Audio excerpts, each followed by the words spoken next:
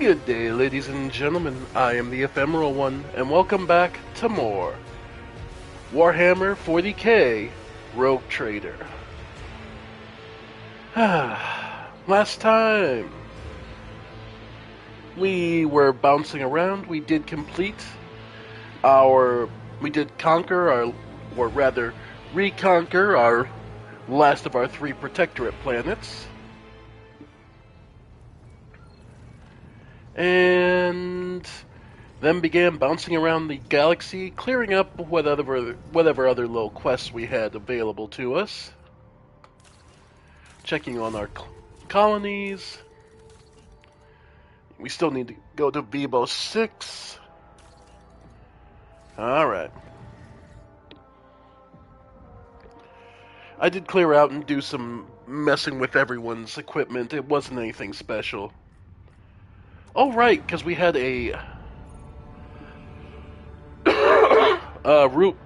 unidentified ruins we were looking to do, so let's see.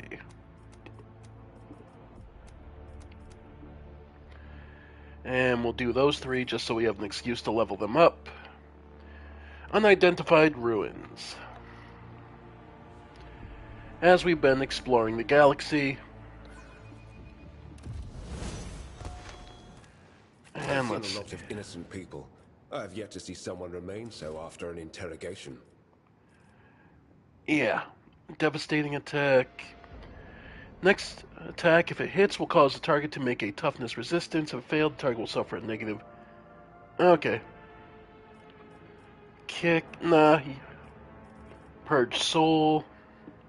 Damage increased by 50% against Xenos, Koyos worshippers, Baba Drakari, Daemons. Okay.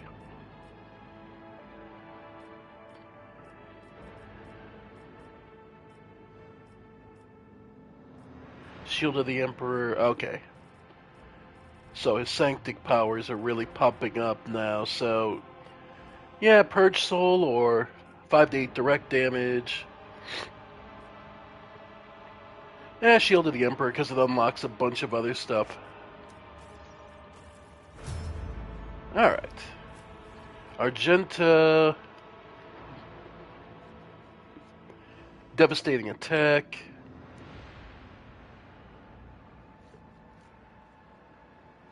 If failed, the target's attack. Yeah. Yep. And Adira.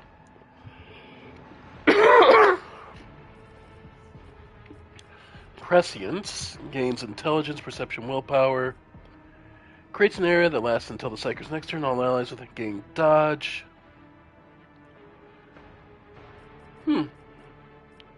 You know what? Yeah, foreboding. Our assassin that just keeps everyone alive. Sins hidden in the heart. I have a nose for profit and a taste for adventure. Alright. The ruins are emitting faint psi energies. However, The ruins do not pose a direct threat for now. But I advise that we do not linger here. Alright. Yours does not pose a direct threat, Van Calox. Can be interpreted much too broadly for my personal comfort. Amen. Alright, there's some... Okay. Go ahead, blow it up.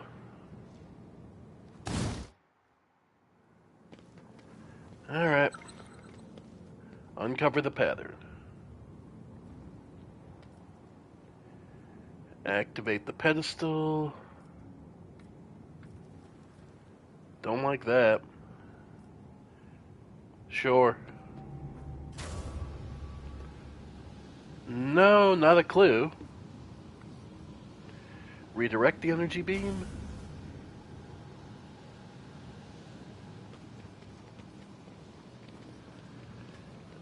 Okay. Keep your wits about you. And human skeletons curled up in unnatural positions, burned right through it. Of course. Okay, so we're supposed to...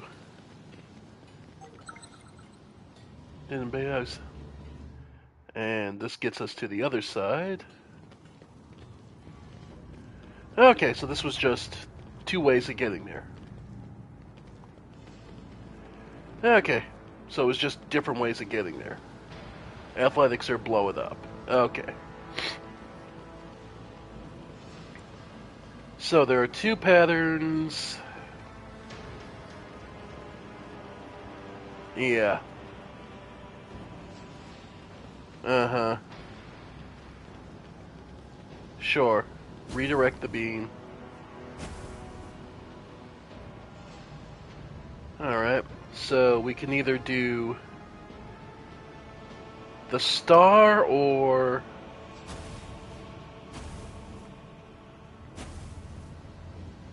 direct up. Okay. Rise to the top, or get left in the Alright. dust.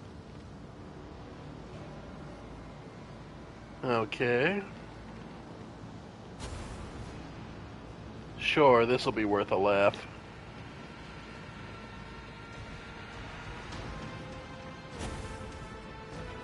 It seems the pattern no longer works.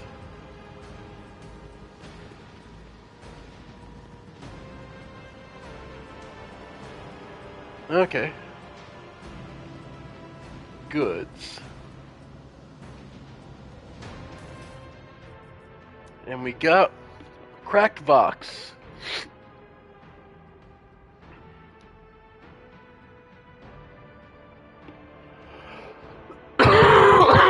Okay, so my guts may be fused to my suit, but I'm not dead yet, no matter how much you wish it was otherwise. A moment later, hey, can you respond? I'll pay double. Just don't leave me here, damn it. It's going so well.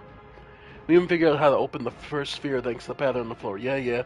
Who knew there'd be so much trouble with the second one? I didn't. They didn't either. Cowards. Yeah. Okay. I always have a backup plan. So, what? We picked the wrong one? Okay.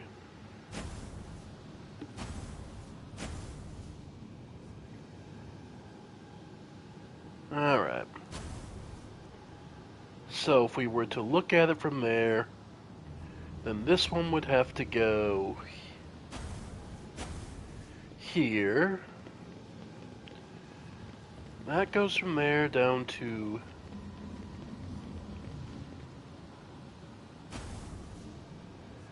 Okay, so if we look at it from there, that's the top point. So then... Okay, no, it has to actually go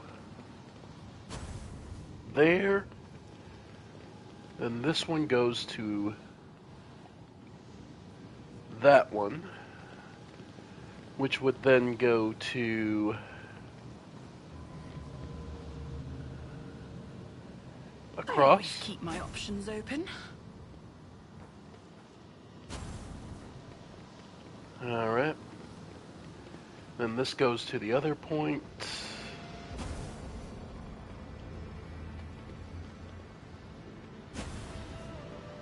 Okay. And this goes... Nope. Look in the jaws. Open the chest. Ancient Force Sword. Does 14 to 20, 30 armor preservation. Whenever the wielder suffers energy damage, absorbs part of the damage, reducing it by 3%, and then gains it as armor's penetration. Deals additional 3 damage. Okay. Okay. Alright, we got both.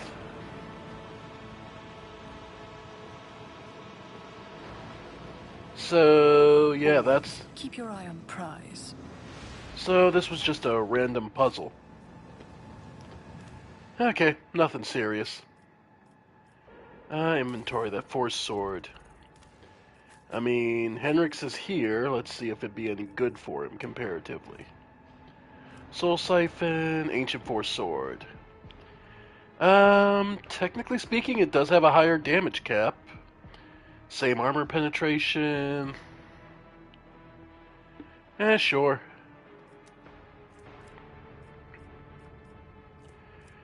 Okay.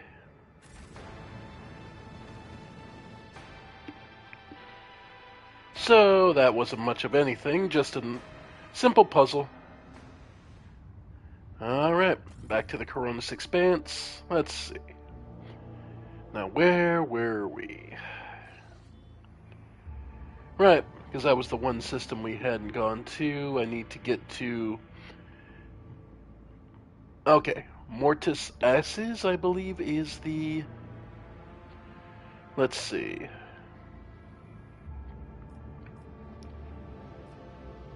Yeah, okay. So we can go warp there. Should be relatively safe. Okay, then we can reduce the warp danger to up here.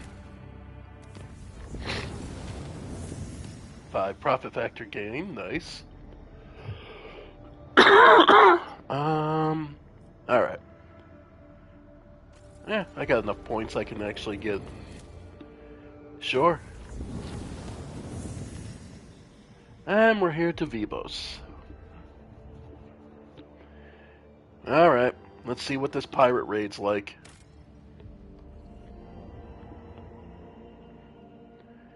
Alright. Off we go, folks.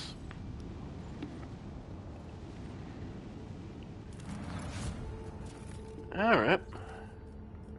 And most importantly, a gang of vile pirates has descended upon the colony, and now is bombarding from orbit.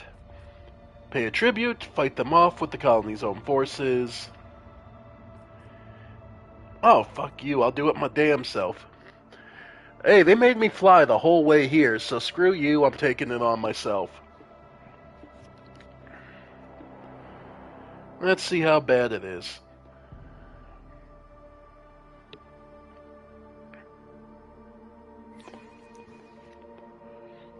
Enemy contact. Alert, the Jakari blocked some of your flagship posts. Okay. Okay. How bad? 5 Jakari ships. This'll be rough. Yeah, this'll be rough.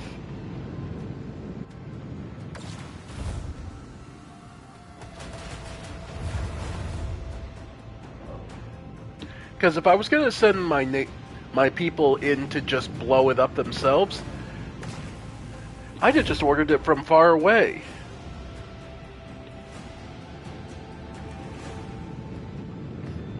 Yeah, their frigate is, of course, leech torpedoes. Alright. Alright.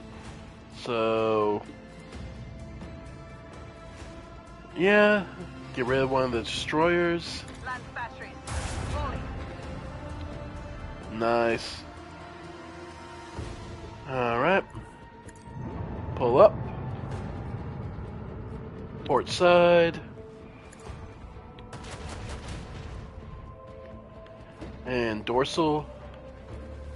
Macro cannon. Open fire. Okay. Then we will actually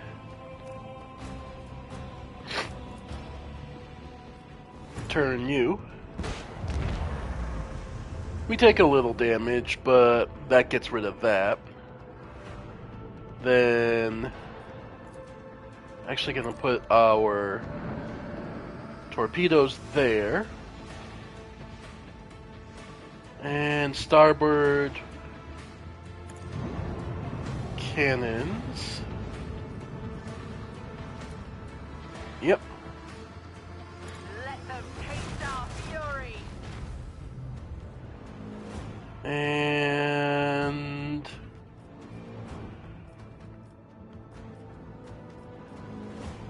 nah, we're good. And we're down to sweep.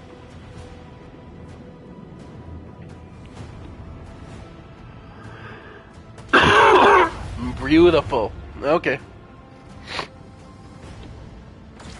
Yeah. Hang in there, buddy. Leech torpedoes, yeah. Alright. And now it's their frigates. Ow. Okay. Okay, well, for now, let's get the destroyer. Nah.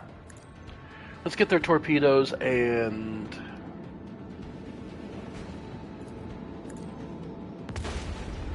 There we go. Okay. Ooh. Oh yeah, go ahead.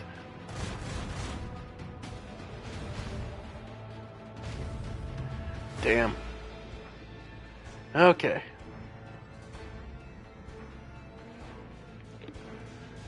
Okay, so I can turn...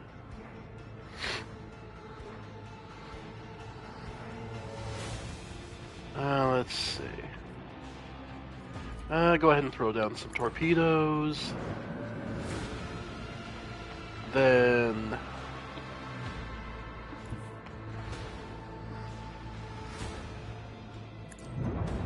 to port.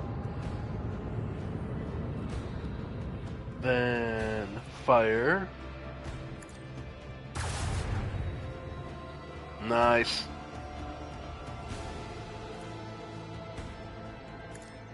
Alright. And let's... Still got another turn on cooldown, yeah. But what I can do... Warp. So I'm out of their range. So they're gonna have to turn. Then... Ooh, I should be able to get an extra shot on, so yeah. Reload. Alright, I get a starboard shot. Because if I can get rid of her... Damn. Oh well. Alright. I was hoping. Oh well. That sucks on the damage, but... Okay. Alright. Well, they should... Yeah, they should... Okay, so they're torpedo bait, so that's at least something. Yeah. The frigate's just gonna go after my buddy. Oh, beautiful. Okay, you're dead. Okay. Meantime. Yep.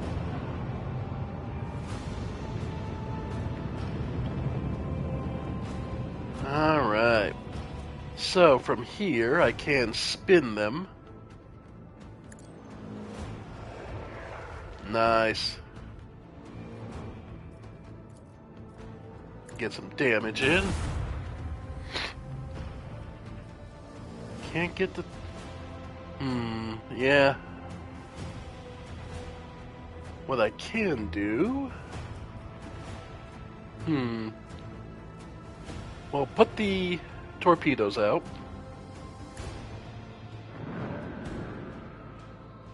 And...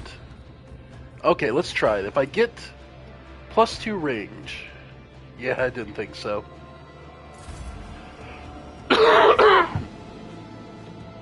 Okay.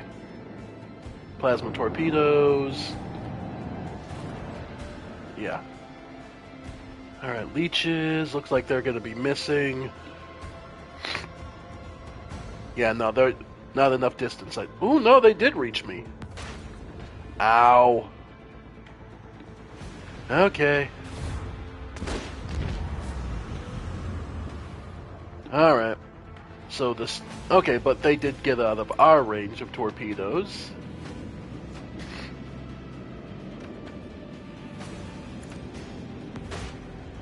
Alright. Then... Go ahead and jump us. Okay. That allows me to put some damage first here. Okay.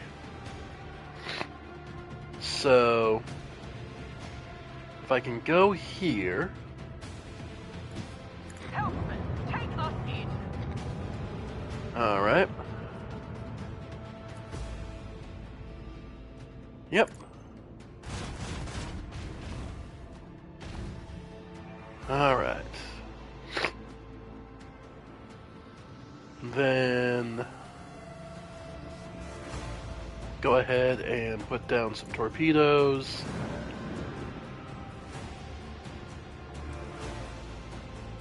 Can't do the flip.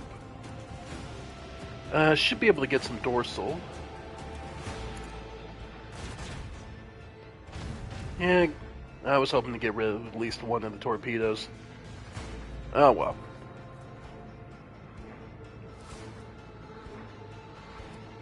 Yeah, if I could switch.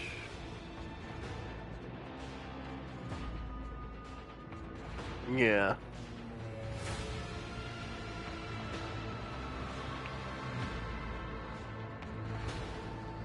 Yeah, get right in his. Prepare for acceleration.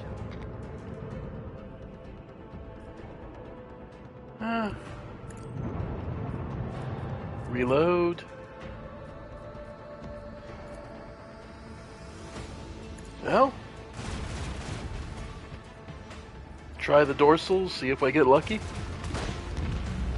And I got lucky.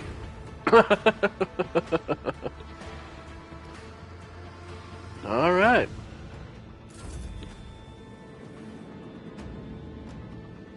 We got lucky.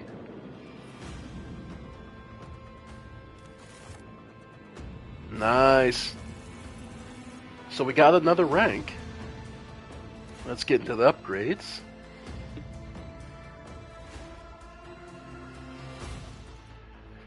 Alright. All hands.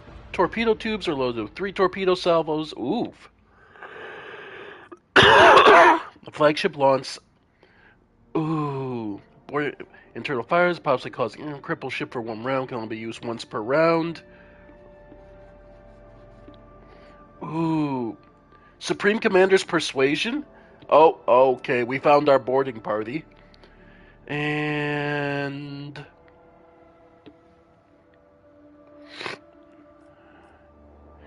damage and distance by allows the use of both abilities, reinforce, shield, vulnerability scan is pretty useful. Premonition.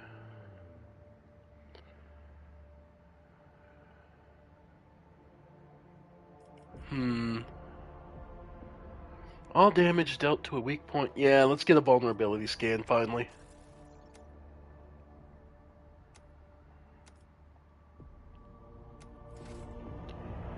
Alright, and hull repair. And actually, how are we looking on hull overall? Upgrade it. Oh yeah. And let's see. The RAM? Nah, I'm not too worried about it. I don't get the chance to use it that much. Ooh. Okay. Yeah, this is just better, so get the better engine. Wasteland generator. Okay. The long-range lance. Torpedo tubes or the torpedo launchers. Firing 5 short burning plasma with 19 damage. 4 times 22, okay. Lance weapon. Macro cannon. Lamb web dealing fires 2 shots. Actually, this one I could see swapping out. Let's see.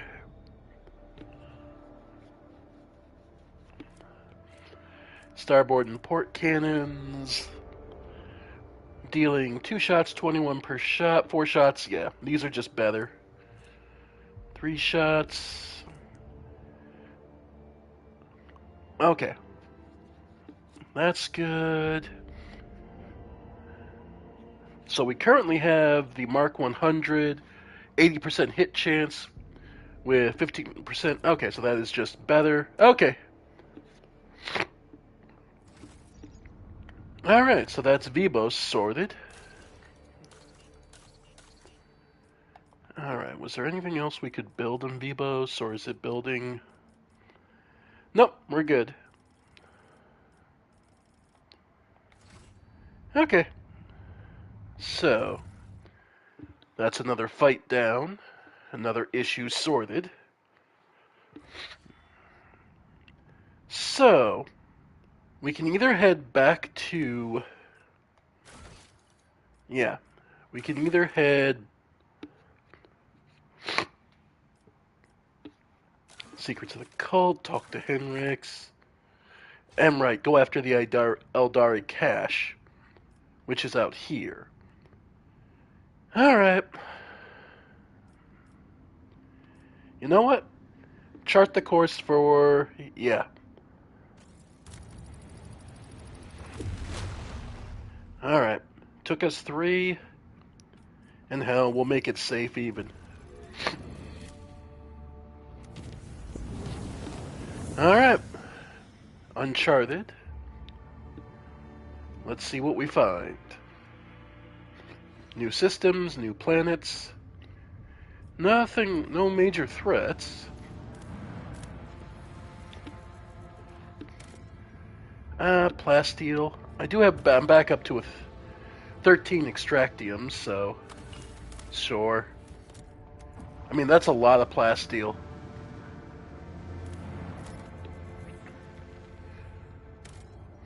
Oh, provisions. I'm still really good on provisions. Wasteland Wayfarer.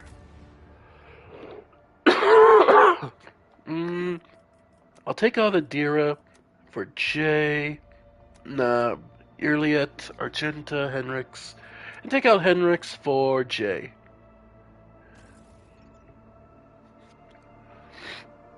Alright.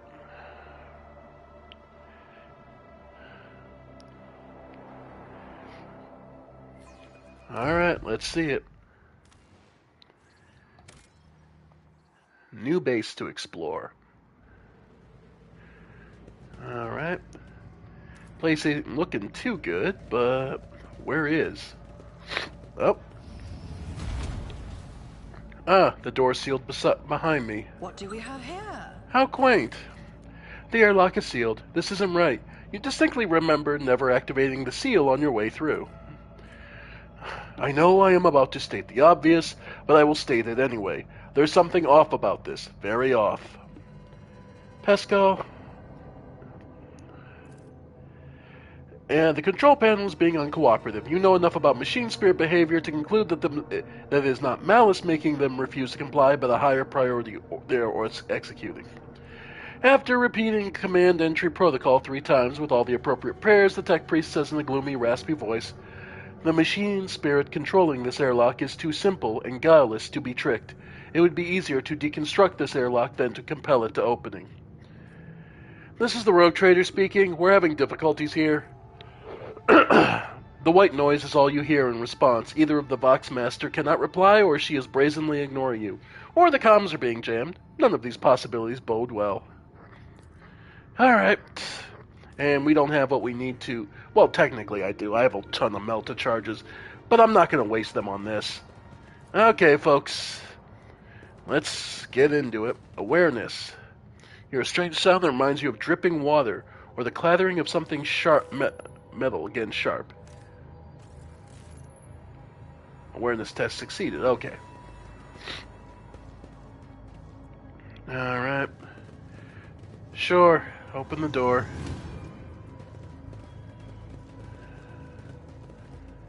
Oh. This unit's augmentations bear decorative elements not specified in the Catechism of Maintenance and Operation. Registering at Category 14, Blasphemy. Okay. Touch any of my augments with your iron tentacles and you'll be registering a bullet in your forehead. I mean it. Right, Is right. there money to be made? Okay. And whether the more melta charges, so we didn't really lose out, and some stim. And just a basic glass pistol. So someone... Miscalculations are for commoners. I don't make mistakes. I make profitable learning experiences. Alright. Yep. Okay. Now let's see what's in this room.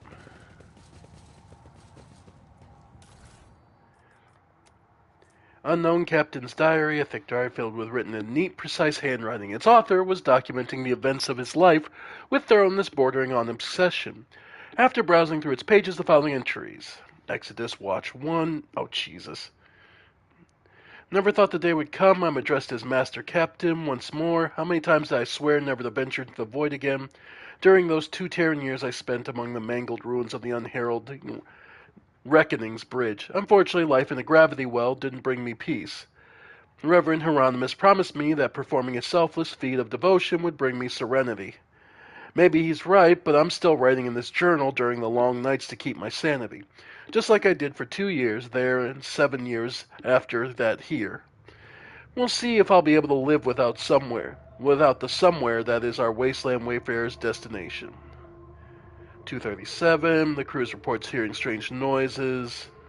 The vent inspection is finished, just as expected. There was nothing to worry about, just some torn tubing striking the hull. Wrong faith does not bring peace. I prefer not to take any sides in the theological dispute that has broken aboard the vessel. Ignoring the debates altogether, I'll let Reverend Gravik handle it, but I'm slightly concerned about this schism. But as long as both groups are peaceful and agree to follow my orders, they can bicker and shout as they want. And then, holy shit, almost 2 years later. The great day has arrived. The Wasteland Wayfarer has successfully landed on the planet's surface. I wonder if we'll ever leave it. The settlement is already being built down the hill. Its official colonial designation is AAI 649 Minoris. But Reverend Gravik said he's going to name it Jessavam. When we first stepped onto the surface, Reverend Gravik's congregation and the Nourishers used different airlocks to leave the vessel. Seems like they've ceased any and all communication. Alright. Today, the last pilgrims of the Wayfarer left for Jessavam. I'm alone once again. They invited me to go with them, but I made up an excuse about needing to keep watch over the reactor since my ship is still used for powering the settlement. Truth be told, I just didn't want to go with them. They say less than 1,000 pilgrims are still loyal to Gravik. The services at the main temple are performed by the Nourishers, and the St. Drusus statue is cut only up to its knees. I can't understand their beliefs, but I don't think they will help me more than the Reverend Hieronymus' faith. Alright. So what, another short time later, I was woken at night by a dozen pilgrims from Jessavam. They were armed and scared and said the Nourishers arrested Reverend Gravik. They were bewildered and didn't know what to do, wanting me to act, so I did. Since Reverend Gravik is the official head of the pilgrimage, I deemed this an incident of civil unrest. I cut power to Jessavam and demanded the Reverend Gravik's release via Boxcom. We are holding the line, then. Come to us. Gravik was with them. He is calm and said that the conflict had been resolved. He took the confused pilgrims and their guns with them. Okay. Peace. The watches of no consequence. Today I received a brotherly kiss, and now I believe I can see clearly the spiral path among the stars set for us by the Emperor, progenitor. Now I can hear my brothers and sisters. I am finally alone no more. Okay. So whatever force of chaos Keep your wits about you. took over, it took over completely. Okay. And he was the last holdout. Okay.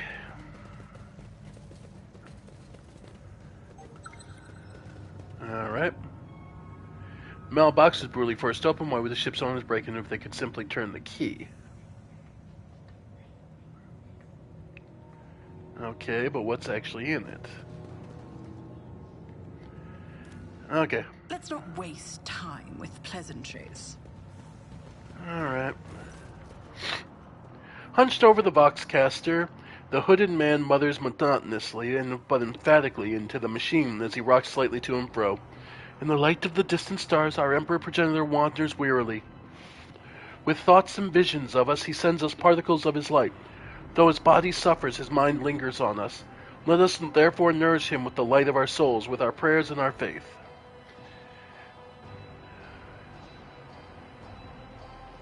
The Argenta frowns. The faithful worship the Emperor under a great many names and after a great many fashions, and yet I do not like this prayer.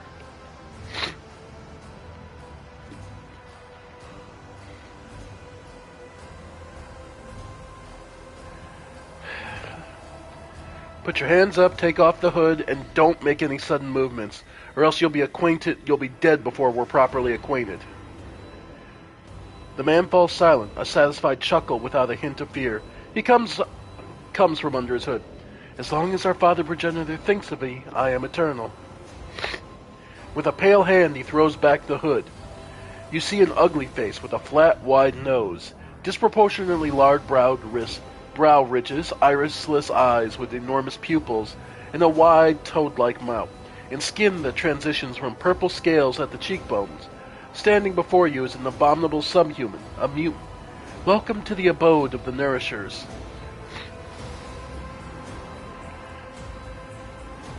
The being's nature has strayed too far from mankind's blessed genome.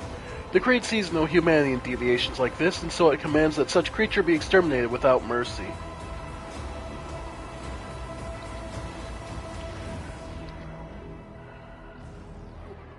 I understand this to be a trap, am I correct? Indeed, afflicted one. You have nowhere to run. The mutant shrieks, grinning. May the grace of the progenitor be upon you! His words are piercing, becoming shrill echo of 100 voices? Minds, growing ever louder, it torments your mind, and before you know it, you reach for your weapon.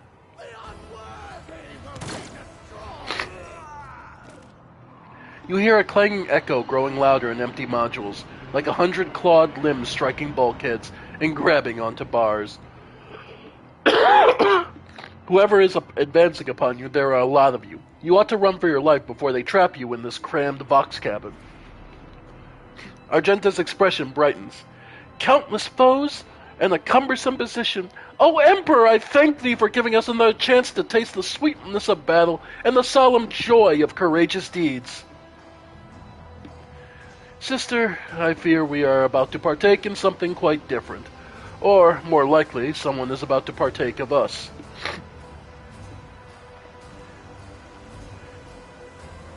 Yeah, try and get a hold of the ship. The Vox spits out a torrent of static through which nonetheless managed to catch fragments of a word. Not unlike that of your Voxmaster. Von Valencia's command, unlock.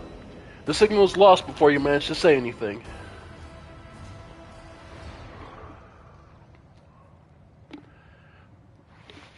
Alright. Oh. I always Whatever have a goods we backup can plan. get. Ooh. The heavy stubber. Oh. Oh.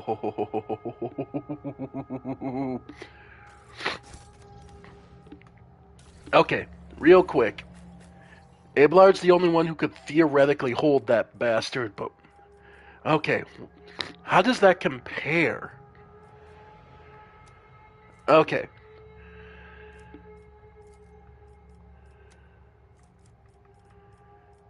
Doesn't show. Okay, there we go.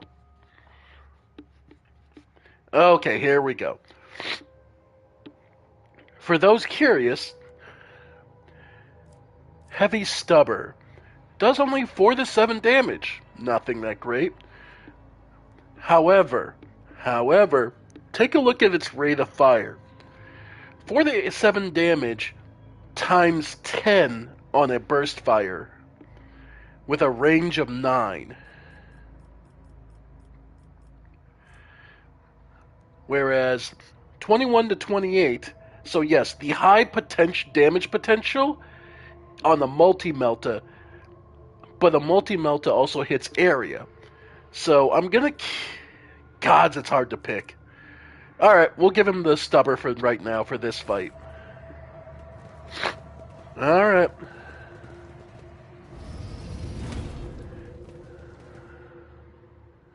Here it comes.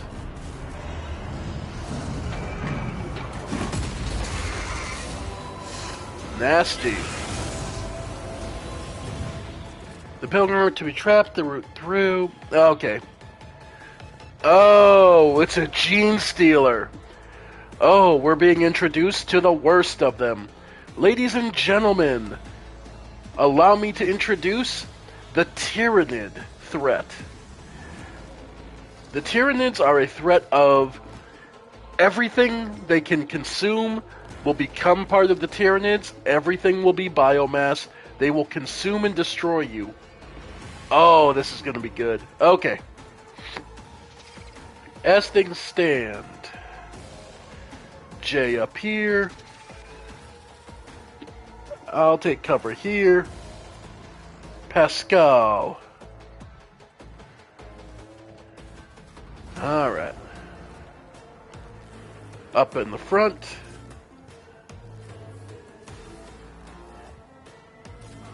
Abelard.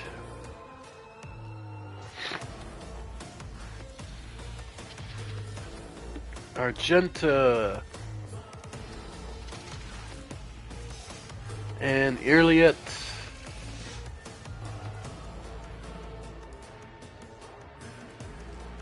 Okay. We'll start with J. So, let's see, how do we want to do this? Okay. Alright. You take aim.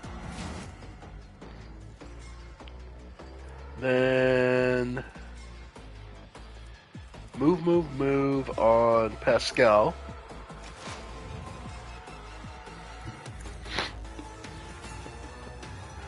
Alright. And yep. Yeah, we're just gonna have you take some shots into him. Nice.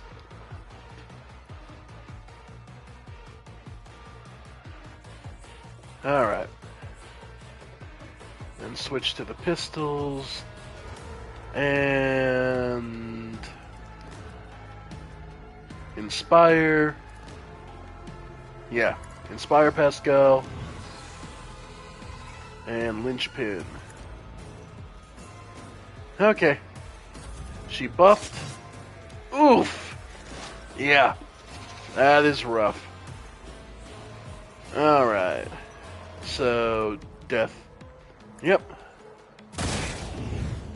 Gene Stealer. Then remove his. Find the weak point.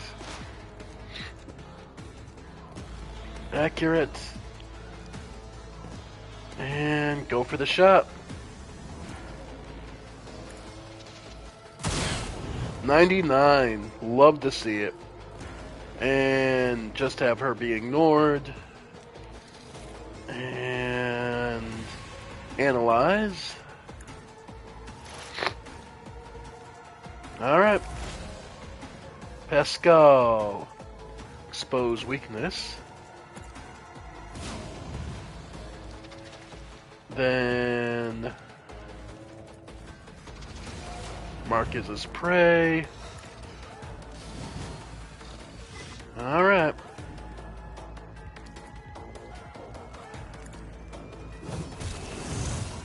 Nice. Yeah. Well, that helps, because that means I get to take a shot.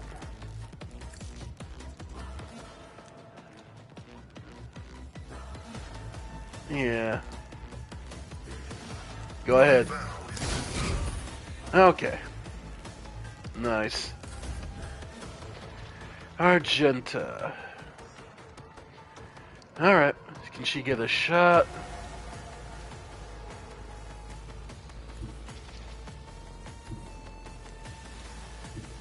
Yeah, that's the best place she's going to be able to get a shot.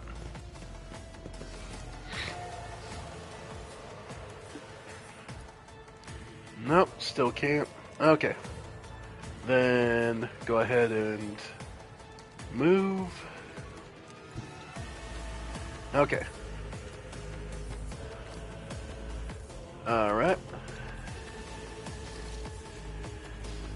Go for the basic shot.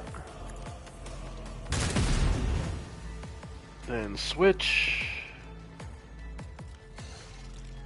Burn it. Doubt is for the weak. And Faith without deeds is worthless. yeah. Roast it. Alright.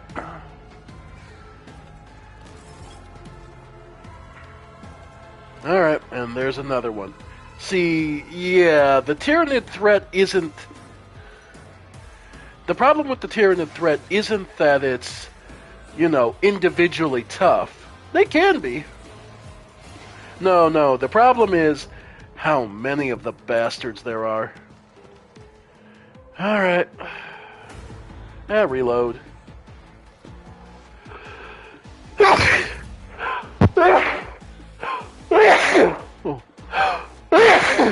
Excuse me. Sorry about that, folks.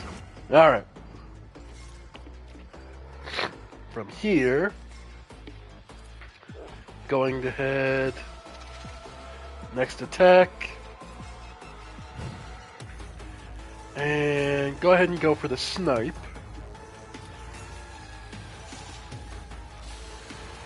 Alright. Nope, has to be the flamethrower. Okay.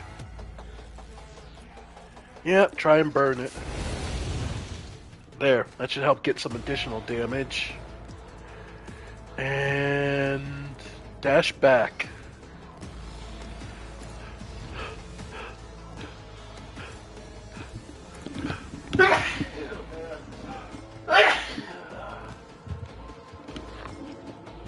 Man, sorry about that. Okay. There. Now they should go after Pascal first. Okay. Yep, we'll call it good. Yeah, Gene Stealers, they're not terrible on their own, but they are... Yeah. Okay. So, let me get up over here. Then... Yeah. Sensory deprivation, so it can't see. Voice a command to give Pascal a buff. Then assign objective. Kill this. And Psychic Scream? Yeah, because I ain't getting any closer to it. Alright. Alright, Abelard. Well, first thing I'm going to do... Alright. That's a pretty much perfect position. Yeah. It's only 4 to 7 damage per shot with a 67% chance to hit. Now let me show you why that's a bit misleading. 10 shots of that. Alright, and then he gets to charge in. You'll love to see it. Then endure. And Vanguard force the enemy in their melee range to immediately attack the Vanguard. Oh, yeah, that was if I had other people around. So for now, just add some bulwark and call it good. J. Yep. Alright, get into a gunnery position. And you should be able to take the free shot. Oh no. Huh, I would have figured his would have counted. Oh well. Oh well. So, first thing we're going to do is have her Yeah, unload. 88%. Oh, yeah. Yep. Gene Stealers are not there to fight the long fight. Because they're just drones, so... Unfortunately, it's one of those... Abelard, get moving. Alright.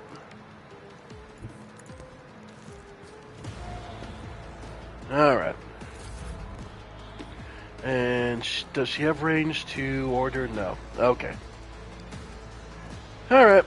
Voice of command at the very least. Give him some extra there. And... oh well. That's about as good as she's gonna get. Irliet. I move as if unseen. I know. And as far as I'm concerned, that's how you'll remain. I understand your intent. Okay. And in the meantime, yeah, there's not much else she can do at this point. Pascal.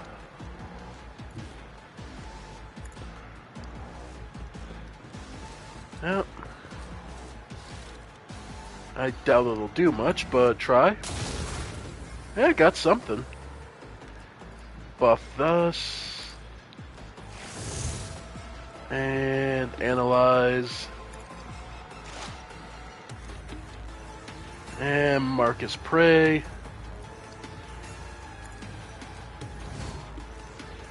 Yeah. There's no, by the way, there, as nice as it would seem, there is no end to these. Alright, claim the bounty offhand. Free shot. Alright. Argenta. Get as close as she can. I doubt she can get a shot. Yeah, no. No line of sight. Dash. Yeah. Oh, she might have a shot now. Yep. And go ahead for another one.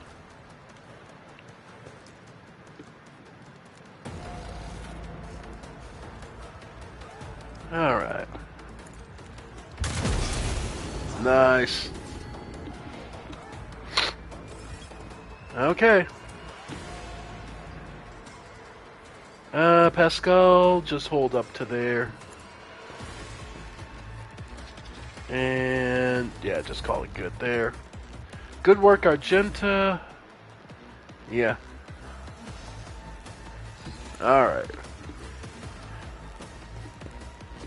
Yeah, we're able to hold our own, but, again... the whole thing about these things is just... there's an endless horde of them. Like, we may be able to plow through some basic ones by ourselves, but trust me, folks, if it came down to it, we are fucked against what a horde can do. With a whole battle group. Yeah, basically giving him a minigun was not a bad call. Okay. Then charge. Yep. Nice. And... not yet. Nice. Yeah. J. Alright. Get Sister Argenta moving. Yeah. As far forward as she can. Okay. Because she moves... alright. And then bring it down. But actually I'm gonna have you... heal Pascal. To your wounds. Okay. Reload. Alright.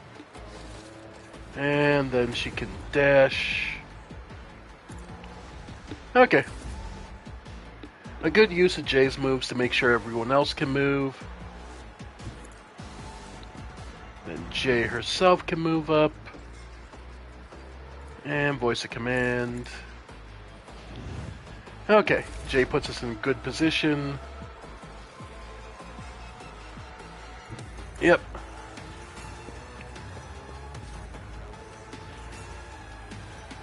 Alright. About as good as it's gonna get. Pascal. Once again, just moving up. Okay, so next attack. We'll go target prey.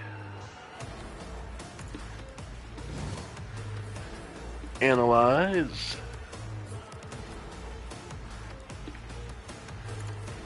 Alright.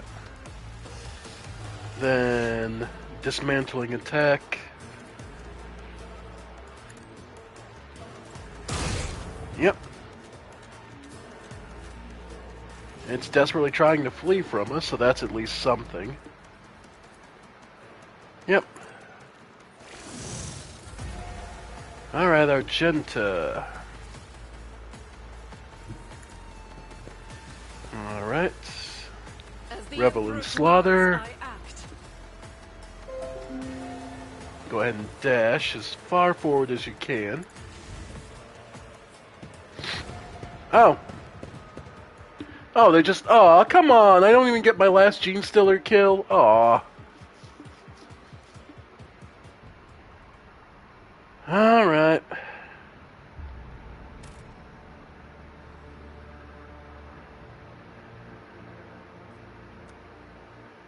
And they just booed us the whole way out to the map, to the galaxy map.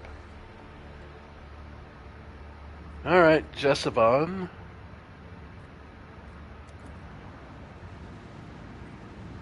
So it was a Tyranid trap.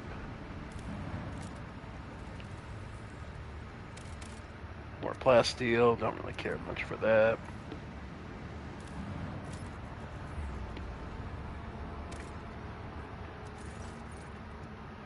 A small planet gently wrapped in amber forest greets you with a ruby-colored dawn.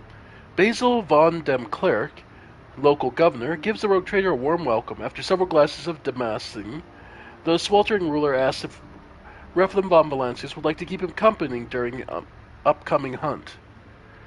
Oh, sure, this'll be worth a laugh. Is he hunting his own people? After several hours of riding the local peculiar animals, you make camp in the middle of the Golden Forest. Basil von den Klerk points at this sky. A flat disk rises over the horizon, constantly morphing its color and shape. The forest grows silent and empty. You can no longer hear the singing of birds or even the rustle of wind. The governor nods with satisfaction. A few shapes step into the clearing. Their bodies are twisted by an unknown phenomenon, and you watch the freaks with the astonishment as they begin to dance to the throaty cackling of their brethren, turning the bony growths and pulsating flesh of their scaly hands towards the unnatural thing in the sky. What is going on? The governor smiles coyly. You're about to see your own eyes what is happening here. Fine. The hypnotic dance seems to continue forever. The unfortunate creature has howled, whined, and convulsed, unable to tear their bleeding eyes from the celestial body. When the Pavonine disk outshone even the light of the local star, the physical shells of the things that used to be men burst, releasing beasts onto this plane that not even the most fluent and capable pen could describe. Basil von Clare excitedly explains that the creatures you saw are the children of the great king of distortion. It is he who is the true god and patron of these fertile grounds. Once every cycle, his chariot shines his light upon the world and bestows transformations upon his most ardent followers. The rogue trader may become one of his heralds. Execute the governor on the spot. The governor's head separates from his neck with a distinctive squelch. Black and brown blood seeps into the soil and in the soil beneath his corpulent body and is immediately transformed into a writhing tangle of worms that burrow deep into the ground with unnatural speed. You return to the ship pondering what to do with the world, and more importantly, what to do with the King of Distortion. Order the crew that they chart a course to the anomaly known as the King of Distortion. The senior officer observes suspicious activity emanating from the twisted celestial body at the heart of the system. The chaplain advises you to get ready for a potential encounter with spawn of the archenemy, so it may be wise to reconsider unless you have holy relics, sacred wards, or blessed effigies of the Emperor. Aflame with a plethora of colors, the distorted celestial disk trembles slightly beyond the endless windows of the captain's bridge as the rogue trader's ship approaches its end. An otherworldly voice, cold and enveloping, enters your mind. What could this puny wretch possibly offer a king? The officers in the bridge look around, perplexed, their eyes full of terror and confusion. Many clutch their heads, and let out long howls of pain. Some empty their stomachs, but most, pale and exhausted though they are, have joined the Lord Captain in resisting the entities.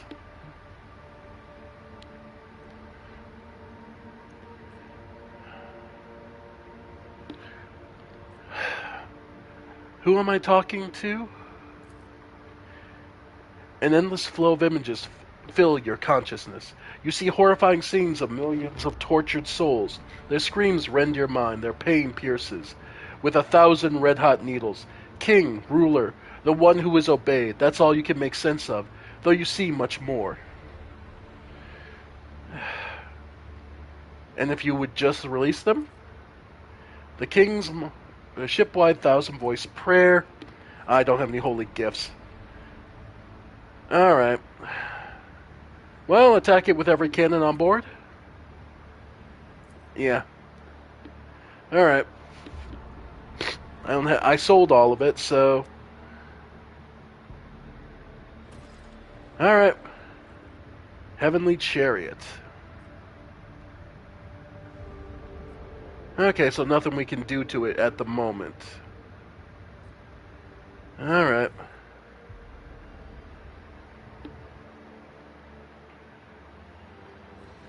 I'll keep it in mind. Okay. Wait, what? Oh, it kicked us the whole fucking way out, didn't it? Holy shit, it kicked us the whole fucking way back. Okay.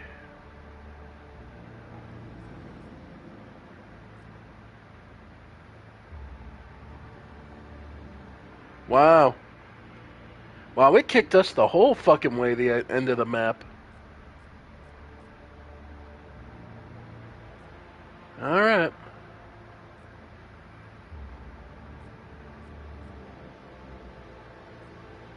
Now. Alright. A trickle of disturbing news came from the Navigator's Sanctum.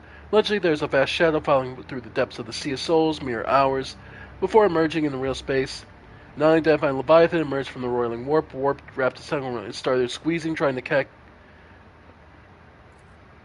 And, yep. Took 7 damage, gained 20 experience. Yeah. Alright. Wow, it kicked us the whole fucking other edge of the goddamn map. Jeez. Okay. Well, the safer way is going to be over here.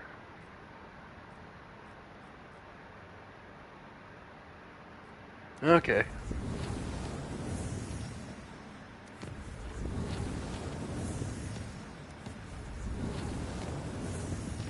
Actually, let's take a moment to check on our colonies. Alright. Okay. So we can do the Chapel of Enumeration, Compassion for the Silent. We could do Armored Rage, which is Sacred Writ authorizing production of war machines. Amid the solemn flickering of lumens, fierce machine spirits of battle tanks, armored transports, and artillery cannons. The Fangs of Janus macro weapons. the instability detonator. Item grants the wearer +5 bonus to tech use. Once per battle, can be used to immediately remove status effects. And Inferno. Armored prow. Front armor disguise. Ship's prow can allow the ship to break through heavy enemy fire during relentless push. The ram of the flagship causes internal fires. Nah, get armored rage. Get us the Fangs of Janus Micro. 6 shots dealing 22. Okay. Yeah, start building us tanks. Alright.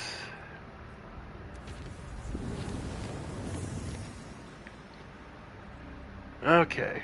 So...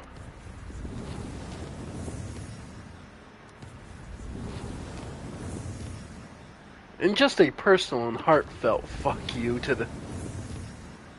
Kiava Gamma's neat. Finished up. Janus... I'll say, I don't...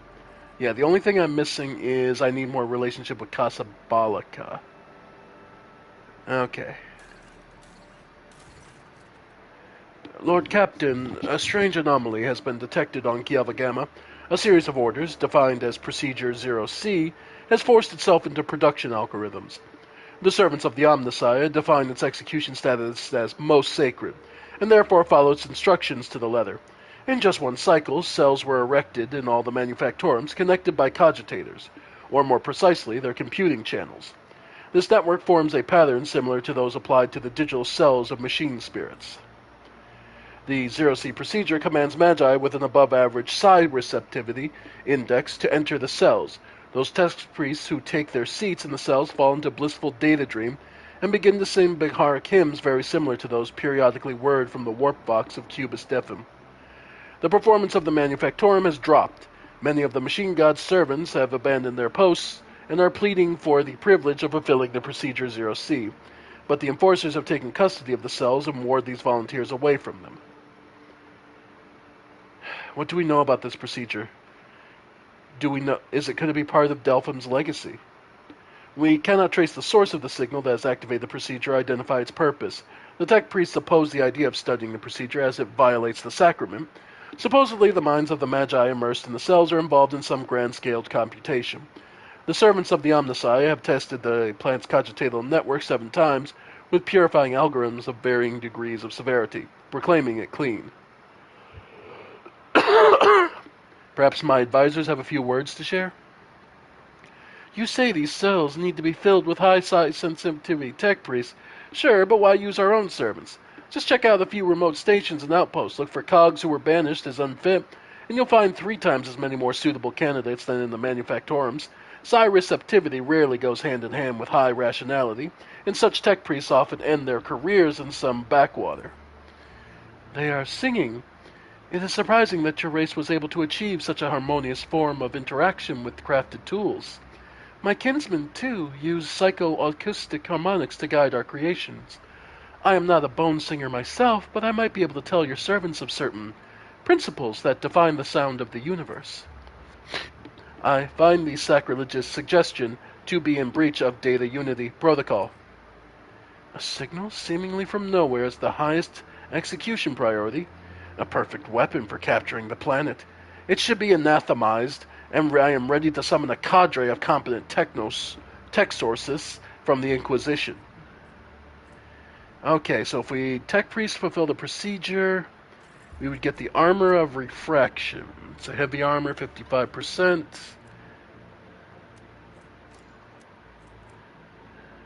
Alright. And Carapace can wear +1 deflection, 10%. If moved during their turn, +2. Nah. Irliet, we would get the secrets of the ancient cybersmiths. All allies deal more energy and machine damage. Irliet, Henrix, be grateful for the Inquisition. Abolisher of Procedure 0C. All allies deal 10% more damage to machine creatures, Necrons, and the targets of Reject the Flesh feature.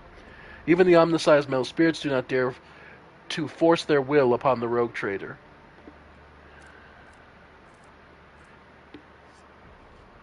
Honestly, I kind of want the Secrets of the Cybersmiths. Plus logic 15 divided by 15% more energy and machine. Nah, get rid of that. Because that's probably some leftover. Yeah. I am familiar with the gifts of the Omnisci, and I have personally trained several specialists for the Lord Inquisitor's retinue. There will not be any problems. Execution of poorly understood Procedure 0C was forbidden. Their efforts to root out the directives and remove the Magi from their cells, the rogue trader's servants faced resistance, resulting in bloodshed and death.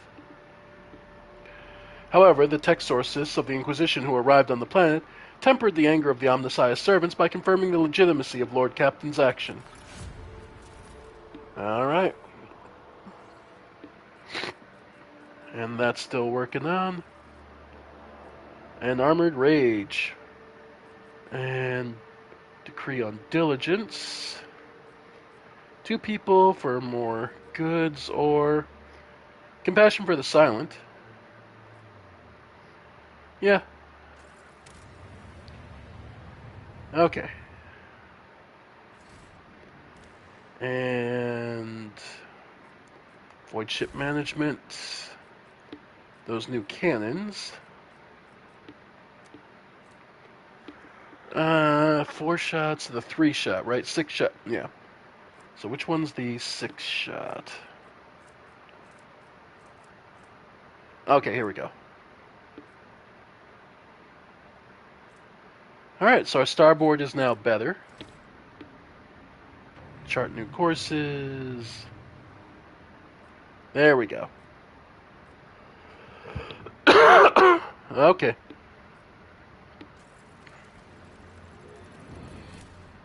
Alright.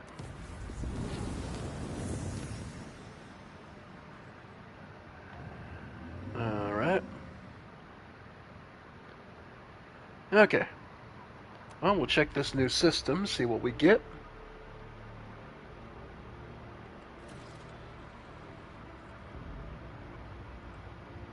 Alright.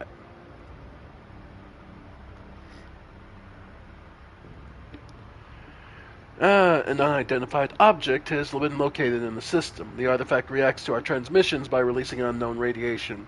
Most likely of Xeno origin, the cogs are reporting. If you want to get a closer look, we need to close the distance between the vessel and the object.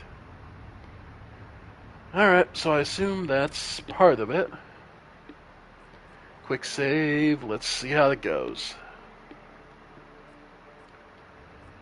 Alright. Stash of the Children of the Assyrian. A Aldari Scorpion Chainsword. Ooh. Wow. Medium armor, Cold Blood. And Cloak of Shadows. Whenever the wearer deals damage with an attack of opportunity, they gain the Shrouded effect. This effect does not stack. As long as the wearer bids the Shrouded effect, they become the target of an attack. They automatically dodge. Not bad. Alright. And Gas Giant with nothing.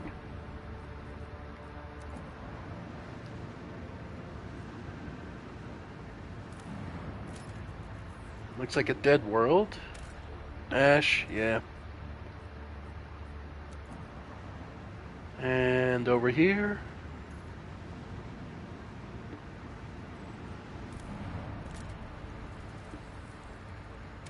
Snow World. Okay, well, more Promethium can't hurt. At first, it looked like a snowy and desolate planet was devoid of surprises, but the yellow and orange flickering lumens on the notifications from the auger system informed the officers that there was a small colony that survived in spite of the harsh climatic conditions. All attempts to hail the colony have failed. Oops, another scouting party. The explorers report that the dismal conditions of the settlement and its inhabitants, their skin is translucent and pale, their icy blue eyes see practically no color, their language is rough and guttural, and their stomachs cannot tolerate anything except a stew made from local roots and mosses.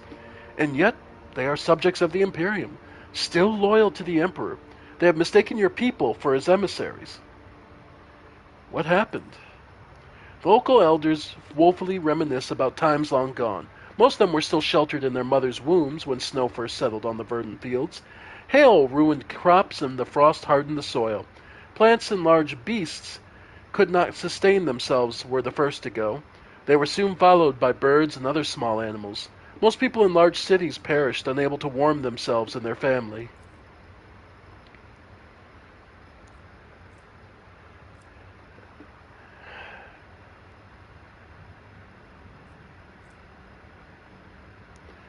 They say the governor and his entourage left the world of first days and of winter, taking the provisions and fuel with them. No one responded to the pleas from this dying world. The stars remained deaf to the messages transmitted to the planet's Vox station. Well,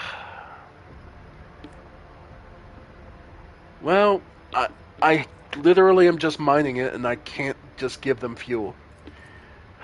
Because I sold it all. Okay. So this is a harsh lesson. Don't automatically sell everything. Maybe leave one of everything. This is what the game is teaching me. Okay. So just selling all your stuff isn't always the best answer. Okay. Taking machinery. Yeah. Harvest what we can. That's cruel and... Yeah, that's this. Trophies. Alright, now that was the emotionally rough one to realize just how bad off we are. Okay. The Xeno artifact. Oh, it's a webway gate.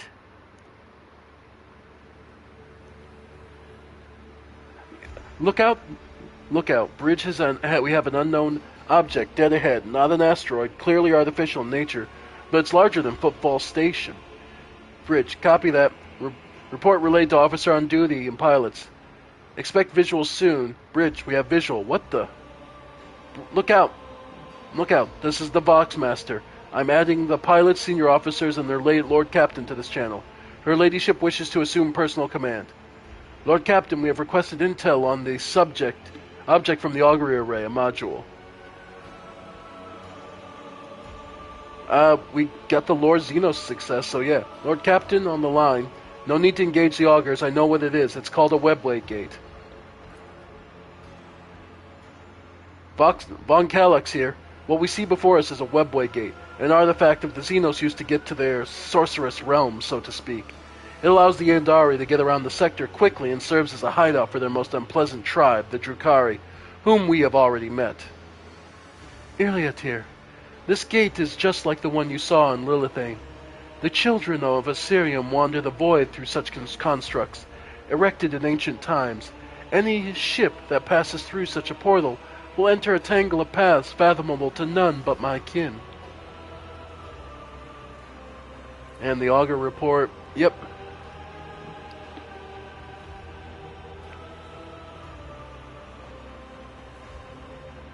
What are the senior officers' take on this? Von Calyx. Okay. Here, okay, he already said, yep.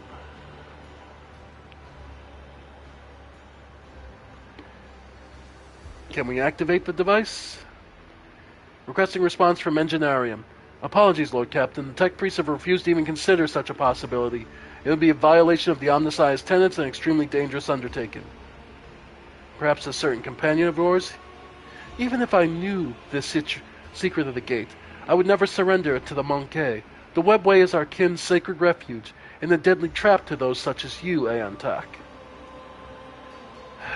Alright. Enough mysteries. We're changing course and moving out. Yes, Lord Captain. Maneuver engines. Changing course. Urgent report from the engine seers on deck. Detecting energy spike of unknown nature. Cogitators on network overloaded. Peripheral system offline. Confirming visual changes. The gate. What is that?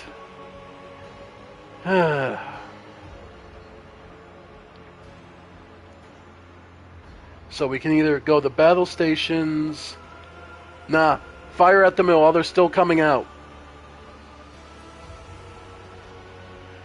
Order received. Executing now. Target hit. One of the Xeno ships is falling. Glory to the rogue trader. Wait, what's that? Lord Captain, alert. Another Xeno ship inbound. Must be a boarding party. What? Where did they come from? It was hiding nearby, close undetected while we were distracted by the construct. It's right by us, aiming for the engine module. Lord Captain, emergency. Confirming contact with enemy ship in the engine area. Confirm. So are we fighting the boarding party, or the actual, or the small fleet coming out of the webway?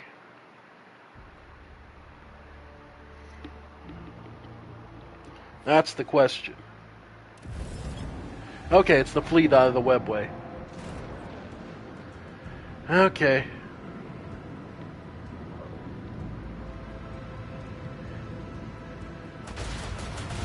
Yeah, going after my buddy. Okay. Wow. Thank you for making this easy.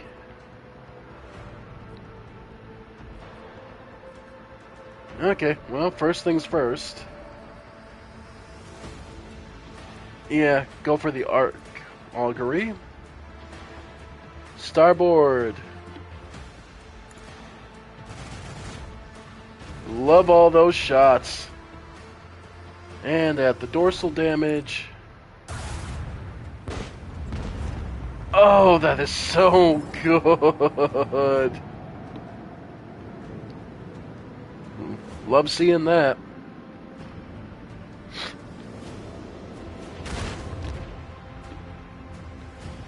Corsair X. Wow. Love our new dorsal cannon. Just gotta say that completely. Okay.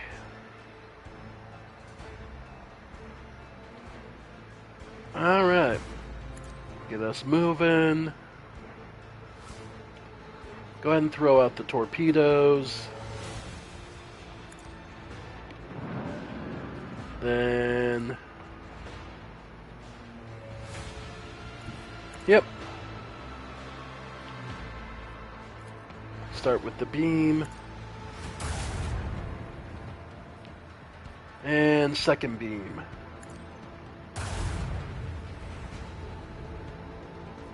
Then...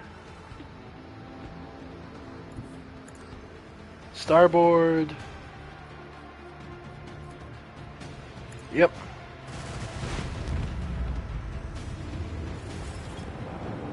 Nice. Alright.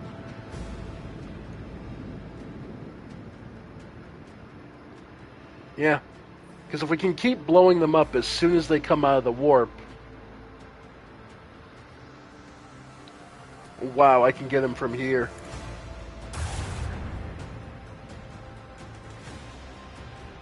Let's see.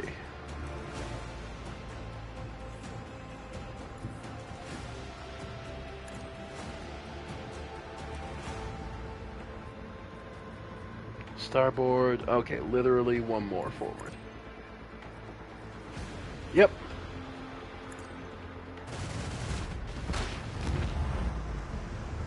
Alright. Yeah.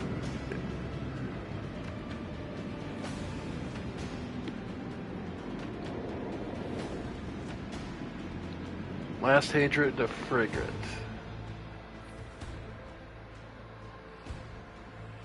Okay.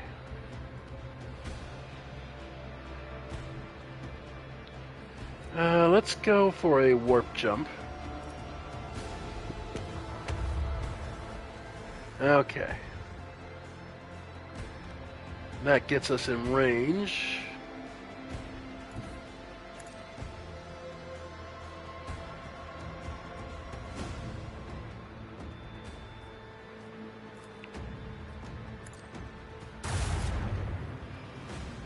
And dorsal cannon. Alright.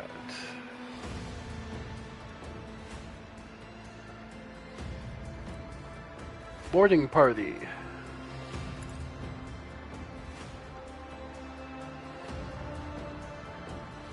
Oof.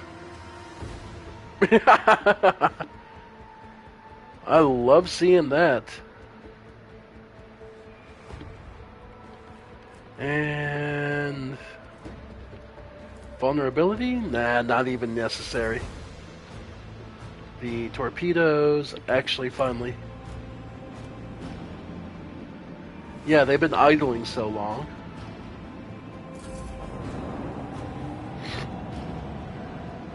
Alright.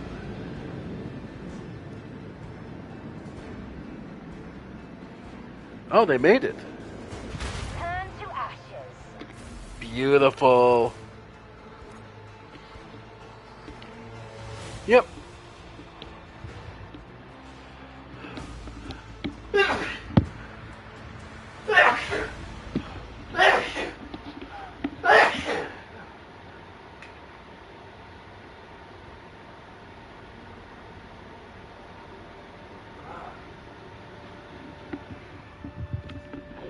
Lord Captain, we have dealt with the void ships on these beasts, but a Xenos boarding party has landed on the ship. They are advancing steadily towards the plasma drive. The enforcers are being overrun. They are asking for reinforcements. If we do not help them, this filth will destroy our vessel from the inside. Oh yeah. Yep, I'm good with this team. Alright.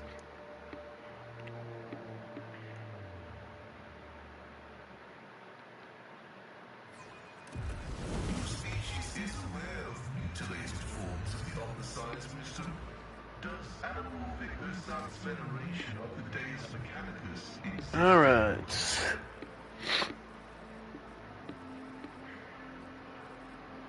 Let's see.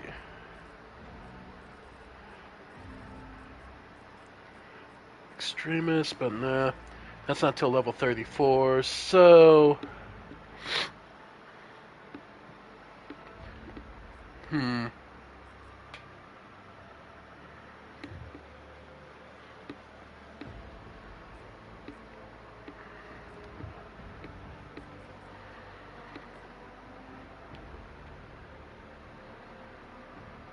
Hmm.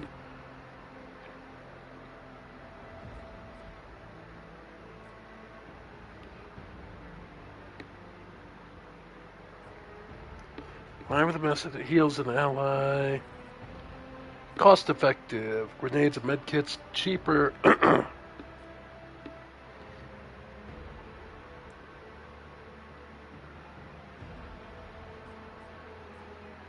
You know what? Hidden advantage. Against all odds. Yeah, against all odds. I'm always ready for what comes next. Pascal. Hunting Surge. Yeah, that's all crit stuff, which I don't care as much about. Whenever prey deals damage to bounty hunters, ally, the bounty hunter gains damage against that prey for 2 rounds. Yep.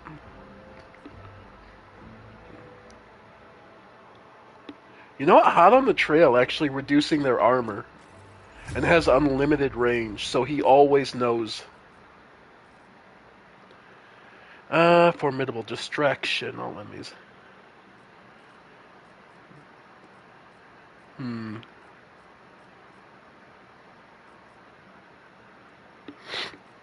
Let's see.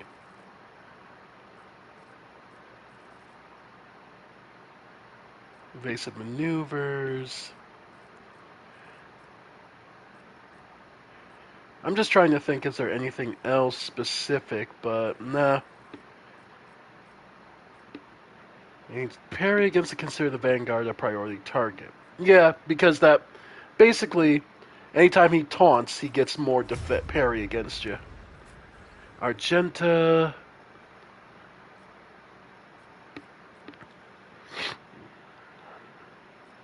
Exploit weakness. Gaining a stack of versatility increase critical hit chance until end of turn. Contempt for the weak.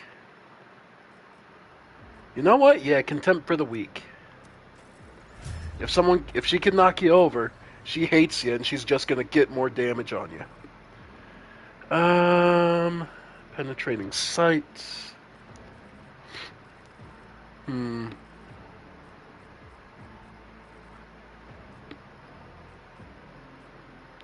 Finesse.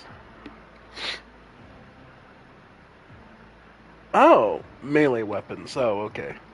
Okay, so that's... It will not die. Increase the wounds of the character. You know what? It will not die. Just some extra damage and...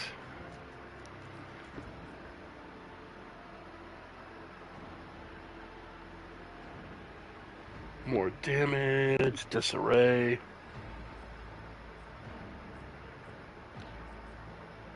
Has no more than one adjacent enemy. Any enemy that moves in a cell, assassin pass agility. Resistance test with -6 or falls prone, or becomes immobilized. Yeah, I can see that. You walk up to her, she just trips you automatically.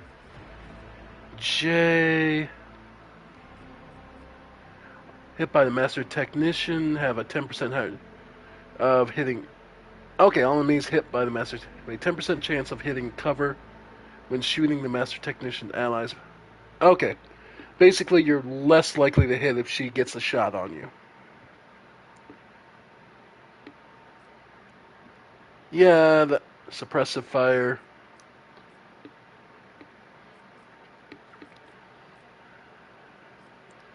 Finish the job, has a better... yeah. She's absolutely the type, just finish the job, free attack, yeah. We venerated Vaughn, the smith and craftsman, but he is nothing like your ugly deity. He has never sought to replace our souls with wraithbone sculptures. Alright. I always keep my options open. Lacerated bodies, cover up.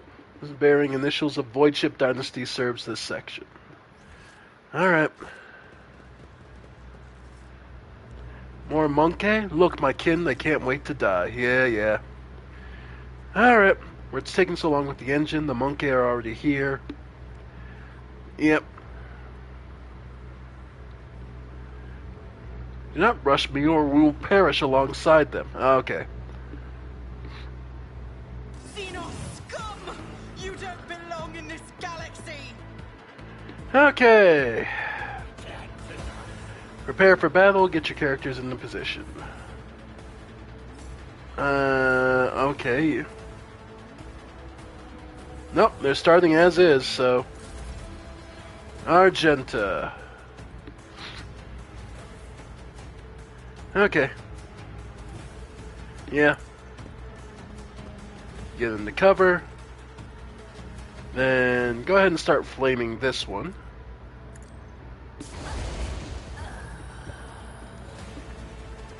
Then Doubt is for the weak.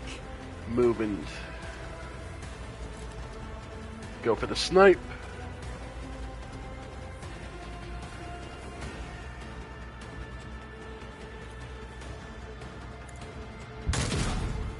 Nice.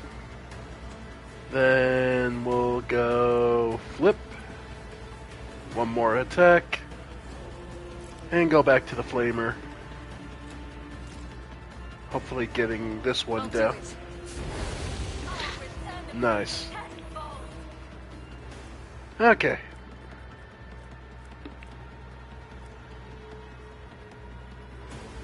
I was gonna say, not too much more I want to give her, so... I was gonna say, I don't think there's anything else we really need. No, we're good. Okay. Iliad. Okay, if you go here... Yeah, you've got a couple shots, so... Okay. The free Death Whisper. Yeah, might as well. So you'll start bleeding out. Then open up on you. And precise attack.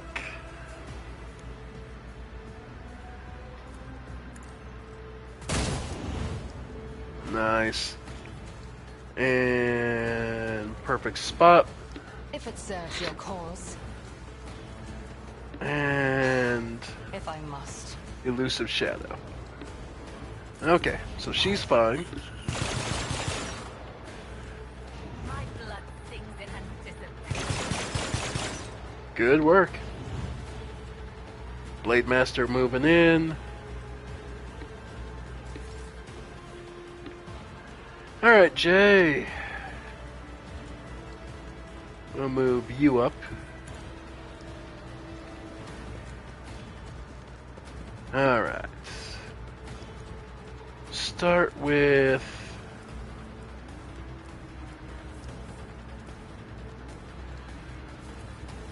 55%. One down.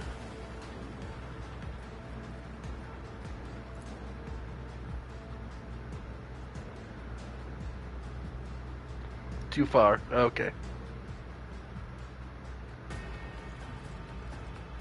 Go for a single shot on this one. Nah, no line of fire.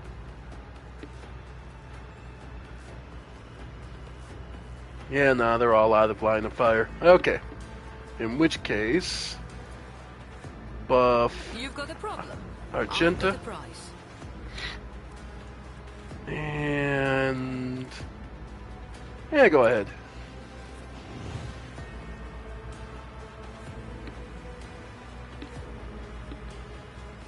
Go for the snipe on you. Nope. As the Emperor commands, I act. Oh well. Reload. And hang in there. From there, yeah, Jay's good. Yep. Cobalite heavy. Another Blade Master. Okay. Hey, Pascal. God damn his movement. Oh, I love his movement so much. Okay. Well.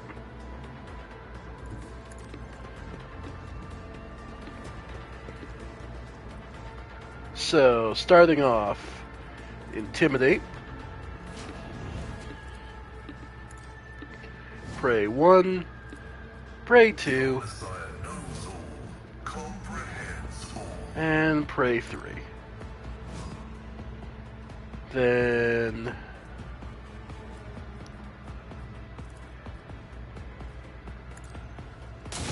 alright. Then go ahead and smack. Actually, since I can get both of them, you'll love to see it. Alright, and analyze. Yeah. Okay. Got a lot of good work done there.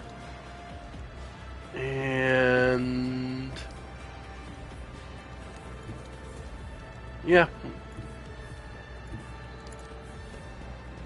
Now the question is, do I go for the charge or...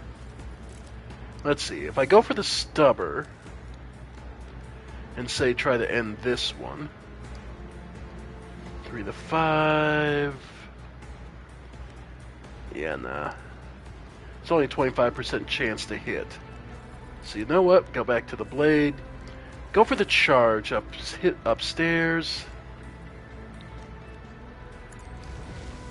An exemplary strike. Nice. Yep. Good chance to kill these two. One fewer done. And that gives Pascal a movement. So he can move here.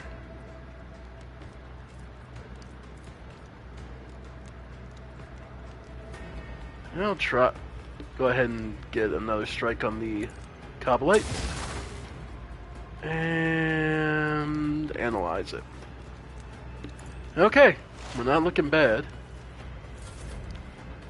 Abelard. Endure. Bulwark. And we'll call it there.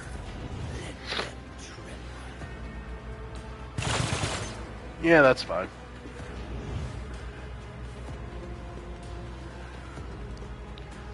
Another Blade Master. Wow. Okay. Good grief.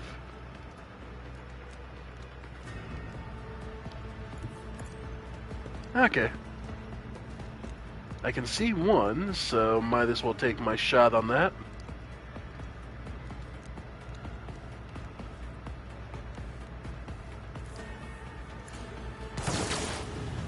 There we go.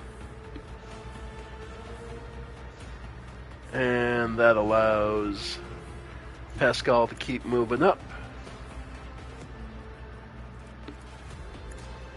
Buff. Then from mine. Yeah, I can't see anyone else, so. Yep. So for now, I'll just buff. Let's see. Iliot. And hell, have her take a shot.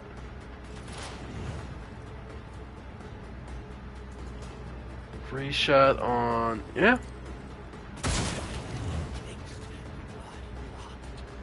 You love to see it.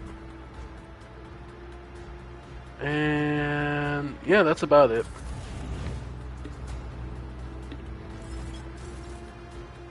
Alright. Argenta can move up here.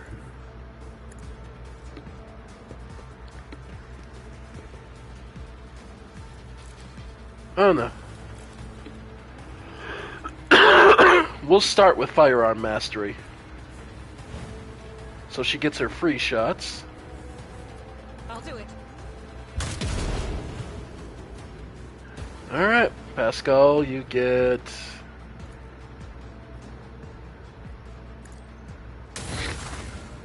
Alright, analyze. So when he hits, when Pascal gets him to hit, he's going to hit hard. Alright, and Argenta's back on her. So, yep. Okay, that's all her free shots.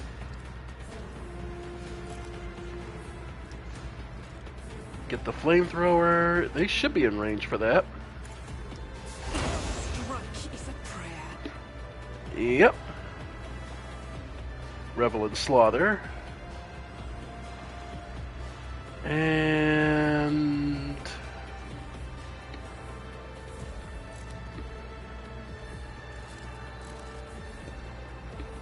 Alright.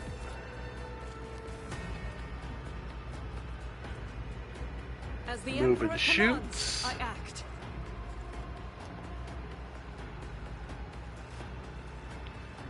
Okay, well. Alright.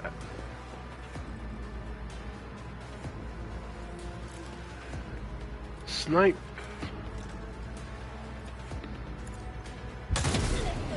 You love to see it. Doubt is for the weak. Reload. And... Damn. Oh well. Earliot.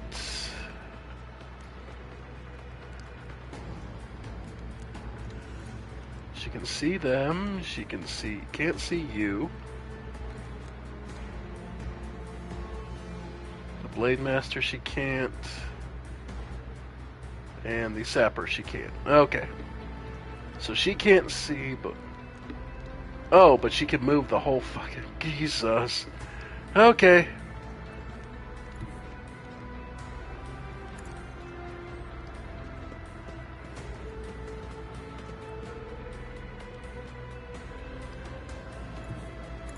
Yeah, okay. then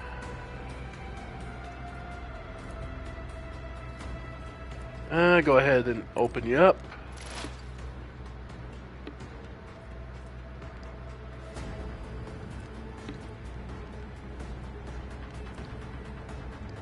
And 95. This tedium has been... Good God. Let's see. And she can see the sapper, so get a shot on him. So he'll start bleeding out. And elusive shadow.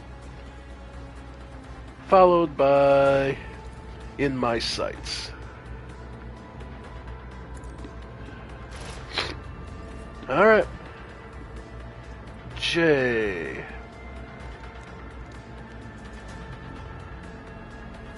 Yeah, Jay's not getting much. She can, however, have Elliot take a free shot on the sapper. Fail? Okay.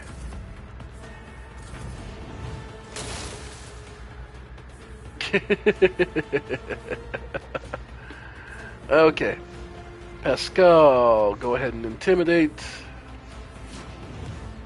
Dismantling attack on the first. Let the cycle be discontinued. Alright. Go for the swing to finish. And the shot. Alright. Disarm the explosive device.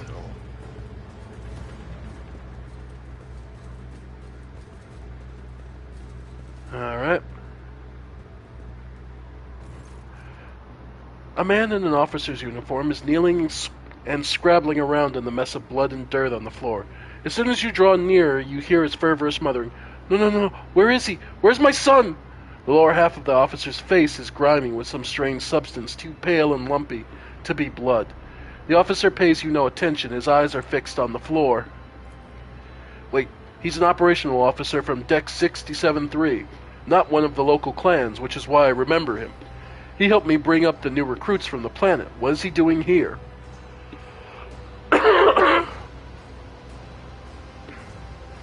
Examine his face. You take another step towards the man and peer into his face. Blue veins bulge under his scab-mottled skin, and his bloodshot eyes are darting in every direction, sometimes rolling back into his head so that only the whites are visible. The strange stuff covering the officer's face is lumpy pink, slime mixed with blood that is streaming from his disfigured nose.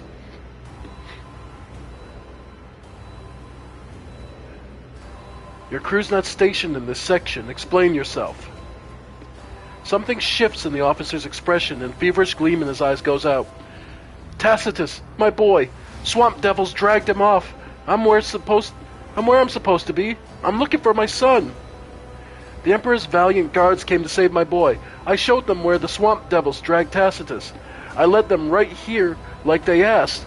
They'll make short work of the nest of these beasts, and I'll keep looking for my boy in the meantime. Mistress, will you help? The man's face contorts into a monstrous grimace, a mixture of pain, hope, and madness. I'll be damned if this officer has a son.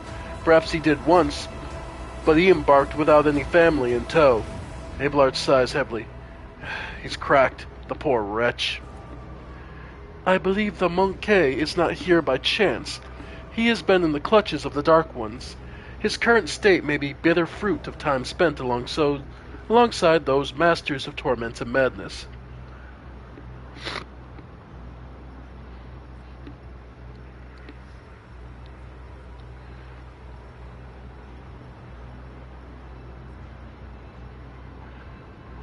Let's see if we can't snap him out of it. Stand when the Lord Captain is speaking to you, you worm! Your outburst lands like a slap to the officer's face. He jolts and looks at you with a clearer gaze that immediately fills with horror when he notices his surroundings. Emperor, preserve us. The man sneezes and the lower half of his face is coated anew with the slime streaming from his nose. The officer casts you a pleading look. What is this nightmarish scene? I was leading the Emperor's guards to the Swamp Devil's nest across the marshlands of my homeworld. But instead of that, I was showing the way to them? He points to the corpses of the Xenos with a trembling hand. Hallucinations. A heretical mirage. The guards, they weren't very chatty. One of them called me something strange. Monk K, I think? And I heard them talking among themselves. Something about seizing the ship. Don't let them through? Though to where, I don't know. Oh, it's coming over me again. Jade laughs darkly. Blow up the reactor bay, damage the engines, and then disembowel the helpless ship to your Xenos heart's content. Oh yes, that just sounds like my partners.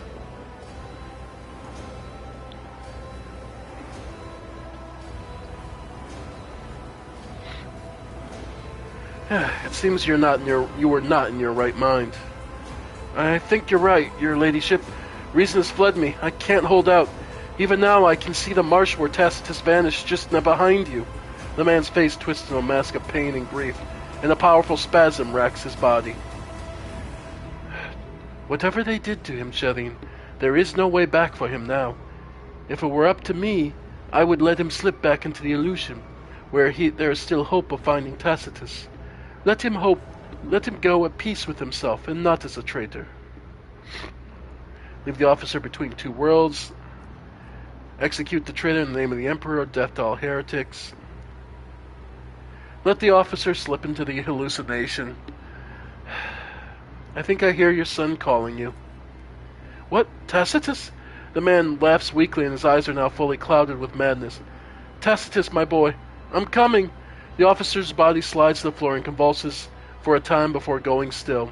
Despite his agonizing death, the dead man's face shows no sign of suffering. He found peace before the end. You bend over the body. Despite the numerous bloodstains in the skin and clothes, the officer had not been seriously wounded. The only noticeable injury is on his face. His nose is disfigured, and a red, slimy substance is streaming from it, staining his mouth and chin.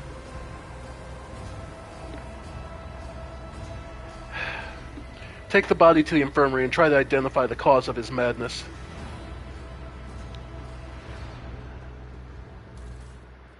Nah, nothing special on him. More importantly, let's see. Splinter pistol, cobblite armor, nothing special here. Goods. Okay. Electromagnetic stable grids, devices strong enough to take out the power. Whole city district, okay. Diffuse it. Nope, never doubted you a bit. New gun. Long splinter rifle. 18 to 22, does toxic. Okay. Alright, all cleaned up here. Let's get our goodies and be gone. Yep. Ladder, yeah, nah. Rise to the top, or get left in the dust. More goods. Okay. Stop hitting me, Ashmag. Cut off power. Okay, so this would have been a way to... Okay, this would have been a way to get the drop on them. Okay.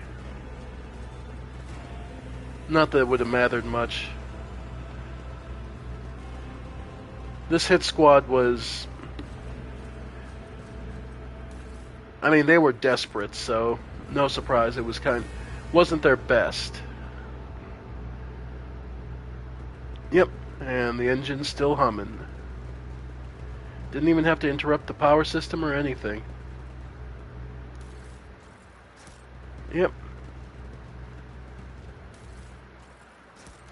Lots of Eldari stuff. Or Drukhari, rather. Okay.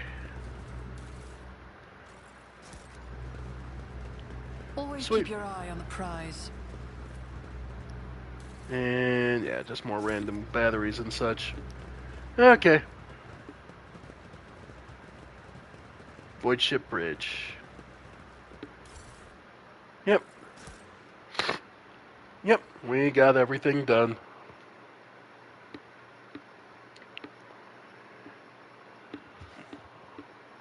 Alright.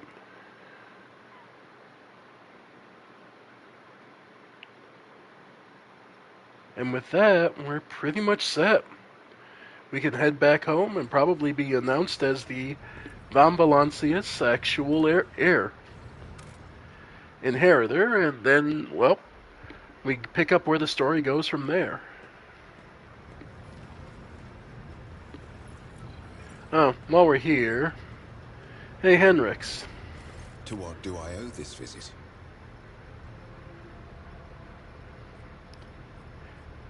I want to discuss the cult of the Final Dawn. The cult's ordinary members are humans who have been corrupted by the archenemy, traitors to the Imperium, and accomplices of chaos. Okay, we know this. Participation in the cult's rituals always entails brainwashing, literally and figuratively. The longer cult members spend among other cultists, the less critically they think, and the more closely they resemble obedient livestock, stripped of their fear and instinct for self-preservation. The worst of them go to their deaths without an inkling of doubt, ready to take hundreds and thousands of souls with them. As for those at the top of the cult's hierarchy, we have not yet managed to get a lead on all of the cult's leaders. I imagine that some of them are hiding in the depths of the Coronis Expanse. But those who are orchestrating the fanatics on nearby worlds are hiding very well indeed. Or receiving protection from above. Alright. As you wish. Okay. Are you satisfied with the results of your mission on Kiavagama? More than. The data we retrieved is all in the hands of the Inquisition. Alright. The custody of those who can extract the secrets of the future from the claws of chaos. The sacrifices made to the Cogitator will not have been for nothing. Alright. To blow not only to the cultists, but to the archenemy itself. I cannot help but be pleased. However, there is something I must tell you. Back there at the Cogitator, my decision to let it complete its operation allowed me to... I can't even find words, to perceive something of what is to come. You deserve to know this. The cult is threatening the worlds within your protectorate, after all. Here we go. I could choose to think of it as an echo of the past, or a specter of the future. But that's not it. Warp sorcery joins stretches of time together, violating the accepted sequence and flow of events. I heard a resonance of the person behind the cult. I faced demons more than once before, but this? I couldn't have imagined such a concentration of evil and corruption. I am convinced that one of the greater demons is behind the cult of the Final Dawn. Beware the day when that demon finds a way to appear in this world. Okay, so we are looking at one of the major lieutenants, probably, of the Chaos Gods. Alright, and touching the Cogitator did something to you. I want to know what. No servant of the God Emperor has closer dealings with corruption than the agents of the Golden Throne. In its quest to guard the Imperium against its foes' most devious and secret schemes, the Inquisition seeks to understand the essence of evil. It is not enough for us to burn or cut down a rotten seedling. We must study it, understand it, touch it. Every time any of us do our duty, we are risking our very souls. But when it comes to Psykers, the soul of a Psyker is especially enticing to the archenemy. Because they are living gateways between the Immaterium and the material world. I was operating the machine created by the servants of the archenemy, and in doing so, I attracted the attention of the cult's master. Thank the throne that it was only a glancing touch. If it hadn't been, we would not be speaking here today. When I touched the cult's Cogitator, I drew the thousand-eyed gaze of evil upon myself, as any agent does when they interfere in the schemes of those who serve the ruinous powers. and that evil undoubtedly left an invisible mark upon me, as it does on any acolyte who fights against the archenemy. And this will be the case every time I do my duty. I know a good deal about the fates of those who have served the throne before me. Enough to know that my path leads to one place, and one place only. Death and torture by the ruinous powers upon your death. Okay, that'll be on. Thank you for finding the time for our conversation. What kind of... Alright, well, Mr. Investigator, how about this one? Let's see you throw him a mix. What kind of gift could I think I could give Jay? Mistress Hadari is a dangerous person, and dangerous people like dangerous things. Jai is probably partial to good weapons. She even has a small but enviable collection. Such a gift would not only be practical given her perilous trade, but it would also show that you have taken an interest in her Bravo. person and her tastes. Such demonstrations are very important when dealing with people with whom you would like to curry favor. Alright, that's actually a good answer. I was curious. I was genuinely curious if he was capable of giving an affectionate, actual direct answer. Let's see.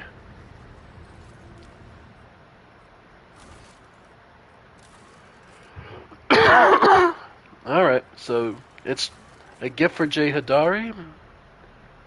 And then we need to go to Footfall for that little celebration. Okay.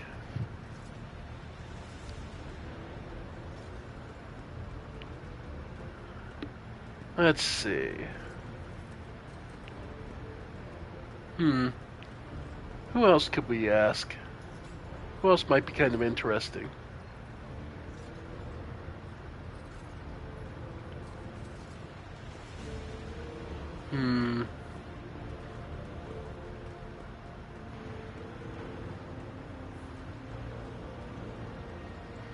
Cassia.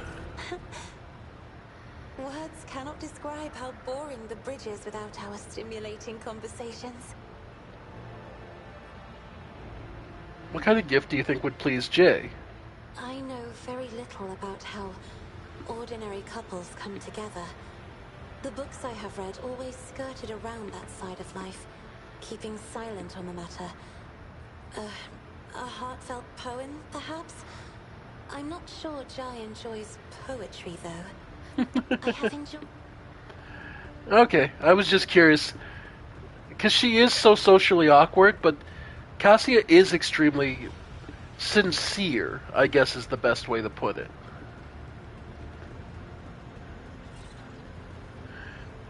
I'm almost curious enough to ask Abelard, because it'd be really funny. Okay, I'll ask Abelard, because it's going to be funny. Lord Captain? Oh, this ought to be hilarious. What gift would you give to the girl you like? I used to give Genusian lilies to the girl I liked, but the species long since extinct. Now it lives only in my memory. Ask someone else, your ladyship. To remember how to charm young ladies. Lord Captain.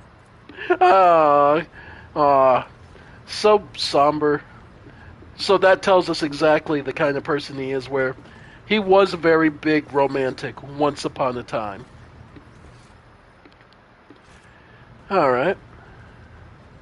How you holding up, Adira?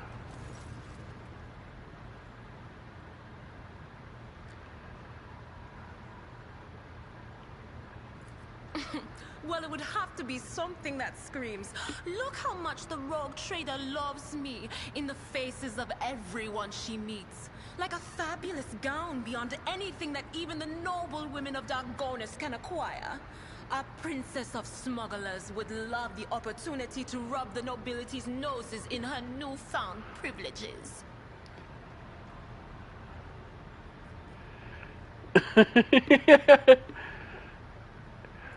All right, let's hear what they're whispering about you. All right. In the cradle of your ancestors, a black dragon hungers, cunning and spitting venom. Many paths lead from home, but only one leads back to it. Black and full of sorrow. When you start along the path, make haste. Make haste. I'm sorry, Lord Captain. The voices are going wild. I can't make out a thing. I'll try to rein them in somehow, but of course. Alright, so be fast at what we're going to do. Okay. No big surprise there.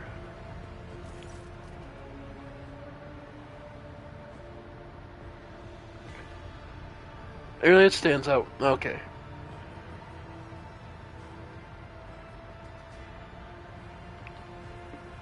I've been mulling over our conversation. I can understand why you do not like people, but I think there's something else, something I cannot understand.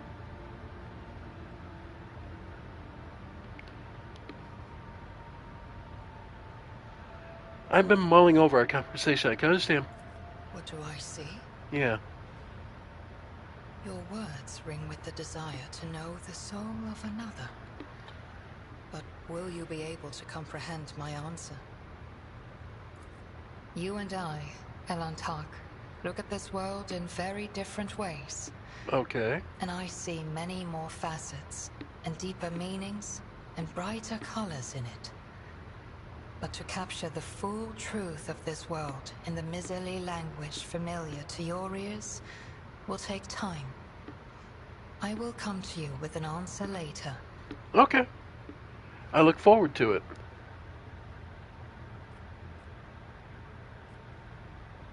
What gift would you give an Eldari would an Eldari give to someone they liked? Our species are too different from one another. What touches our souls is unlikely to make a significant impression on your kind. Just as I find your concept of offering material gifts to be clumsy and primitive. Okay.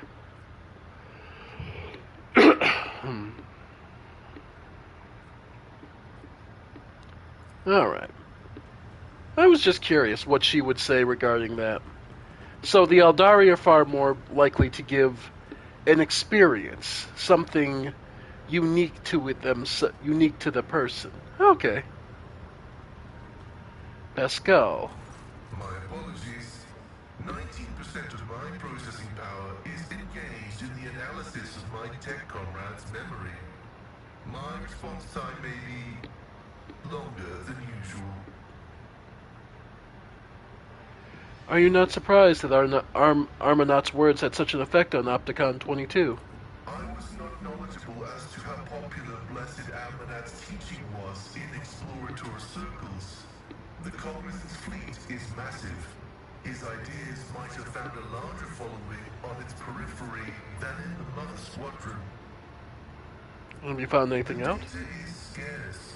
His identification code is the same as mine, and his memory contains data confirming that the assassination did take place. Unfortunately, some of his memory was damaged by pulses broadcast by his battle harness. I can assert with some confidence that he was who he claimed to be, and that he served the Deus Mechanicus earnestly and eagerly. He gave off the impression of a paranoid madman, though. Notwithstanding his permanent state of agony, he was not cognitively dysfunctional. His desire to immediately destroy the object he had deemed profane was okay, so it's the machinery. By his engrammatic. In light of the oddness of our matching identification codes, I find merit in his hypothesis as to the existence of a clandestine malevolent agent or conspiracy operating inside our fraternity. Armanot was a believer and he caused a schism. Tarsus was a believer and he turned into a zealot. Faith can be dangerous. Of course, faith is dangerous. Faith is the prerogative of the spirit, and a spiritless mind is an enemy of all existence. Without faith, there is no meaning in anything, no point to any aspirations or limitations. But faith can take different forms. The form of prohibitions established by unknown elders. the form of an audacious violation of those prohibitions, the form of following dogma or of schism, the form of following the cycle or of discontinuing the cycle. In a system with two courses of action, schism is inevitable, and only one of these paths will be true, as truth is discreetly separate from untruth. My faith is more than a mere set of rules.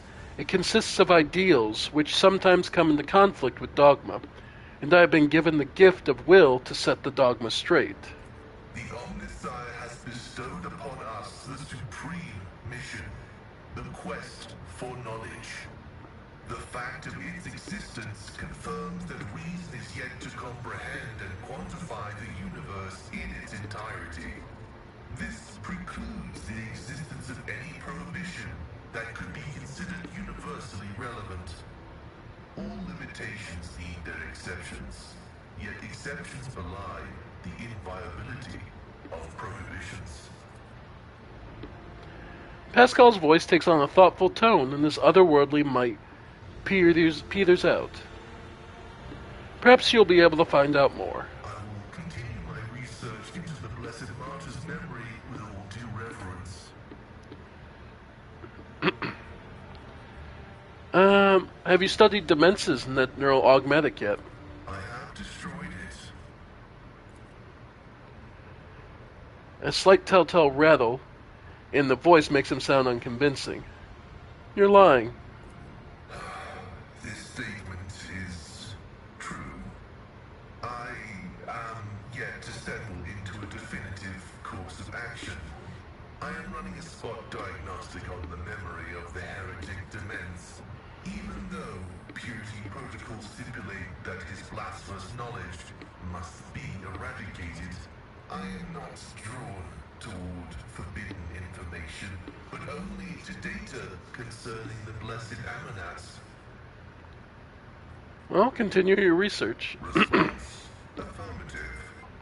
The decryption will continue with diligence and caution. I doubt you. This ought to be good.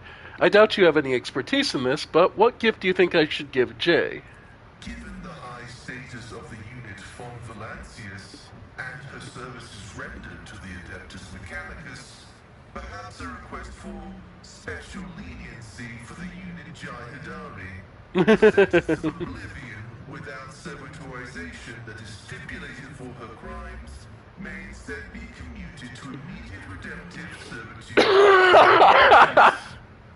Then, hypothetically, in time she would be able to compensate for a small portion of the sacrileges she has committed against the Omnissiah. It would be a most generous gift. However, this act of mercy is not advisable, for it is undeserved. Oh, I love it. So we turn her into a mindless servitor. I mean, that's what we're supposed to do, but, not doing it would be obviously the greatest gift you could do. That's funny. Okay, I had to see. Okay, that was actually fairly funny.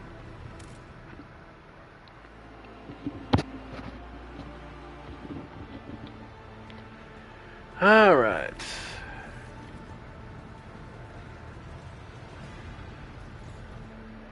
I guess I should eventually actually get Jay a gift.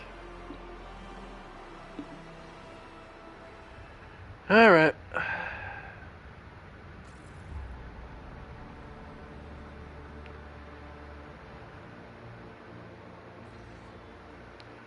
I have an urgent message from Dargonis, Lord Captain. Our astropaths are receiving numerous transmissions, but no, these aren't ordinary messages.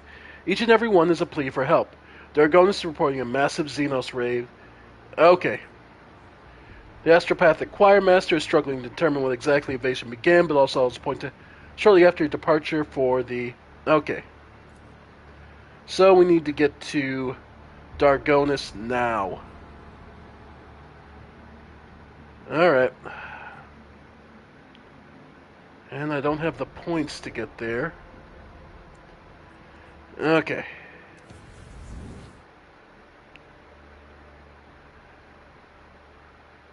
So we gotta do the warps as quickly as possible.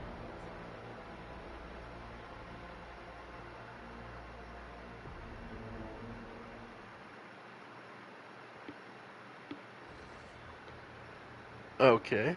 Instead of admiring themselves, monkeys should direct their gaze to the world around them more often. Okay. Is there something you wanted to talk about?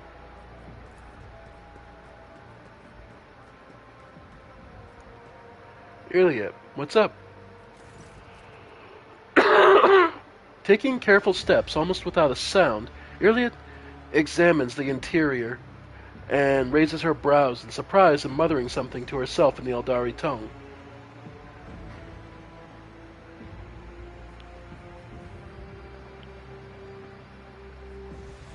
Iliad, what a pleasant surprise to see you here.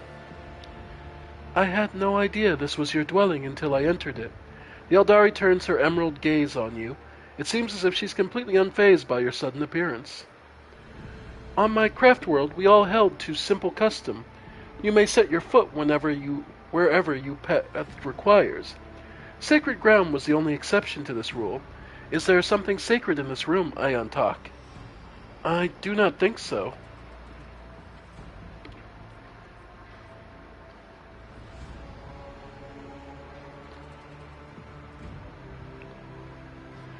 I'm somewhat surprised, but I'm not opposed to such visits. You may come here any time you like. Tiltra, do I need permission to do so? But your entire world contained within this tiny metal cage, Ayantak. Your ship, these chambers. They are but a speck of dust, an island, a temporary shelter, in a world that is far bigger and more expansive than... Well, enough of that. Now that you are here, I wish to speak with you about our agreement. I have traveled through the Vale many times inside your steel-winged bird, and every time her voice torments me, trying to drive me mad. Iliad stares through you, you unconsciously touching the spirit stone on her chest with a trembling hand. Her whispers fill my ears each time I enter the warp, inescapable and incessant, poisoning and inflaming every single emotion and thought, making them uncontrollable.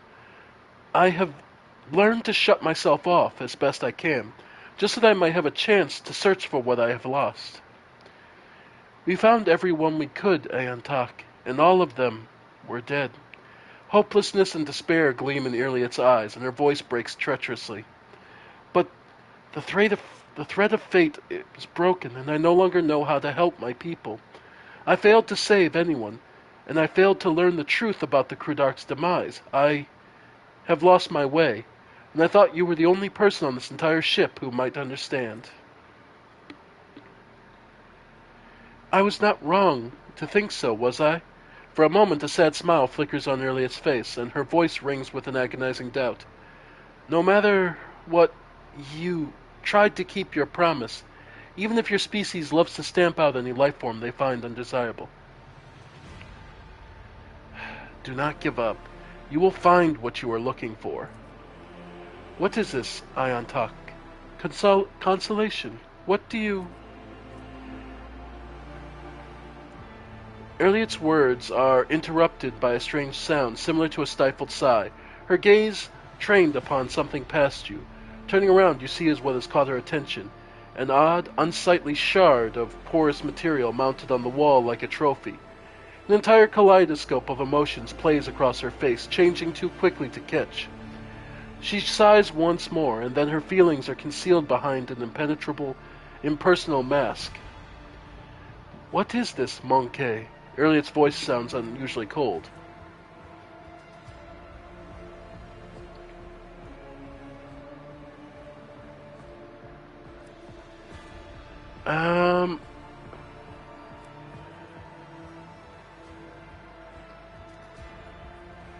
Something has changed, as though you have cut yourself off from me.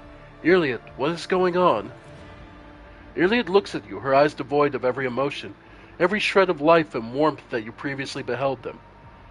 You are observant, Ayantak. How unusual. But there is no need to trouble your mind with conjecture. I've inflicted enough of my unbridled feelings upon you, but I am in control again. Enough. I have lingered here too long. From now on, I will avoid entering places you would prefer to keep hidden from me. Interesting. Well, for now, we'll just keep going.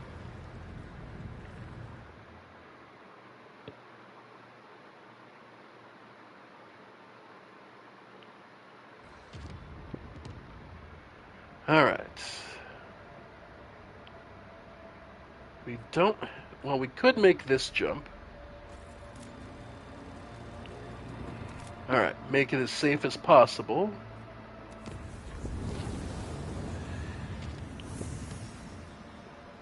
And Valancius. The bridge is thrumming with the sound of endless officer reports, the hum of ancient mechanisms, and the buzz of servo engines. Among the usual servants of bustling to and fro, the Lord Captain notices a flash of flame-red hair. Here we go.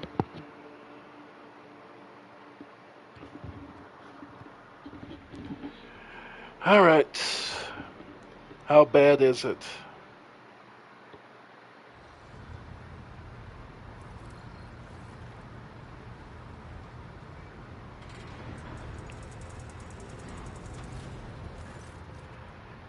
You posed a question to me not long ago, Ayantak, and now I am here to present you with my answer. With fluid grace, Iliad emerges from the shadows of the captain's bridge. Her face seems to glow under a lumen light, her expression slightly more pensive than usual.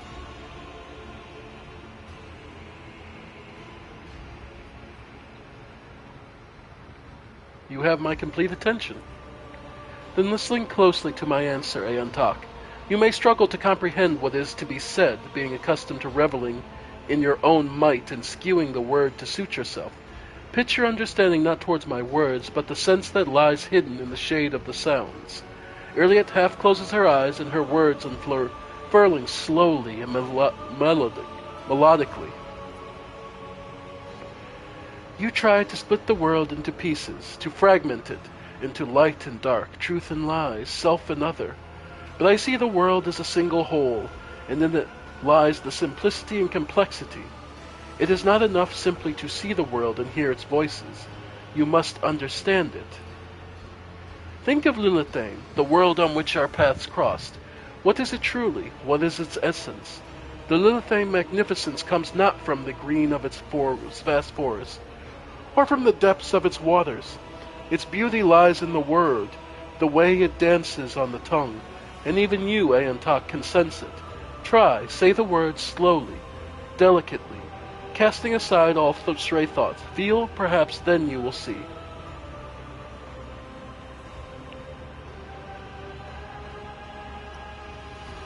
Close your eyes, empty your mind, and speak the word. Lilithane. The world around you fades and your perception instantly narrows, coming to a single point of focus on the tip of your tongue. Your tongue delicately tickles the roof of your mouth, and then the sound slips along your throat in incredible silkiness, warming as it goes like a sip of fresh recaf. The tip of your tongue touches the same place again, and the air softly rushes from your chest, the sound like a serration of leaves as the wind waves through your forest canopy. Thumb. Your tongue taps the front of your teeth, and a gentle vibration spreads through your body, sending a shiver along your spine. Guarded interest gleams in Iliad's eyes when your gazes meet again. I think I'm beginning to understand. If your words are sincere, Ayantak, then you are capable of seeing more than you do now. Instead of the lifeless clamor of monstrous mechanisms, the roar of engines, and the discordant voices of your followers, I hear and attend to silence. It arises in moments of spiritual serenity, and in that stillness we become witnesses to the transformations of our own inner world. Monkey, lives pass so swiftly, you rush through them for the sake of the chosen goal, but the thoughts of transience and loss frighten you. And so you drive such thoughts away, and you drown yourselves in the daily tumult. But it is from the fleeting moments which enter our lives and quickly vanish from them that the soul's fortress grows, a moment's blooming, an hour's wilting. The splendor of each lies in the ephemerality. And so, too, the memories of those who have left our side and no longer walk the path with us. And in you, Aentok, I see much more than just another monkey. Your true essence lies in your will, which is capable of changing the world around you and within you. It lies in your ability to create and understand your creation, and your ability to destroy. It lies in what your kin's mind cannot grasp, what their primitive sight cannot behold. But I can see it.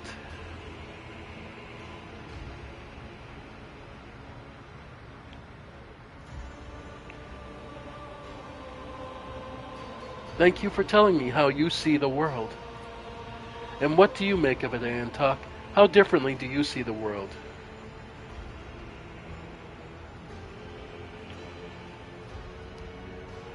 I turn my attention to that which delights my ears and eyes, music, art, wealth, and power, of course.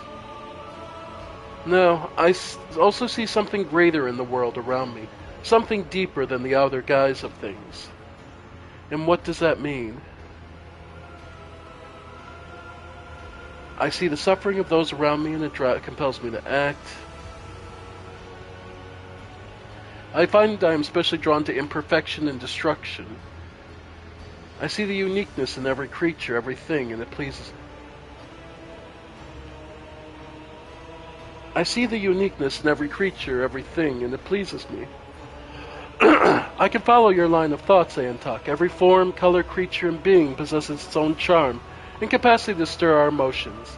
Millions of stars in the darkness, the inimitability of the voids of crystals. The plethora of intelligent and primitive life form inhabits the galaxy. The world manifests itself in endless diversity, and in that lies its true magnificence.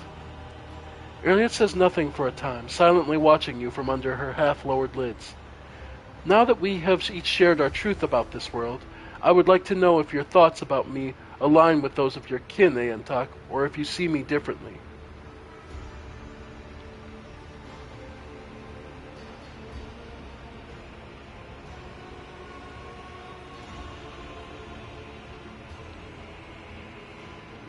Let's see, how do I think?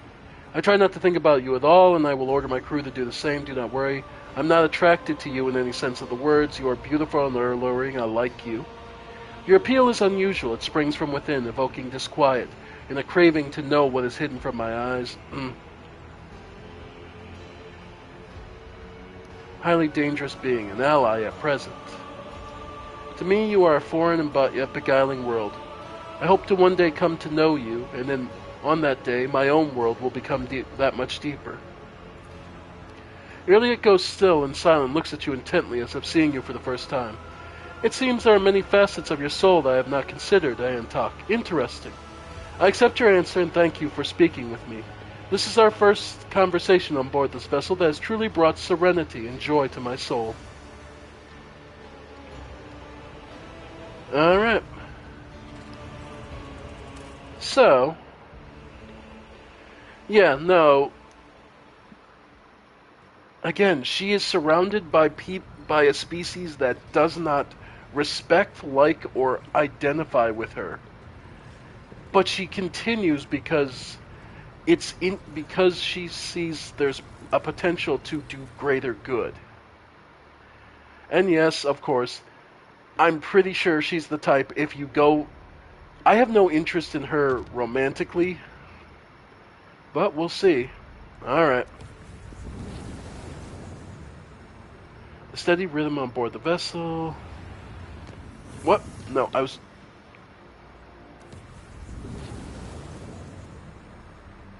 Alright.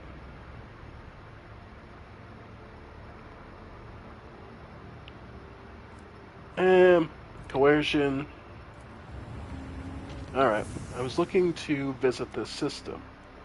Because I want to go deal with whatever the hell's happening in my home. Yep. Chukari warships. Okay, hang on. Real quick repair. Let's do this. Well, they're coming after my home. They're coming after my home planet. So let's do this. Well, it's not actually my home planet, but it is now. All right. Let's see how it goes. All right. What are we looking? Looks like 3 ships. Light cruiser.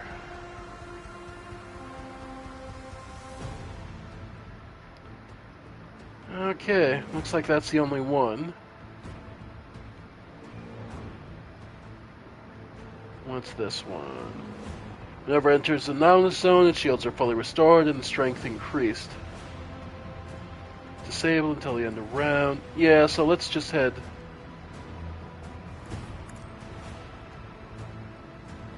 Alright. And just drop the torpedoes.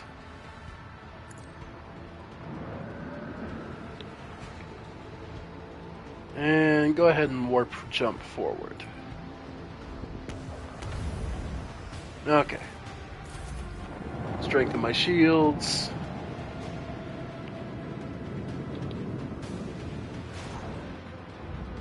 There we go. There's another destroyer coming in.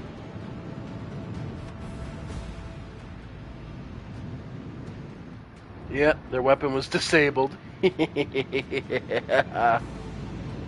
Thank you for making this easy.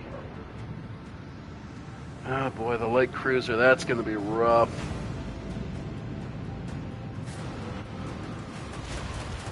Yeah. Yep, our little buddy. God damn. Yeah, our little buddy got fucked. Yeah, no, there was no way he was winning that. And bombers. Okay. The destroyer. Okay. So.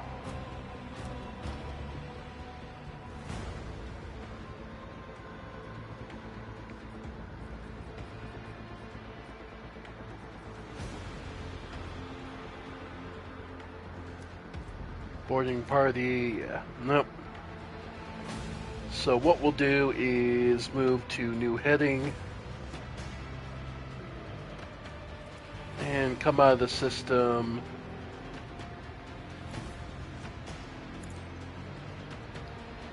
Alright.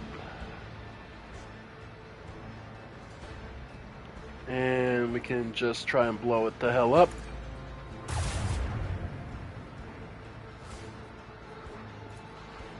Yep.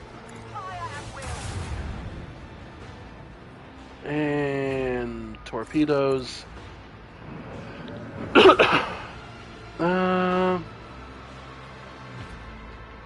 Yeah, sure. Alright, bombers are gone. Okay. Immortality denied. Yep. Sucks a bit, but not the worst. Yeah, more bombers, and then they're swinging around. Okay.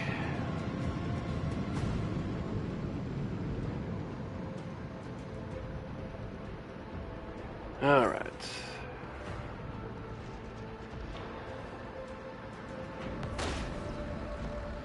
Nice.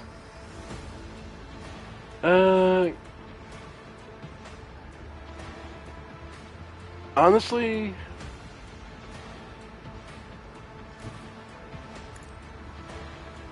we'll go for the port gun.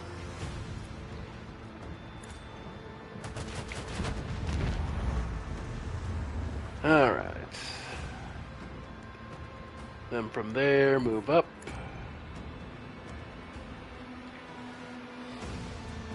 As I say, I'm pretty sure, yeah.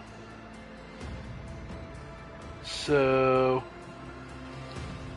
what we can do is move to the right.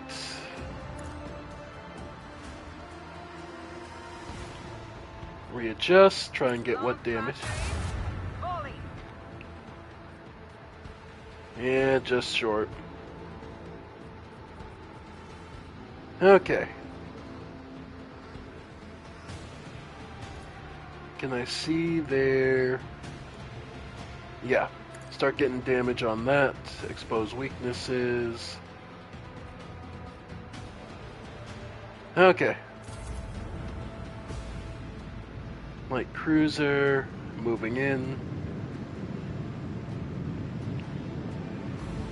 Alright. That sucks, but here it comes.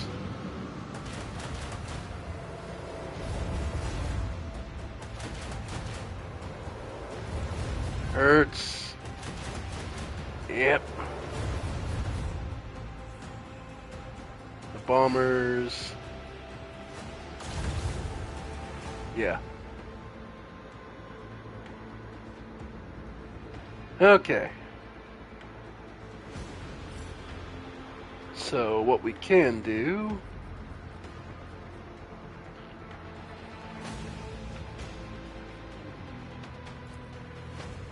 yeah, go ahead.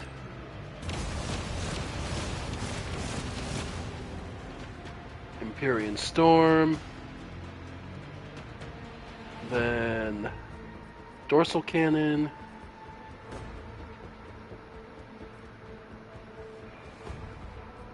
Port side. Okay.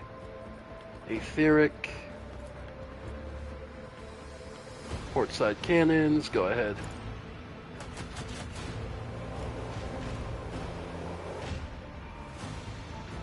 Okay.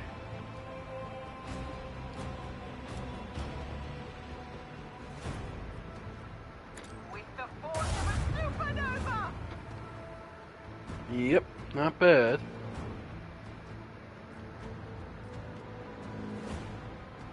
Okay. Yeah, and then I need to...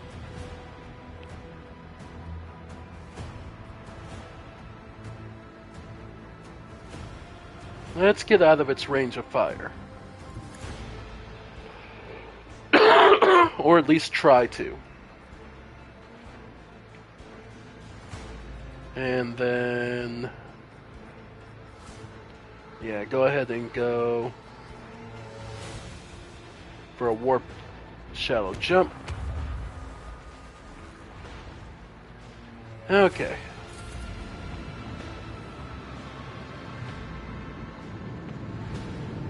Alright.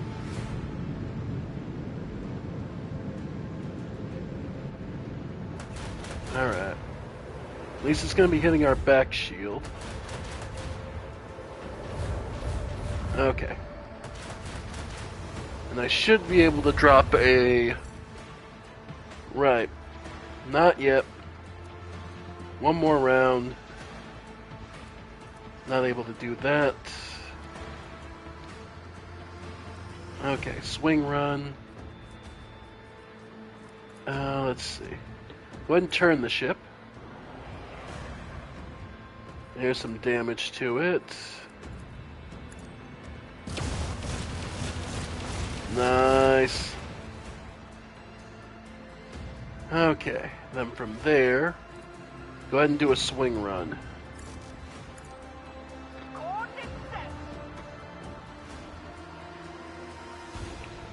Alright. Can still move up. Okay. Get the torpedoes down.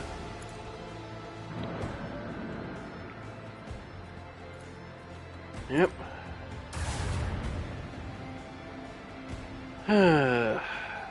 Dorsal? Nah. Okay.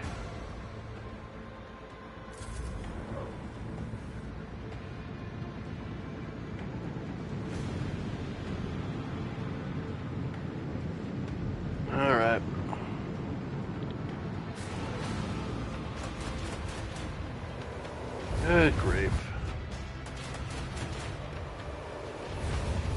Man, this...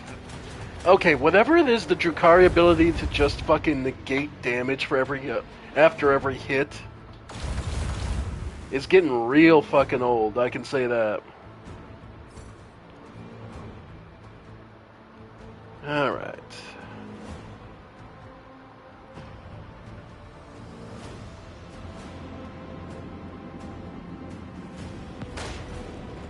Okay. There's some fucking damage, finally. Okay.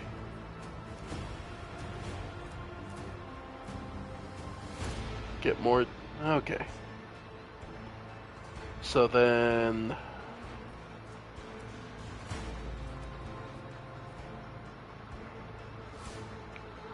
Let's see. New heading. Or no, let's go for... Closer. Port side cannons.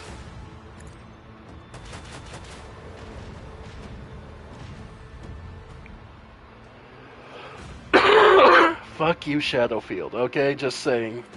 In general, fuck you, Shadowfield. Okay.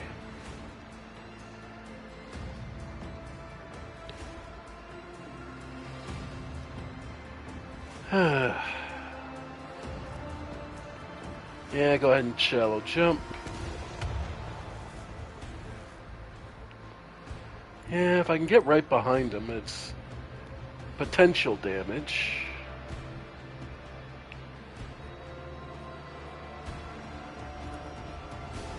Yeah. 27% chance to hit. 27. I got something at least. Jesus. Okay.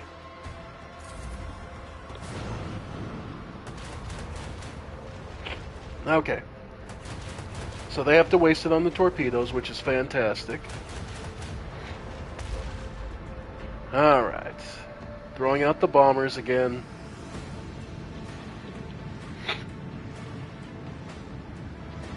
Alright, but that should be about it.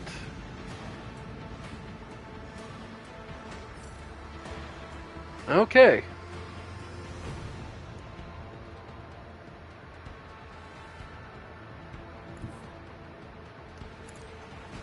Alright. Their shield is down. So they are already weakened. So let's see, the dorsal. Nah, full major cannon. Yep.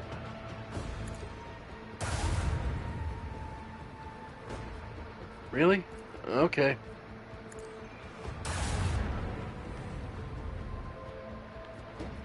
Go ahead and throw the torpedoes out. Make it spin. There we go. Okay.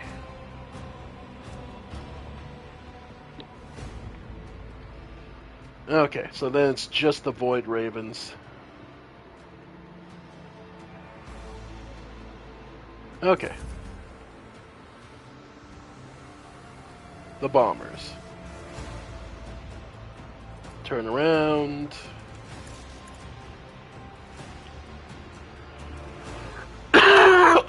Okay.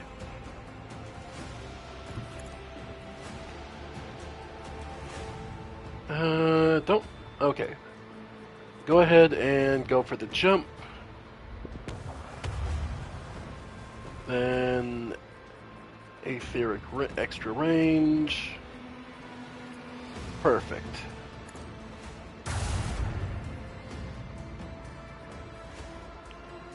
Alright, and just throw down some torpedoes.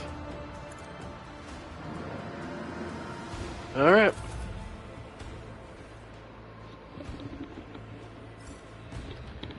Oh, the torpedoes get the kill. How nice.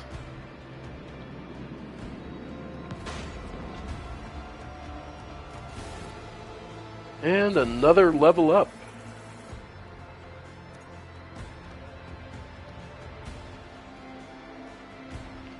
Man, that light cruiser was rough. Restart shields now, and no firing range penalty. Silent running. Take it all. Oh yeah, no. Sanctified restart. And focused efforts.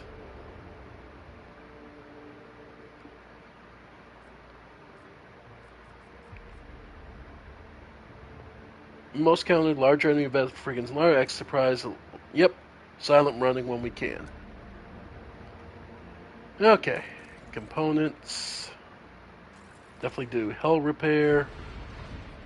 And actually increase our hull again. Alright. Yep, we'll call that good. And Argonis.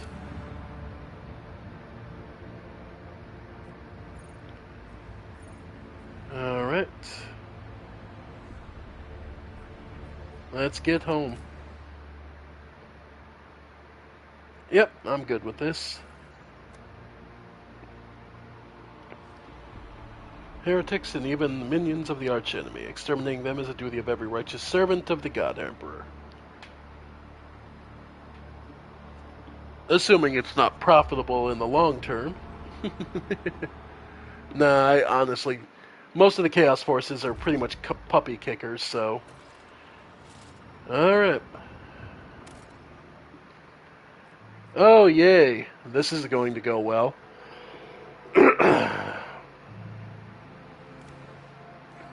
Alright. Warden. Alright.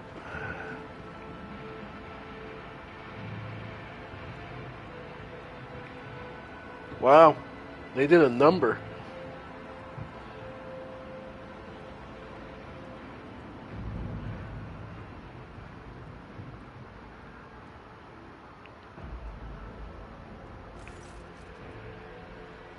Clementia looks haggard, with deep shadows under her eyes and her hands trembling slightly. She is staring at you, a mixture of amazement and bitterness.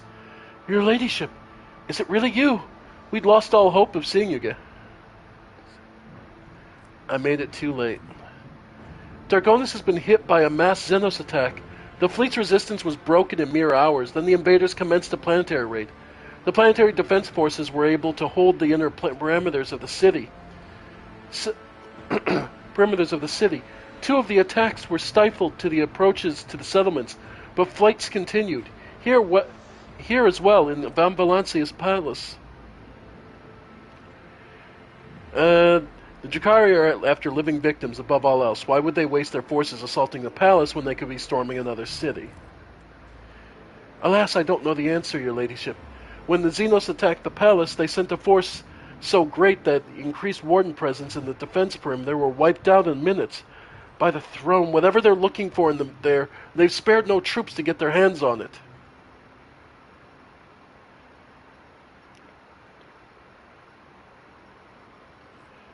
What's the current situation? Clementia closes her eyes for a second, giving to the overwhelming exhaustion. The PDF is on its last legs. Your ladyship, we've been waging war of attrition for too long, without any chance of support from outside. I pray the Emperor that your arrival will change the tide of this operation. I have a feeling that over the anchor point of the enemy's raid, our Vox engineers are registering unknown signals coming from your residence in other areas of the planet. The scum must have set up a control center inside. We have to take their command, and will weaken their peripheral forces. Where's Governor Drivestem? The governor is currently protected well within a well-fortified bunker, as are the heads of the other noble houses. Clementia grinds her teeth audibly. Still, each family has provided all available resources to the defense of Dargonis, or rather, defense of their respective regions. Well, enough talking. I'm going in. With awe and gratitude, I transfer command of the ground operation to you, your ladyship. Local troops are at your service. I beg of you, save Dargonis. The rogue trader is with us, and therefore the Emperor himself. Everyone who can hold a weapon, to the front line. All right. Sergeant, for what? We've lost already. What's the point?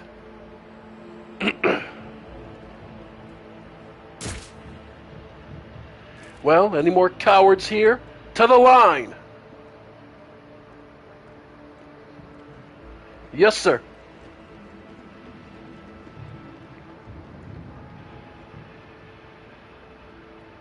All right. Keep your wits about you. All right.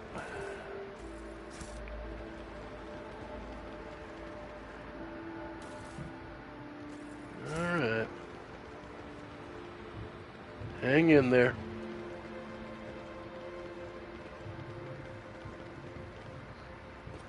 I cannot believe it. In the entire history of the Von Valancius Protectorate, there has never been an attack on the capital world. Yeah, well, first time for everything. Alright. Witch Gunslinger, Hecatrix. Okay. So, Argenta, you're here. Iliad.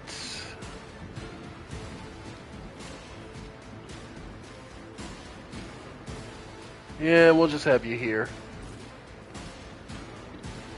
Jay. I'll be middle. Pascal. And Abelard. Alright. Well, this'll be fun. We'll start with the flamethrower.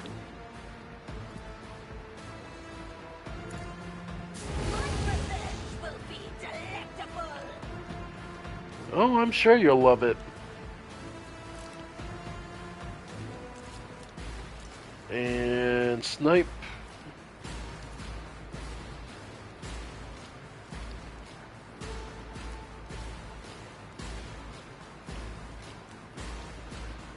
You're burning, so let's try and get the snipe shot on you.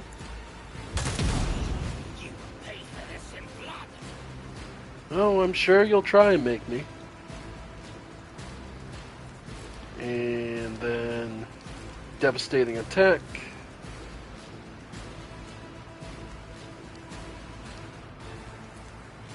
Perfect. None can escape the Emperor's judgment. You'll love to see it. Okay. J.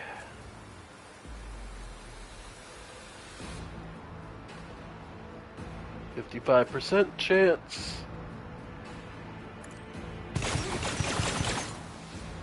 Toxic burst, second. You'll love to see it. Okay. Then voice of command.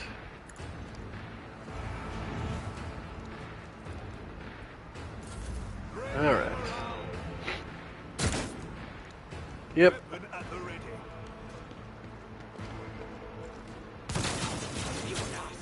Yeah, there's more of them, but all right.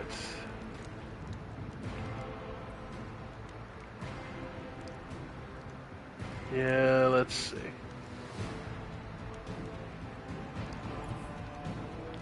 Yeah, get over here where you're going to be able to start sniping more people. Okay, let's see. Yeah, go for the shot for this one. Nice.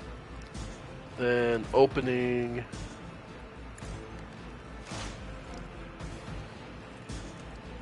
And go ahead and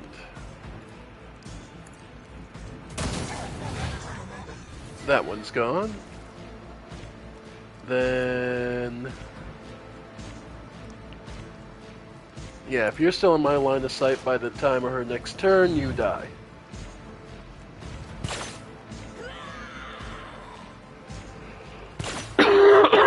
Yeah. They're trying. This plaything is about to break. Alright. Yeah, they're just looking to kill and make us... Okay.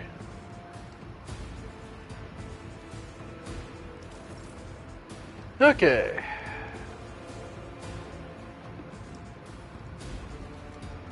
Well, since they're coming this way...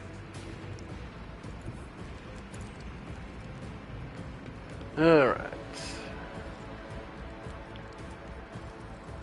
Let's go... I have a snipe, so might as well make the shot. Some damage. In the meantime, sensory deprivation. Dominate the other one. I'll see to it personally. Then...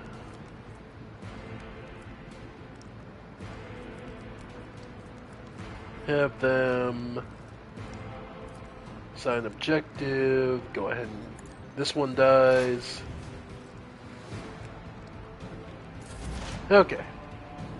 And Pascal...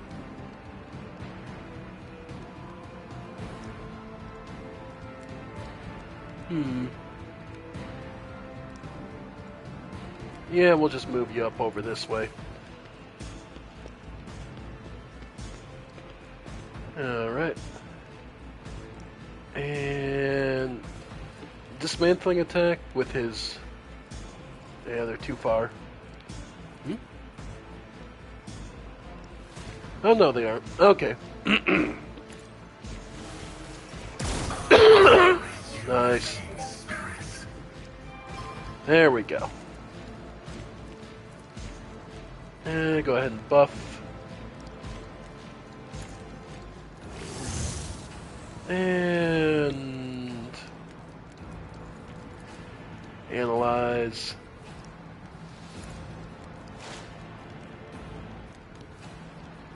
Try and stun one of the idiots. Nope, okay. Abelard.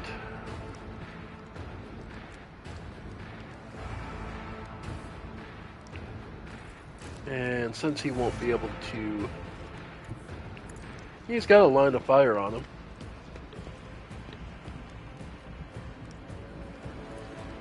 Yeah, go ahead.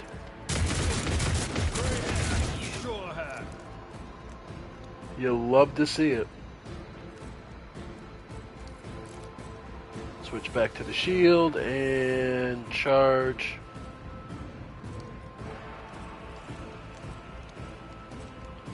Okay, around the corner.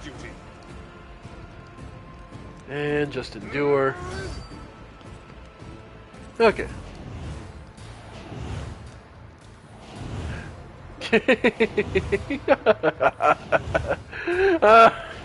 He's trying to stim his way out of being fucking burning to death.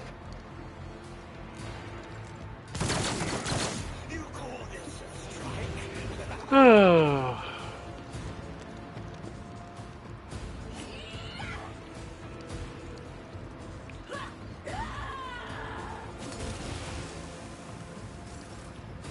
Okay.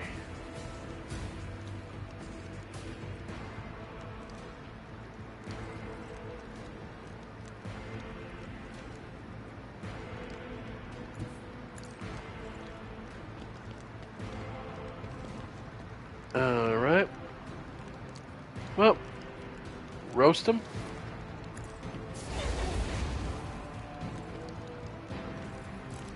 Switch. Revelin. Alright. You'll love to see it.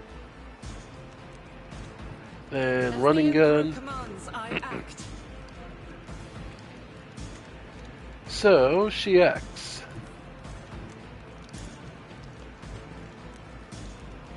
And snipe. This one, yeah. There we go. Is that my blood? No. It just feels like it is. Alright, go for a shot off there. And second shot. Your skill is lacking. Alright. Orchestrated firestorm. Nah, not really worth it. Yeah, we'll call it good there. You will pay for this in blood. You'll love to see it. Iliad.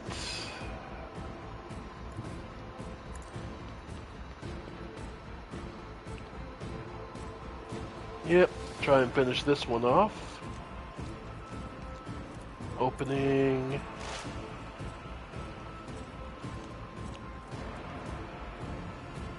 Alright. You'll love to see it. Your last stroke of luck. Not really. Okay. Well, at this point, I could just snipe between the two and I should be fine.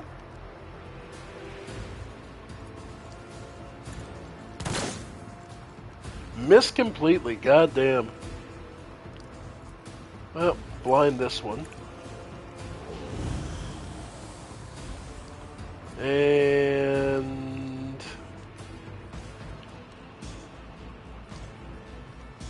Firestorm, yeah, if they were any closer. Oh well. Pascal.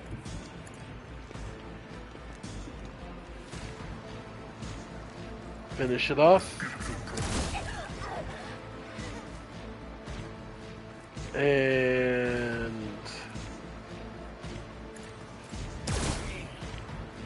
nice. Abelard.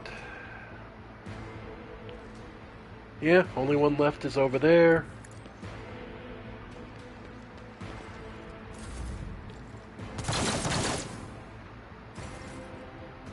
Alright. Guided by faith. Reload.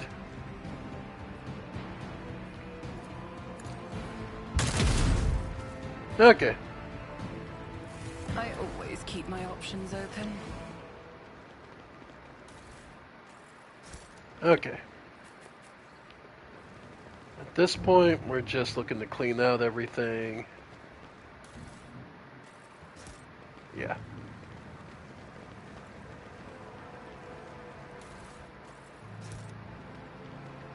Just picking up making sure to loot up everything I can. And yeah. Killed quickly, almost in passing, yeah. Yeah, they weren't this wasn't they were on, okay, so they were after something specific.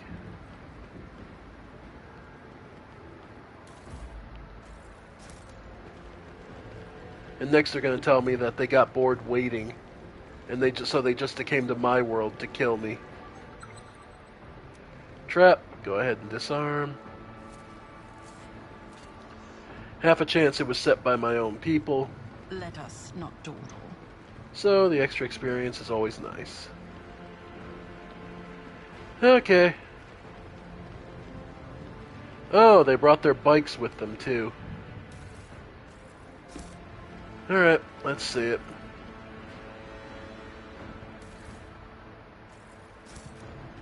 Keep a sharp eye. Yep. Mangled face, aid him. Spot a mine, disarm. Okay. Warn Mother's words of thanks and hold you.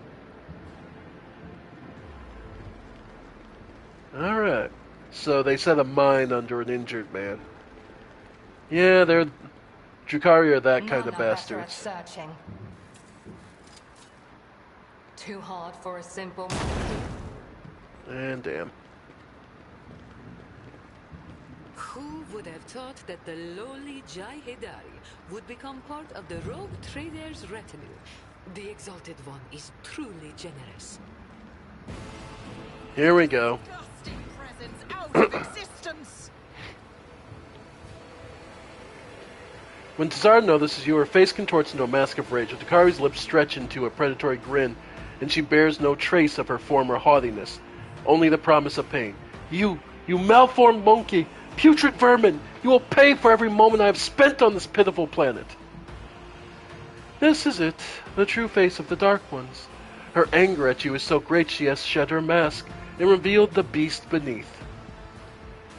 Little Lassian, the Monkey's obedient servant, try to survive in the future, and then the two of us will have plenty of fun. The Jakari licks her lips.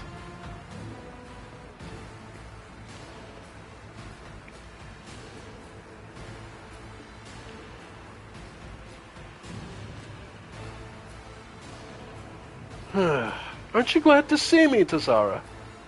Oh, now you have finally arrived. I am filled with anticipation, the anticipation of skinning you, impaling you on hooks, and making you dance for mine and the Archon's amusement. Tazara's shriek drops to a hiss. I suspected that you and the Trueborn cur were working together. He did not make me and my sisters linger here on a whim. He had a reason, and that reason involves you, yes?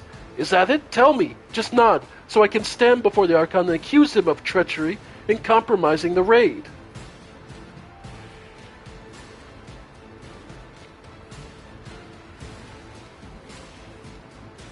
What if I say yes?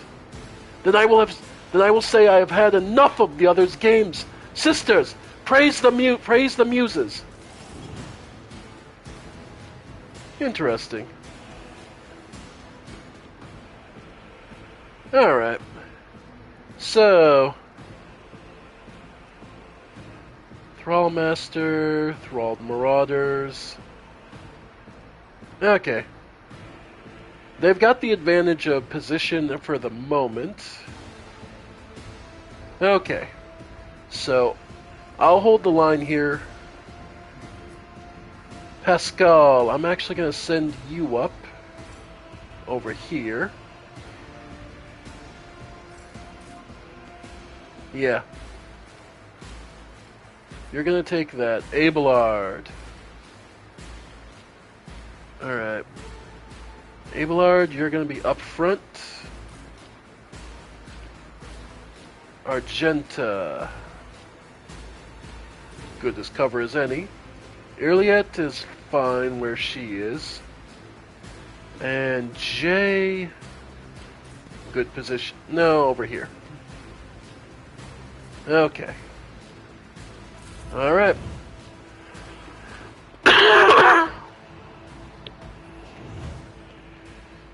Alright. This is gonna be a lot of idiots. But this is also going to be a lot of idiots that we're gonna chop through. Alright. Speaking of, we'll start with this. Devastating attack.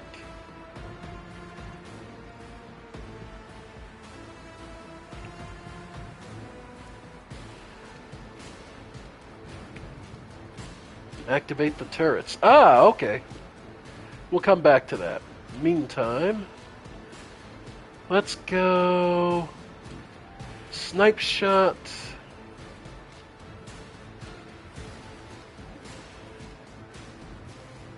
Yeah, let's start clearing out some of the weak. 56. 35. Okay, I got an 86 on you. I'll do it. Alright. You're on fire. Speaking of... running gun to get a second shot.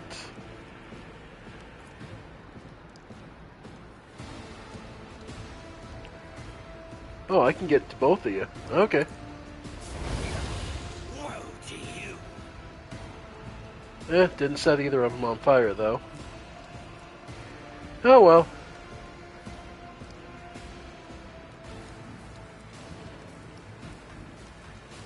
Alright, and we'll leave the rest for there. And J...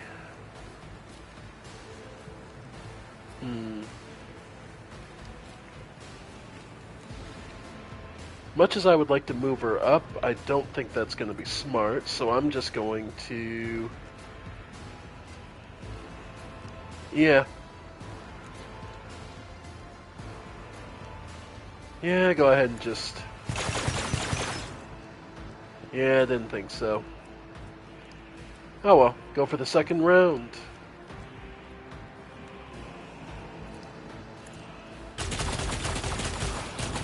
Okay.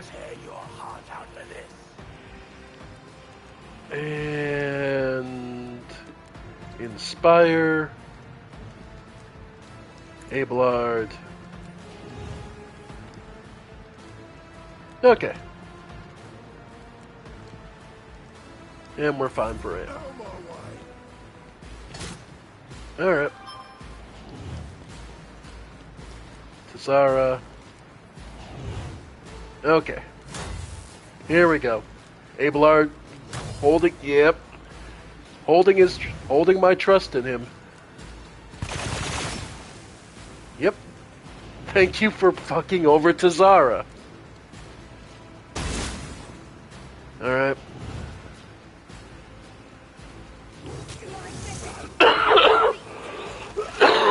Oh, that's too funny.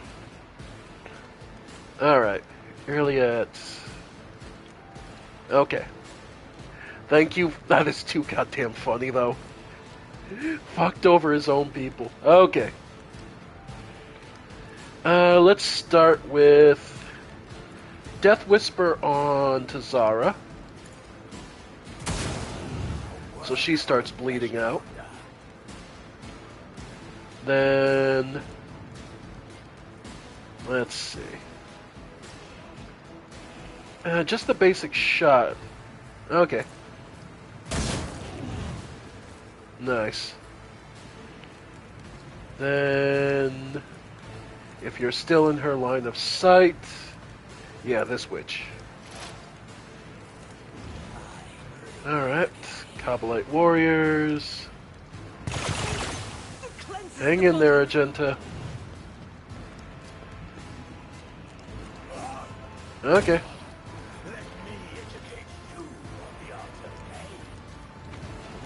Yeah, yeah.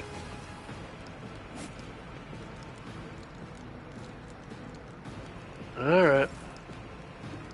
Abelard, now it's your turn. Okay, and do her first up. Then, let's see. Go ahead and cleave. You'll love to see that. Then go ahead and debuff him. Brace for impact. Let's see. Cut through. Yeah.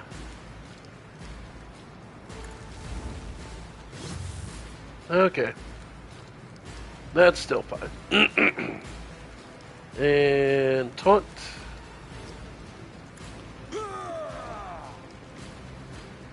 And bulwark. Okay. So he's set up to hold aggro. You'll love to see it.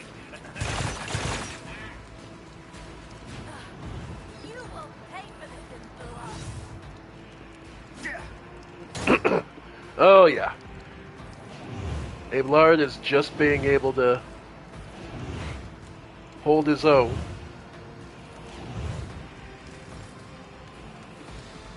Okay.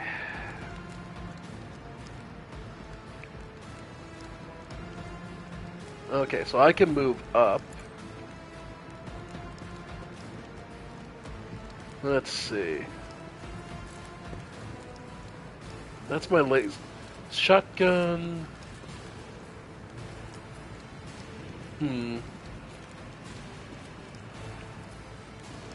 Okay. How to do this. Assign objective. Anyone hitting this Kabbalite warrior. Get us some extra momentum. Then bring it down.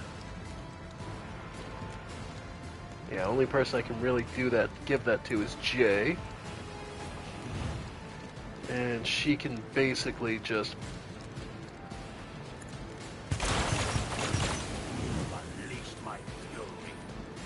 Alright. And from there, I'll add some shotgun damage. Alright. Then... I'll make it happen. Buffed. Alright. I will tear your heart out for this. Hang in there, Argenta. Pascal. Alright. Yeah, getting rid of these two idiots. Alright. Secondary attack. Free one. And secondary.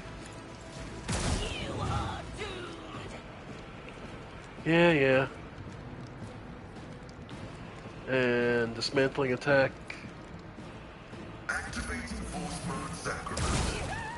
There we go. Okay, so this group is all set. And the only thing I need is to hot on the trail of... Yeah. Here we go. Okay. Let's get to it. Alright, lots of enemy movement. Cabalite heavies. Like, technically speaking, the only person who's actually taken damage at this point is... Yep. The only person who's taken damage is Argenta. Alright. Speaking of, her flamethrower. Yeah, let's go devastating attack. Flamethrower.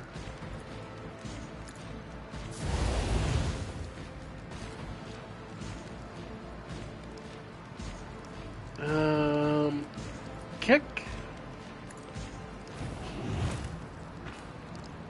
Nice. And go for the second. Try again.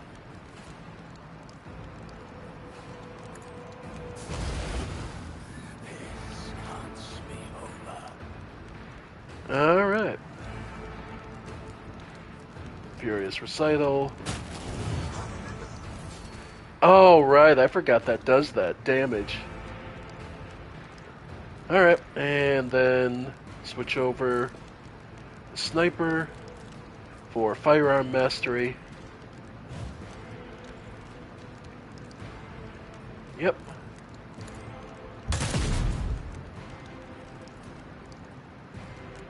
Alright.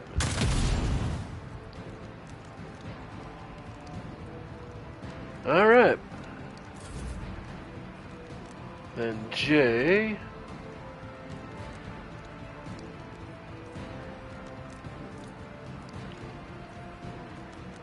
Yep, she gets a free shot. Oh well.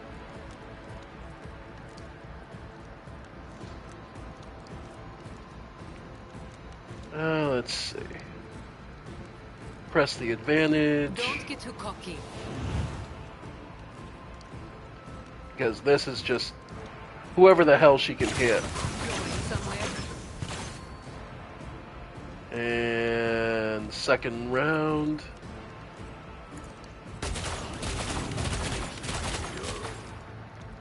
Nice. Okay. And orchestrated firestorm on any of the ones over here. You love to see it. Yep. Finally got a good use for orchestrated firestorm. Hitting more of your own people than us.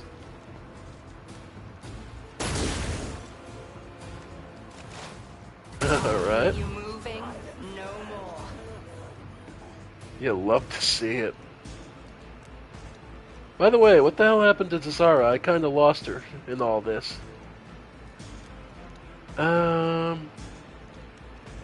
Let's see.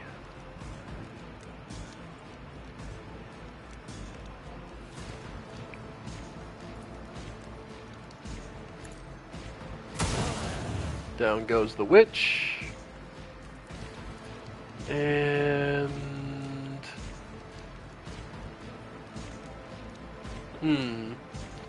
Well, you're not in cover. So we'll just make sure that becomes everyone else's problem.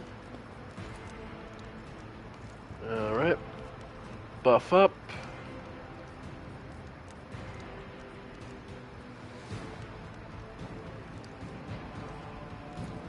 Yep. That's why it's always a 95% chance to hit. Oh well. Well, if you end up there.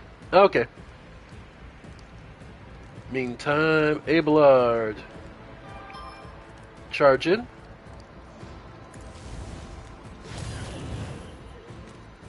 Alright. And again.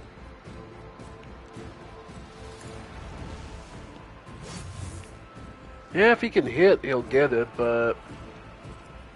Endure. Okay.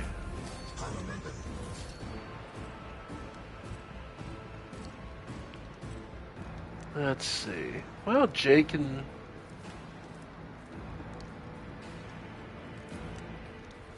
Hey, Jay. Nope.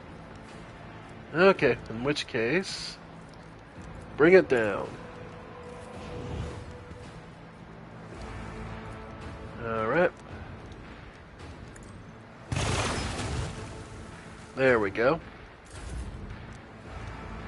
And I'll move up.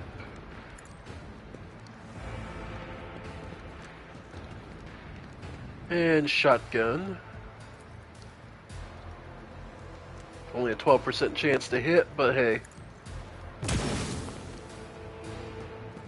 I'm more so trying to flush people out of positions. So people like Argenta can actually get the damage done. And assign objective. Alright. Pascal. Heavy is the tread of his faithful.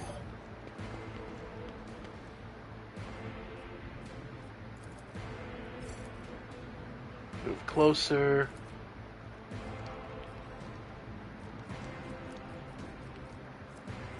Yep.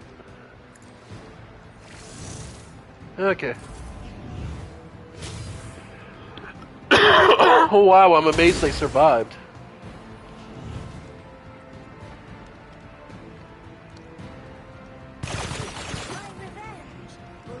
Oh, they broke my cover. Alright, Argenta. Okay.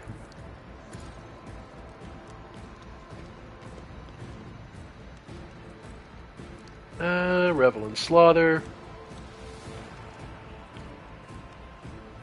Reload. Alright.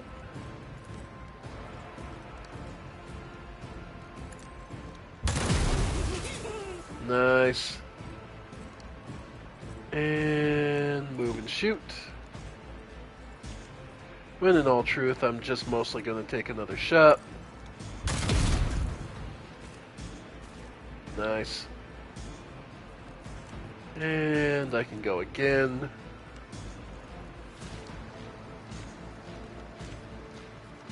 Yep.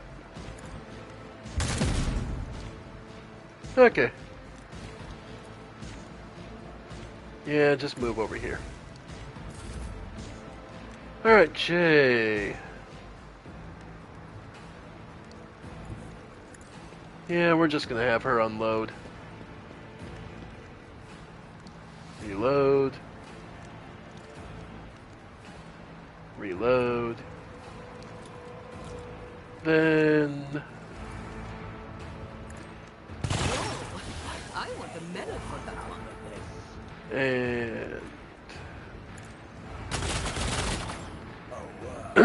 You'll love to see it. And a free shot on this one. I can do that. Alright.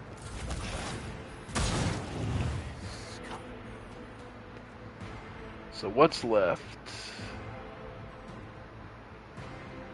Rather, who's left?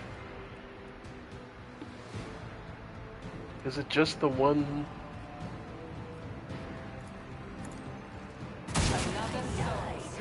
Alright. State your intention. The Emperor. Meditation is terminated. Okay. Okay.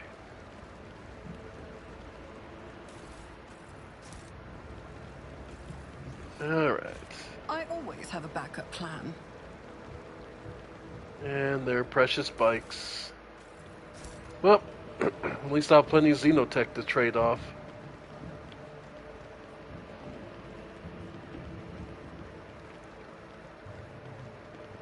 Didn't even need the turrets. Which is actually kind of sadly funny. Streams of dark, similar to blood. Yeah. The Drukhari have a taste of one particular kind of taste, and they do everything to it.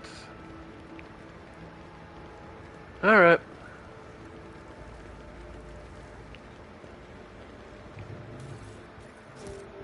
Alright. Everyone who is defending is, of course, gone.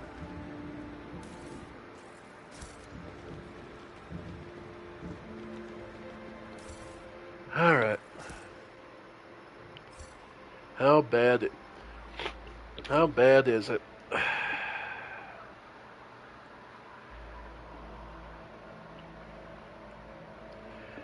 Yeah, I'm definitely not regretting making the Wassarians my, gonna be making the Wassarians my main governors.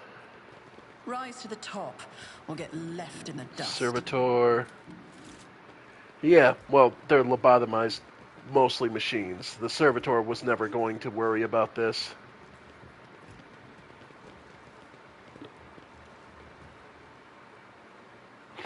Alright.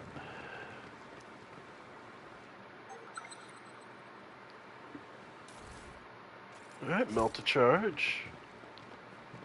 I assume they're coming from my room. Of course, here we go.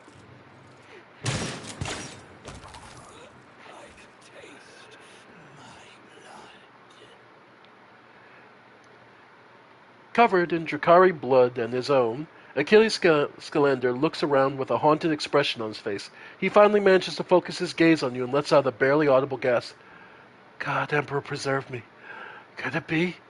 Is it truly you, your ladyship? He is struck by an excruciating coughing fit, his hand grasping for his respirator on his golden chain, but it is missing.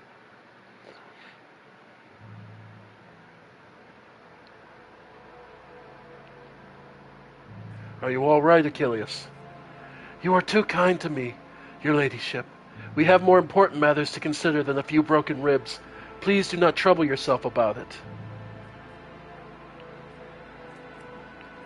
Medicae.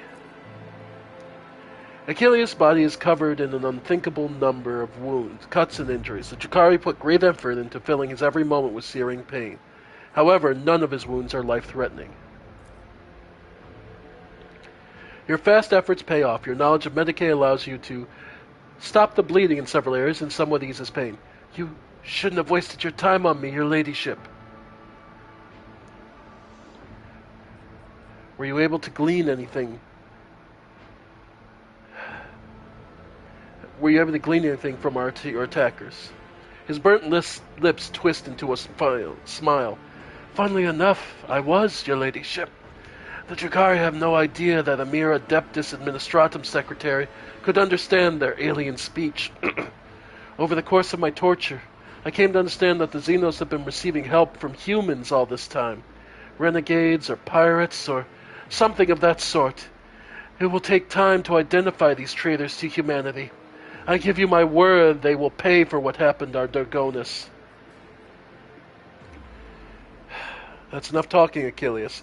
I will contact Clementi and have her summon a Medicaid. Get out of the palace while you can. Gritting his teeth, Achilles bows and withdraws the gatehouse in front of the palace. Alright. Alright, some additional medkits. Okay. Is there money to be made? Alright. Well, we got another rank up. Ballistic skill, weapons skill, fellowship. Ballistic skill, so I can actually be a decent shot. Persuasion, yeah, that's my strong point. And that also makes my ship stronger. Okay. Weapon skill he already has. Ballistic skill wouldn't be the worst. Intelligence for logic. Yeah. And yeah. Tech use.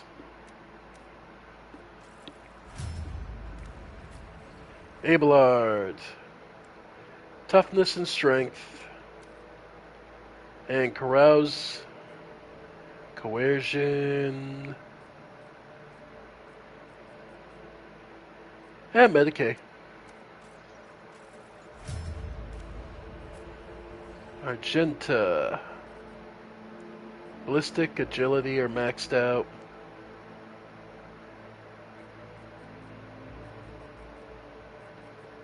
Yeah, give her some extra HP. Demolition. Yeah, more Medicaid. Earliet. Awareness. Yep. And J. Agility. And commerce. All right.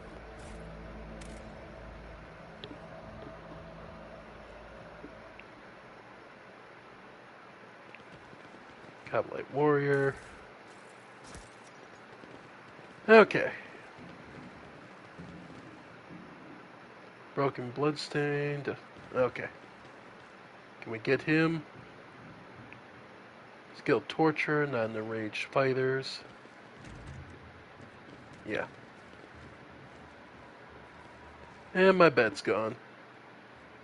I have learned much in my exile. Aristocrats hiding. It's you. I thought there was those. Yeah. I always keep my options open. Okay.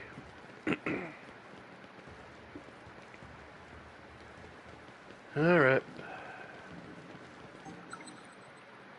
Traps, yeah.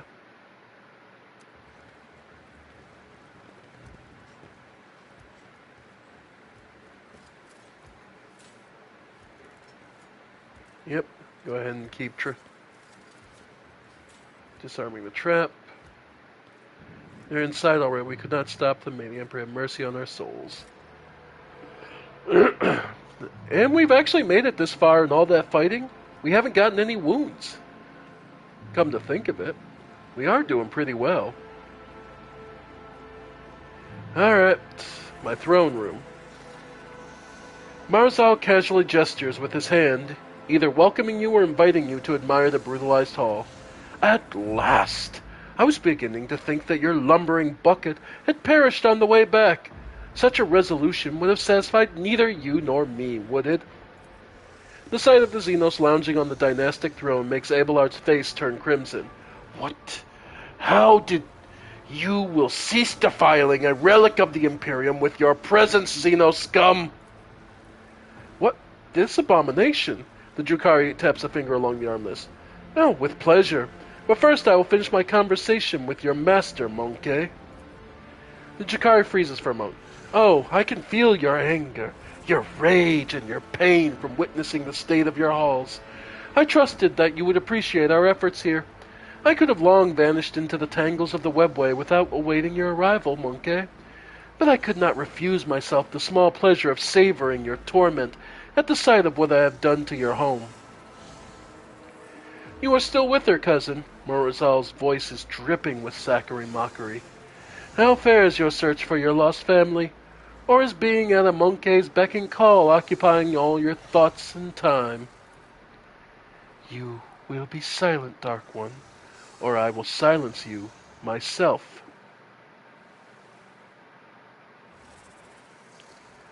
Why did you attack the palace? The sole thing that your kind is good for, Monkey, is your ability to suffer. I have long surfeited with physical pain. Your kin provided in abundance from their cages in Camarog. The pain of the soul, on the other hand, is a rare delight. After all, I have recompensed you for all the trouble you have caused me. However, I did not give you the gracious gift as well. That pesky, meddling Tazara who harrowed your little worlds for so long. You have garnered her head, and I, a peaceful existence, where she is not constantly in my way. He gives you a thin smile. To die at the hands of a Monkey is the worst possible punishment for a champion of gladiatorial arenas of Camarog. Her final moments were torturous.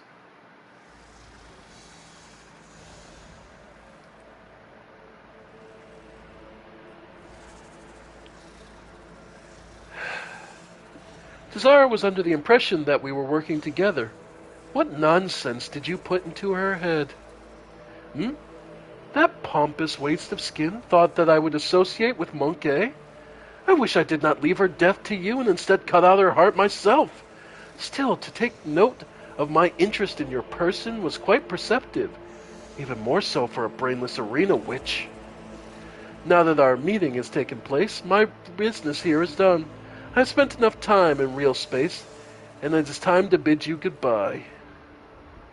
I don't want to leave you all alone. You wouldn't appreciate that, would you? Camelites of the Reaving Tempest, I leave this monkey to you. Enjoy yourselves! Yeah. Alright.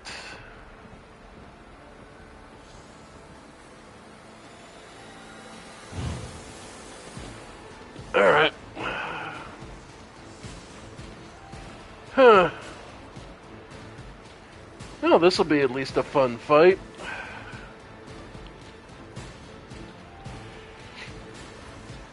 Alright.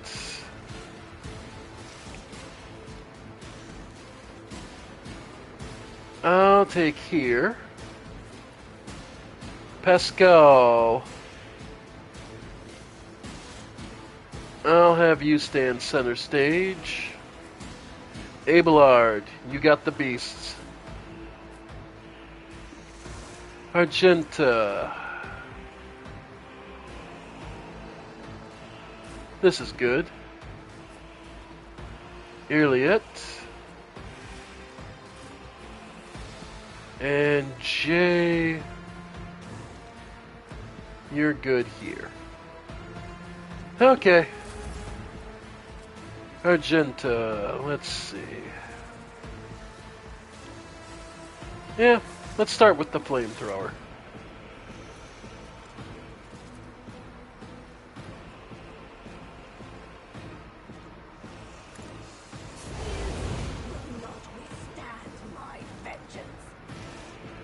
I'm sure it won't. Alright, switch to these. And devastation. Faith without deeds is worthless. And snipe.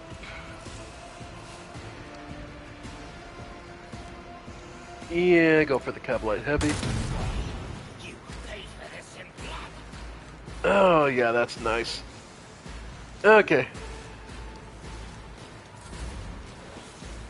Alright, the slits.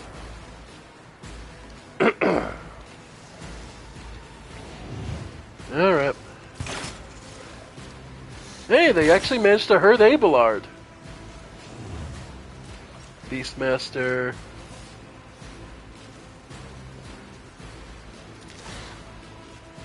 Wow.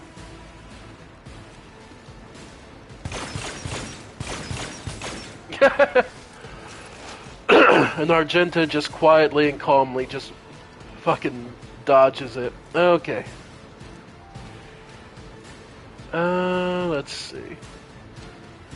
Beastmaster, Beastmaster. Let's go for you. The other Beastmaster. Okay.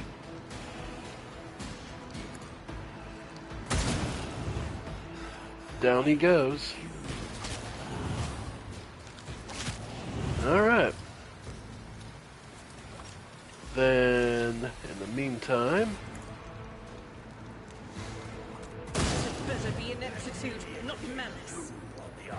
Okay. And then... extra there. Elusive Shadow. And if you're still in my line of sight, which you inevitably will be,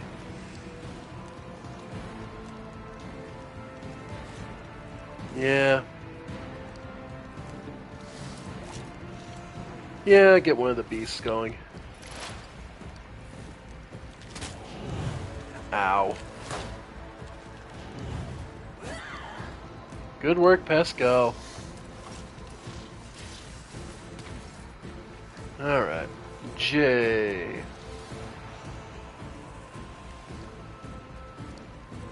Alright, let's see. How do we want to do this?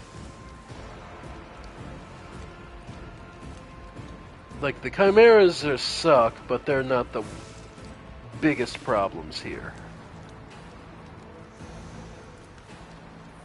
Okay, press the advantage. Who...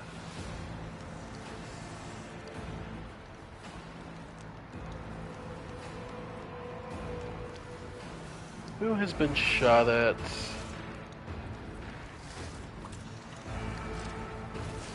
Okay. So in which case...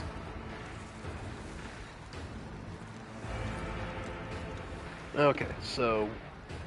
Another way we could do this is move her over here. Then go for the burst here. Okay. Well, about that stroke of luck, it's about to happen twice. Alright, and in the meantime, she can then burst damage this. Am I getting paid for this? Alright. Then, let's see.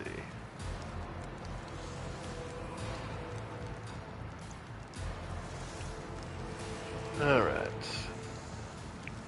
Shotgun it.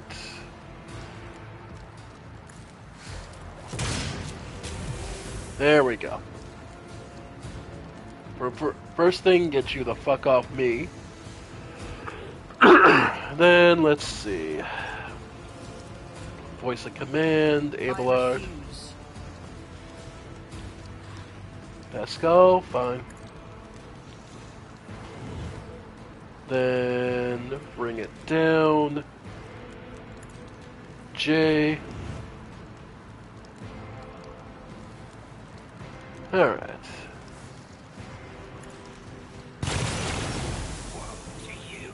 More toxic. Then sensory. Nice. Okay. Okay. Abelard. Yeah. So the way we can do this is...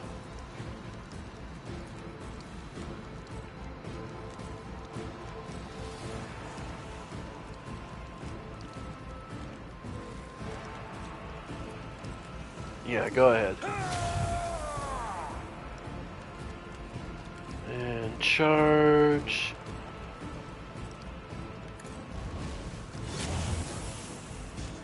Nice. Okay. Taunt.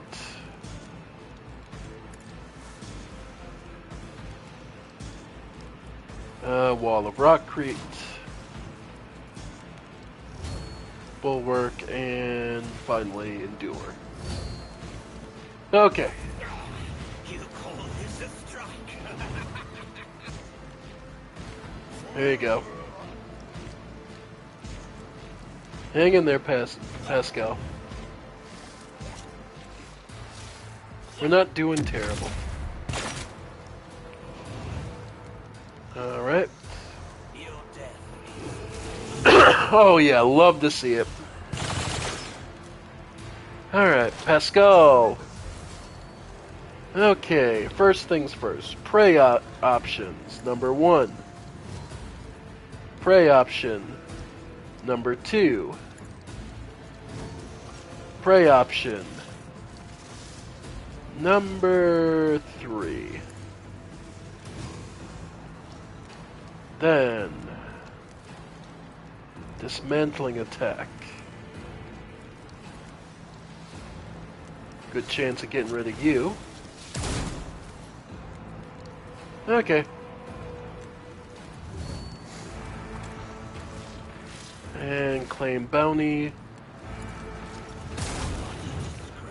Nice. Then... Yep. Love to see it. And then hot on the trail.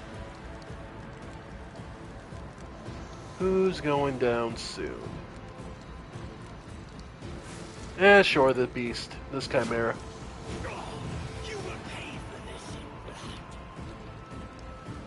Yep. Hanging in there.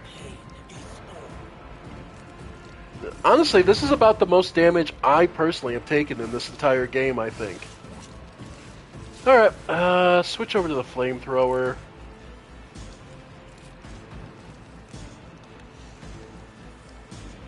Let's see.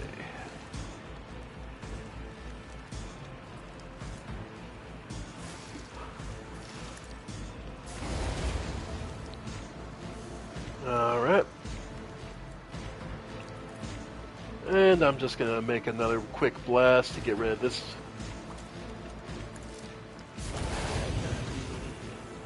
Yep.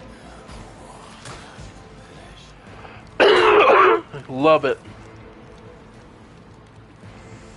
And with that, Pascal does get... Alright.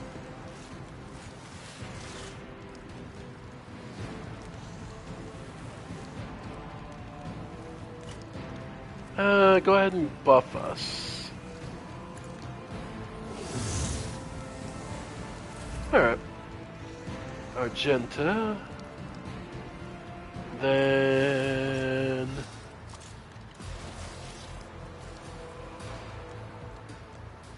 Yeah. Don't have any other way to get another attack, so... Yeah, we're good. Oof. Alright. Oh! They triggered Elliot's ability to trip someone. If Elliot has no one next to her, right, the ability is, if you walk into her zone, she just automatically trips you. Which is really goddamn funny. Okay, let's try finishing off the beasties over here. Aim for the opening.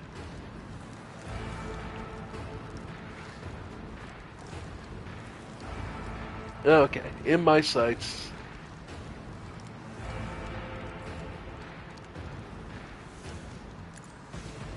No weakness is hidden from my sight. Nice. Go ahead and... There, you start. Then...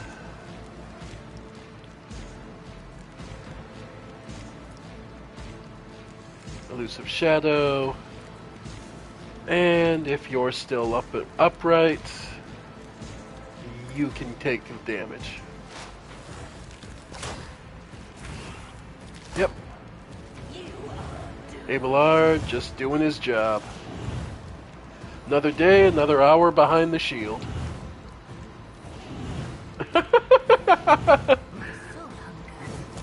And down she goes after stimming the shit. I guess she went out high as hell. Okay.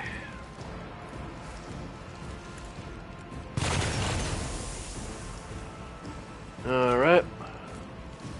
Yeah, get rid of at least one of the damn things. There we go. Then Abelard, bring it down. Yeah. And endure. We'll save his next attack for his next turn. In the meantime, let's see. J. Yep. Some more extra HP. And everyone who can see. Yeah, get rid of them. Nice.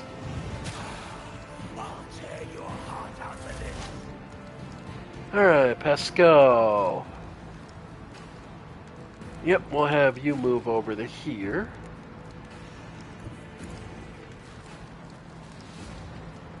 Okay. So... Nah. We'll have you just swing to get rid of this witch.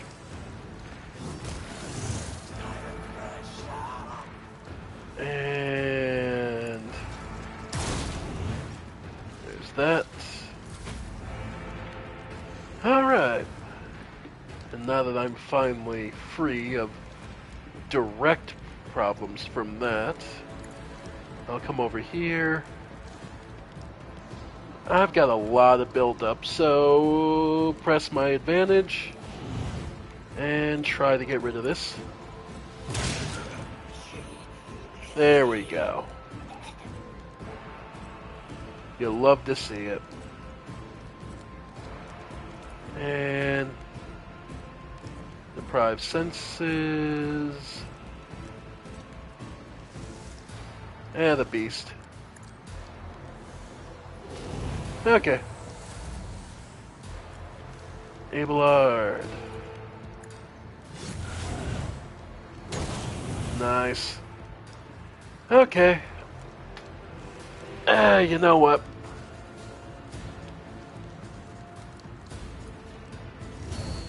Yep.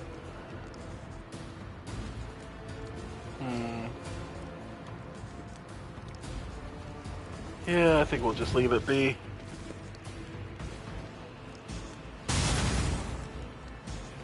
Ouch.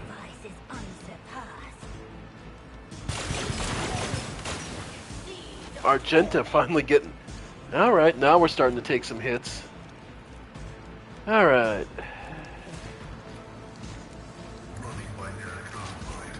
Analyze. Stun.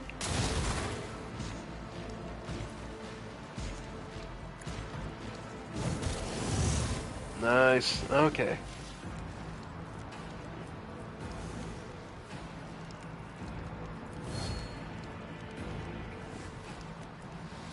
And extra attack. Alright. Yep, call it good. Argenta.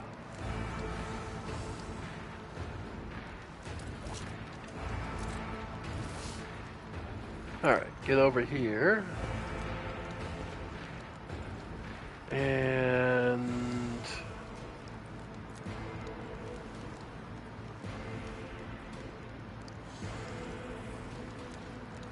yeah, go ahead and just get the snipe shot for this one.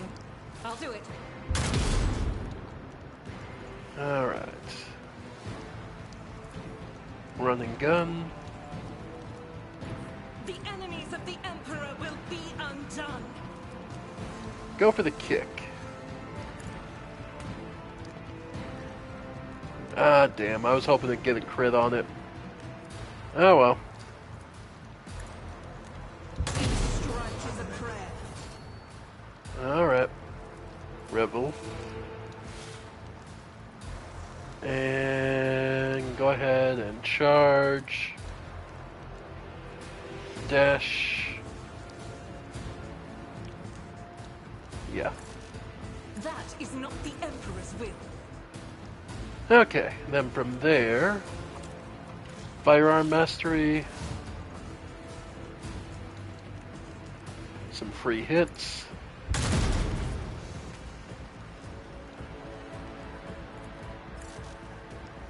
No line of sight. Ah, but you can see.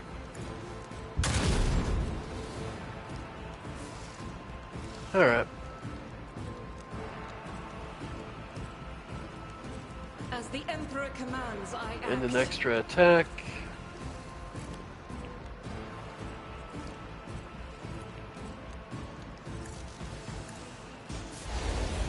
Okay. Alright. Yep. Alright, early at close range. So we'll go for the close range.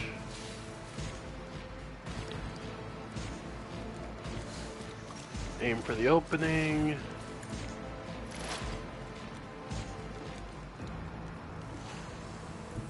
I approach the designated position. Yeah. Alright. Getting her sniper rifle back out. Oh, okay. Good chance of hitting the beast, too. Okay.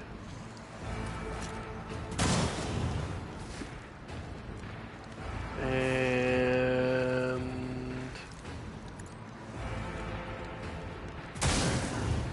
okay. And if you're still alive, I doubt it. Okay. J. Move over here.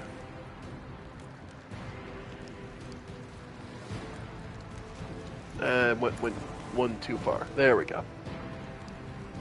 So then she can...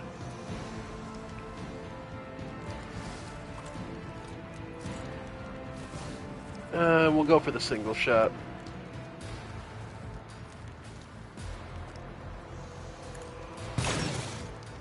Yep.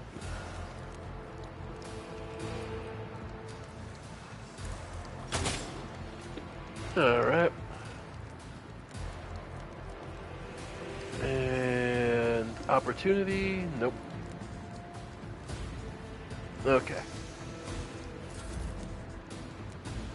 Alright.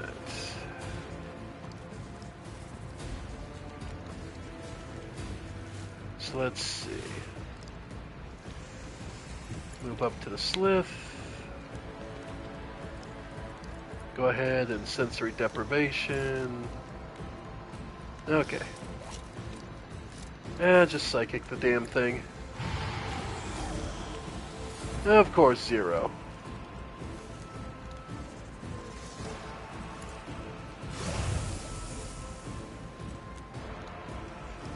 And endure. Taunt.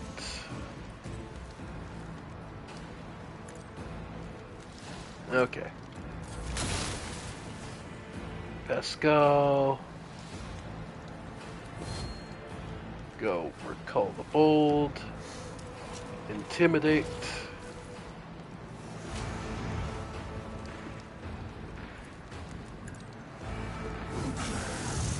You'll love to see it. Alright.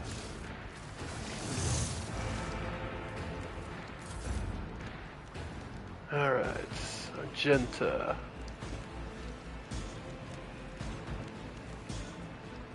Hmm.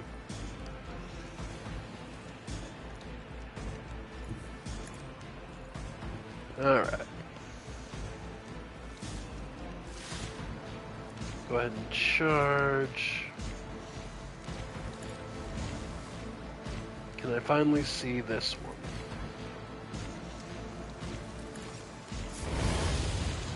Nice. Okay. Then move and shoot.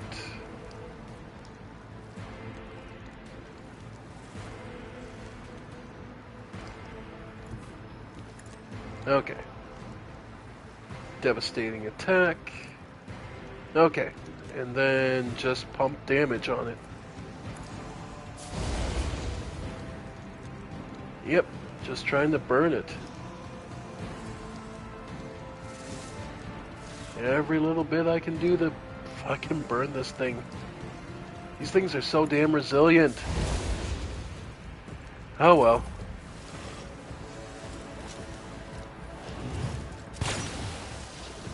Alright. Luckily it's going after Abelard.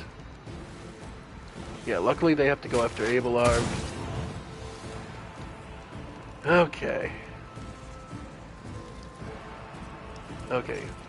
Find an opening. Get rid of the Chimera.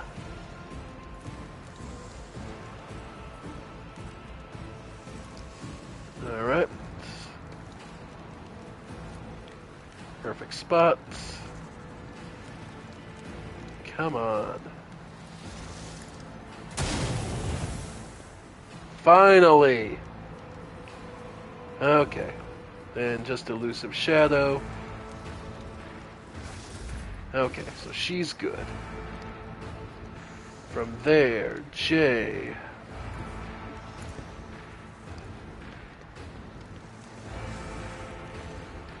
Oh, who am I kidding?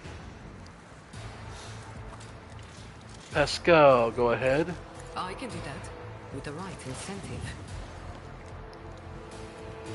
Keep chopping the damn thing.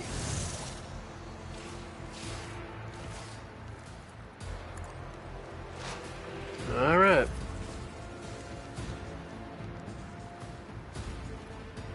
Yeah, good. Yep.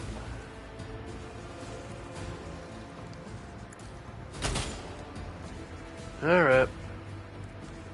And extra damage on this next. Okay. Alright.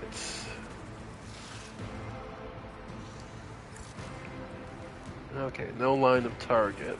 No line of sight. Alright.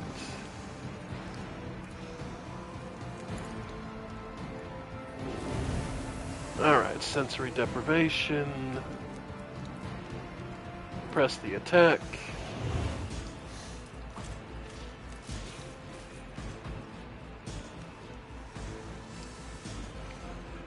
Alright. So if I do it with my sniper rifle. Okay. Yeah, it's something. Abelard. Alright. Charge. You'll love to see it. Okay, and recognize that it is just... Alright. Daring breach. I've seen worse battles than this in my time. Yeah, we know. Okay. Because then we're gonna switch and bring out the big goddamn gun. 33%. Chance to do...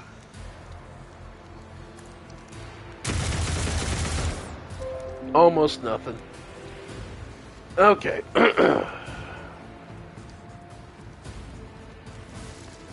Pretty much what I figured, but I had to see. Alright.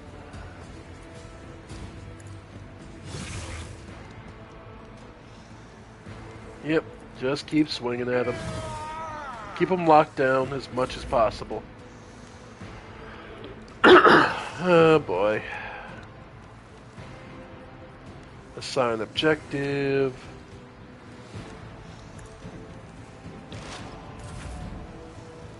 Okay.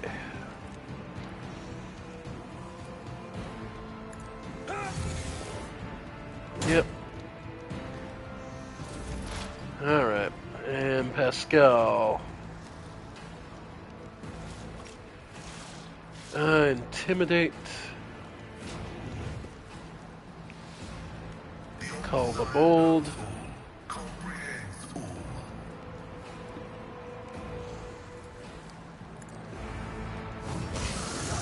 You'll love to see it.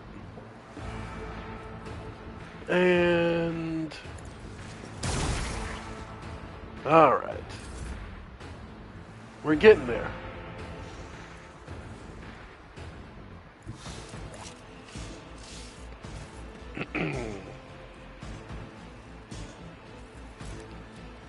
Alright. This is unacceptable. Okay. Dash.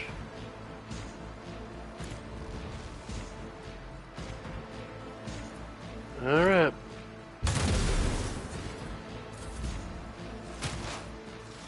Juliet. She's got a line of sight to this one, right?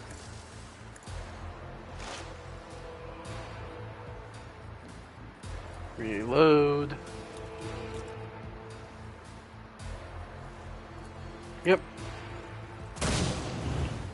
Alright, so we're seeing good. I understand your intent. Alright. J. Well, at this point.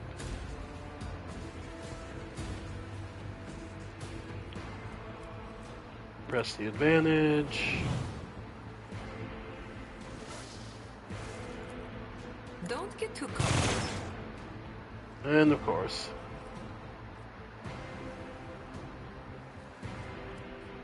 Alright, reload.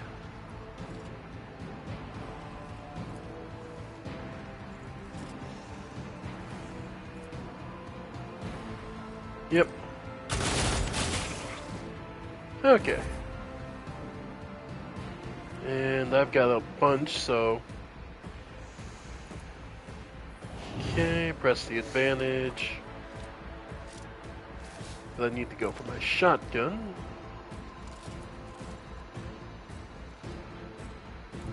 Alright.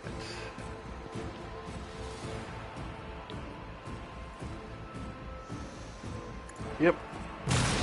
You never stood a chance. Nice. Hey, Abelard, while it's down.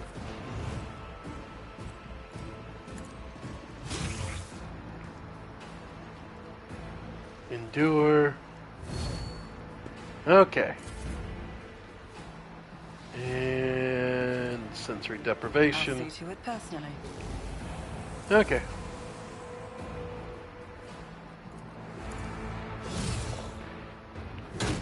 Yep.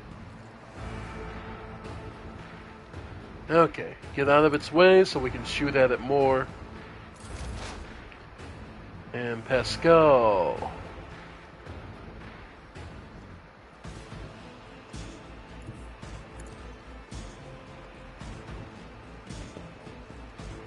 Call the bold.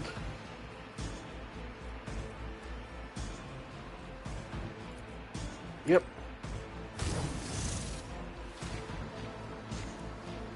And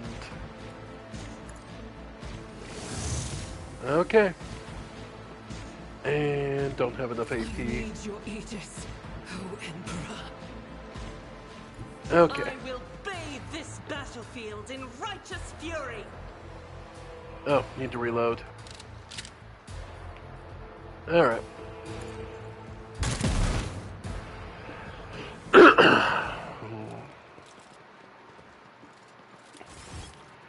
Your ladyship, thanks to your breakthrough, we were able to clear out the estate. Right now, with the aid of your ship's augers from orbit, the surface troops are sweeping the streets of the Hive. Squads have been sent deeper into the city. Several units have been assigned. My apologies. Of course, you will learn all of this from the reports. Your appearance on Dargonis is a boon from the God Emperor, who has brought us salvation. On behalf of all Dargonis and House Wissarion, thank you for delivering us from our foes.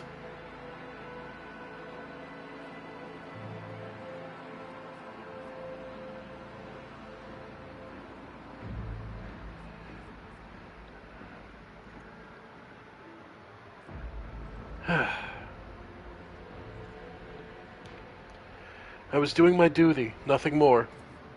And by your will, you have preserved countless lives, your ladyship. Dargonis owes you a debt that can never be repaid. We will continue to clean up the state and the neighboring territories. We must deal with the rubble, the corpses, and any other after effects of the fighting. The surviving forces will be enough to repel any sporadic enemy attacks, if any are launched. According to the latest reports, the Xenos are pulling out en masse. If other matters require your attention, I won't detain you any longer. Please allow us to ensure that Dargonis is returned to its former glory.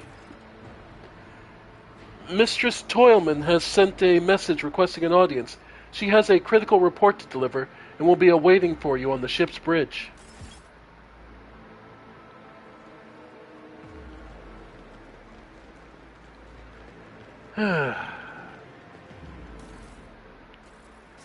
Well, gonna be a lot of goodies. Keep your wits about you. Good grief. Stop. Too fast. Yep.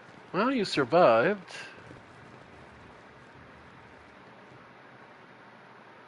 Throne of the ceremonial throne of our dynasty.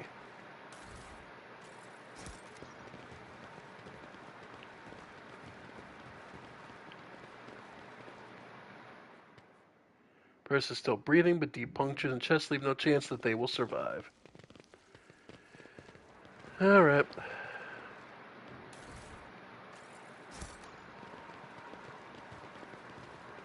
Alright. Good grief.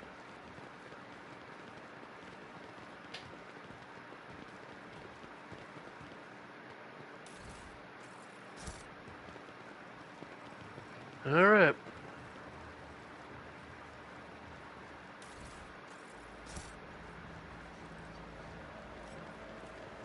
I always have a backup plan.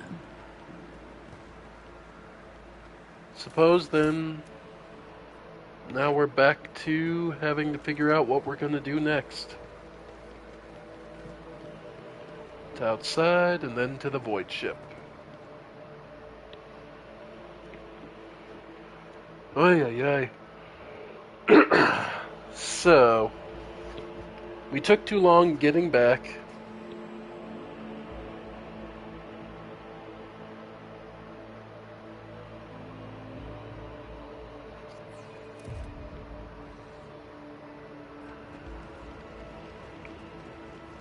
But we did everything we could, and our home is restored. It's just going to be a long cleanup. Still,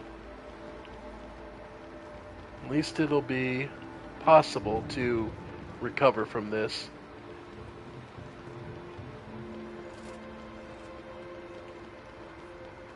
To the Void Ship Bridge. Let's see what comes up.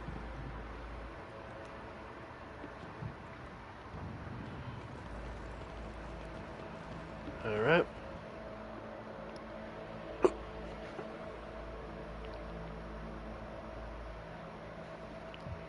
Alright, let's see what it comes. I'm genuinely curious what's next.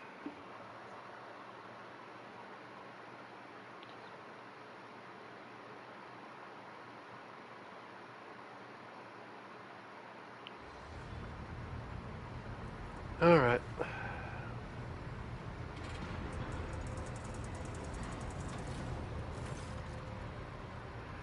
Welcome back, Lord Captain. During your absence, we assisted the ground forces by coordinating their movements from orbit. Detailed casualty and damage reports have been submitted for your perusal. I regret to inform you that the capital world has been dealt a serious blow. Xenos raids are rarely protracted affairs, but this one lasted much longer than any other. The enemies of humanity eliminated or captured millions of your subjects. Most of the defense of the systems were obliterated, and several administrative complexes were razed to the ground. It will take time for Dargonis to fully recover. I have been given Scalander's reports that he failed to deliver in time.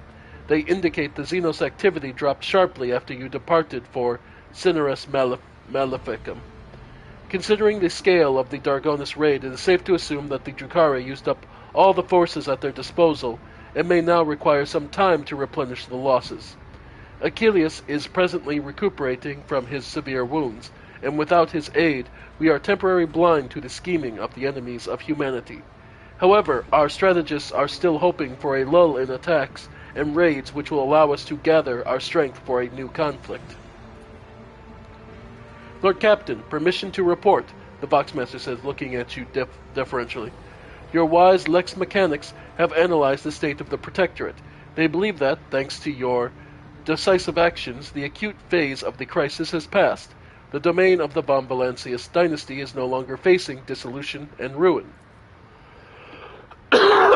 What's more, bringing Footfall to heel, you save Footfall stays from starvation by granting it to your patronage and delivering shipments. You strengthened your position as a rogue trader. Lady Theodora would have been glad to have such an important trade hub come under her sphere of influence.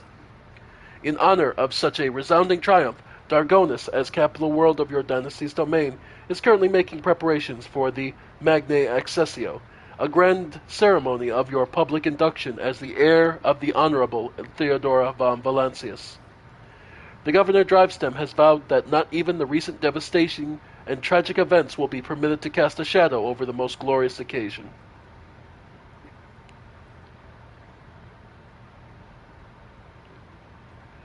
What is this? A ceremony. I swear an oath, then I shake a lot of sweaty hands. The grill of the Vox built into the Vigdis face lets out a short rattle that indicates a chuckle. That much is certain, but that's not all there is to it. There will also be a reception, as well as other noble guests. The distinguished rogue traders Caligos Winterscale and Incendiacordia will be in attendance. It will be a great honor for Dargonis to host 3 illustrious dynasties at once. Your servants wish to know your opinion on 2 matters related to the ceremony arrangements, the first of which is, what festive activities are to take place in the capital on this glorious day? Let the poor be fed and fuel cells handed out to those in need. My reign shall begin with an act of benevolence. Execute every known embezzler, scoundrel, and con man. I will begin my reign by purging the realm of vermin. I wish to hear the prayers and witness. Now, what does the rabble like to see? Give out enough Amasek for hold fights between the tougher serfs. Did the rogue traders from the other dynasties flock to Theodora's Magnae Accessio as well? Archival records indicate that they did.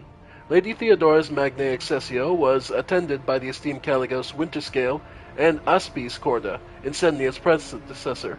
It is an informal tradition. By witnessing the ceremony, the heads of the other dynasties confirm that they recognize the new rogue trader as their equal, that they are willing to respect the new rogue trader's privileges and not encroach upon their holdings. No more than usual, at least.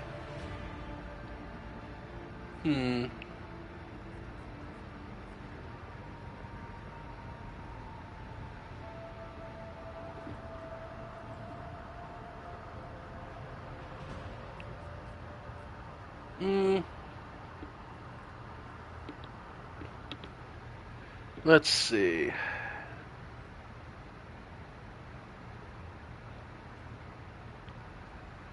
Let the poor be fed and fuel cells handed out.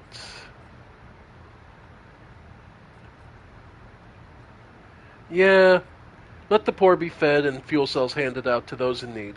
My reign shall begin with an act of benevolence. Your subjects will appreciate your generosity, Lord Captain. We are never short of people in need. The second matter on your servant's mind is, which of your two closest companions will be given the honor of standing by you during the ceremony? Who's going to stand next to me?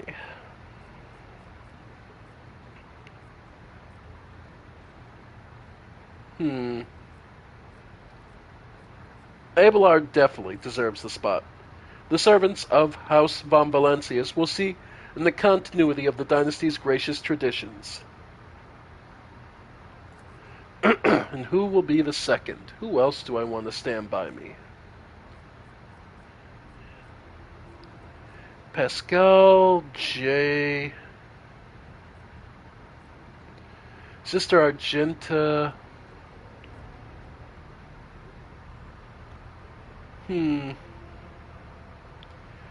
Erlia doesn't care and doesn't want to be. That would only piss her off. So I don't see Idira. Idira's on thin ice, and honestly, I'm afraid of what her voices would tell her to do in that position. Henrik's absolutely not a chance. Nope. No, I don't stick with the Inquisition. Sister Argenta.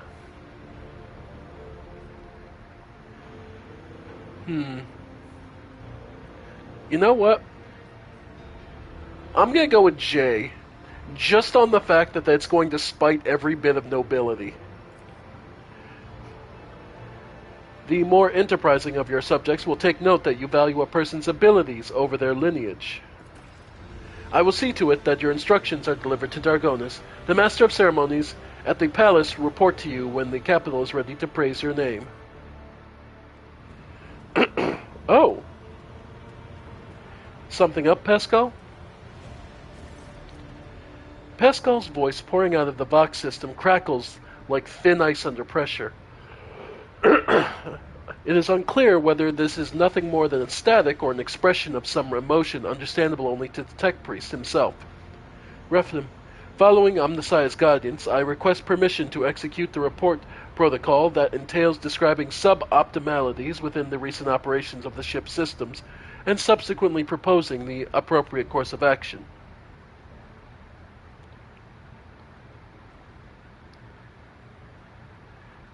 I'm listening. Initiating exposition. With the Omnissiah's blessing, I conducted several sessions of tech meditation in an effort to transpose the available data streams into a matrix of patterns. The data subjected to this analysis comprised evidence of deviations in the operation of the ship's systems and servitors, as well as irregularities in the algorithms of the ship's log. I have arrived at the following conclusion. This vessel's machine spirit is most extraordinary. A full cycle of sacred diagnostics must be performed, followed by a complementa ritual.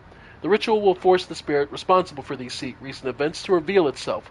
Once it does, we will be able to understand its nature and take action applicable to said nature.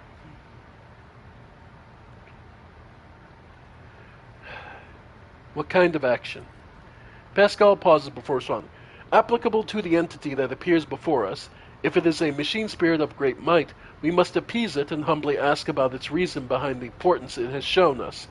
If it is an abomination of tech heresy, the complementa ritual will help us purge the ship of its unhallowed presence. Is my presence necessary? Response affirmative. For the complementa ritual to take place, activation via the blood of the dynasty required. All of the ship's high protocols are activated with the key of blood. Very well. Let us proceed with your ritual. You have my gratitude, Reflem. I will notify my tech comrades to begin their preparations for the complementa ritual at once. Despite the resounding hum of the tech priest's words of prayer, the bridge feels unusually quiet. All sounds sink into the viscous silence like pebbles sinking into the water. Reflem, my tech comrades have spent the assigned number of cycles, prayer and vigil. Everything is prepared to the complementa ritual of the cleansing. Its commencement will require an authorization key in the form of blood of von Valancius. If you are ready, place your hand into the cyber gargoyle's receiving module.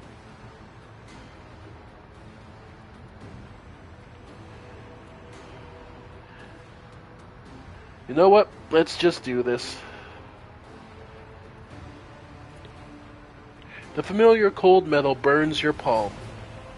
This time, however, the servitor's jaws, instead of brutally clamping down on your hand, merely squeeze it slightly. You feel a thin rivulet of hot blood beginning where the metal fangs have pierced your skin.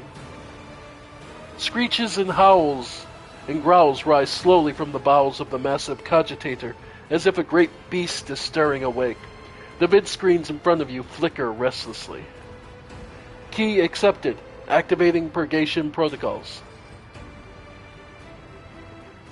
Suddenly, the viscous silence of the bridge rushes towards you and wraps you in a cocoon. The glow of vid screens is dims, but the symbols on them flare to life. Intrusion, lockout, sad. Oh. Pascal, what is going on? The complementar ritual is proceeding as intended. Pascal's voice cuts off abruptly. He brings a hand to his Vox communicator in surprise. Stop. Quiet. Hello. Hello to you, too. Nomos are glad to be speaking. Nomos are here. Nomos have long been here. Why are we here?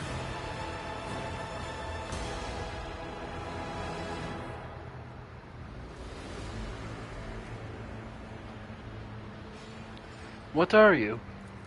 Nomos. We are Nomos.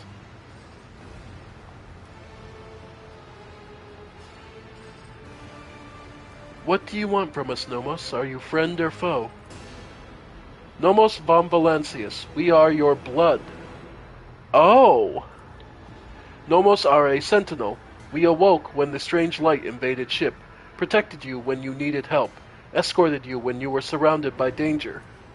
Nomos are movement. We carry you through the frightening, the waiting, the measureless. We helped when our ailing heart was refusing to awaken. You asked for rescue. We did as you asked. We did everything to please you. Why? The silence on the bridge grows especially deep, almost painful. The haze of light around you thickens to the point of becoming practically tangible. Numbers ripple across all the vid screens at once. Why do you fear us now? I do not fear you. I'm trying to understand you. Shivers run up your hand, which is still trapped inside the cyber gargoyle's jaw. The servitor nods its head a few times as if it is shaking your hand. Its teeth rake your already wounded flesh. Nomos are glad. Nomos enjoy understanding too.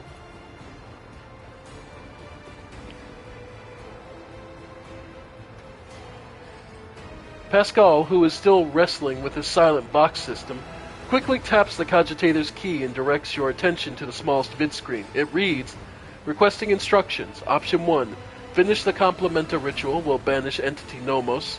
Option 2, stop the ritual, initiate communion instead, will appease entity Nomos.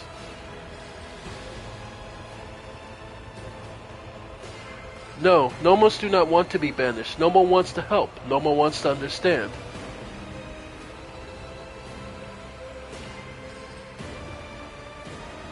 Pascal, what's your take on this? Is this entity a benevolent machine spirit or a monster? Unclear. Data insufficient. The possibilities are 2. He stops, erases the word he was about to type, then frowns. Then Pascal starts typing again. A strange expression appears on his face. Understanding entity Nomos is beyond my reach at present. The hypothesis spectrum ranges from extreme abominable intelligence to extreme of great spirit of Omnissiah Apostle. The rite of tech communion appears to be a reasonable solution. The rite will take many cycles, but it will allow me to come to a closer identifying the entity and making contact with it.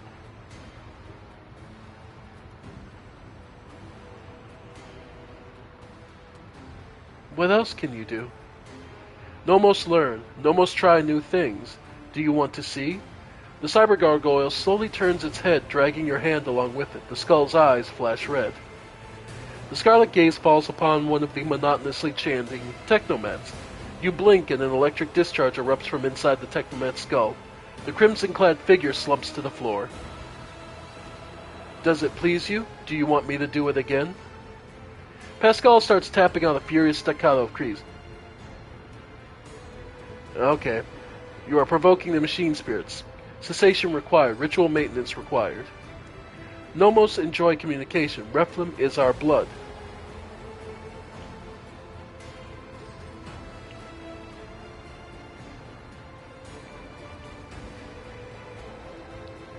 Stop it, that's enough. Those are living people.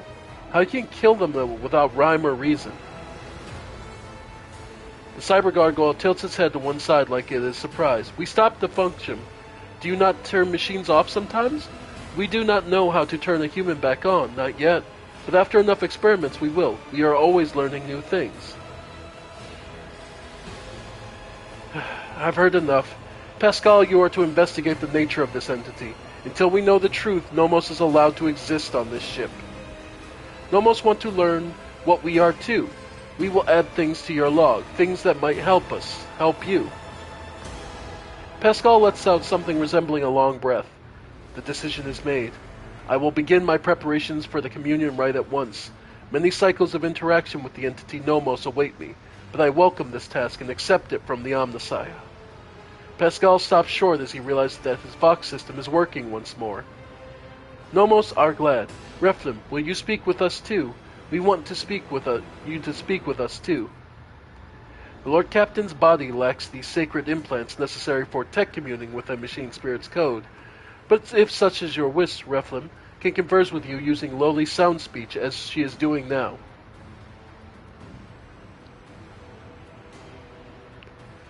I will speak with you, Nomos. Nomos are glad. We have been lonely. Our work is done here, Reflem. We will let my tech comrades know that we are stopping the complementar ritual. Thank you for appearing before us, Entity Nomos. I doubt it.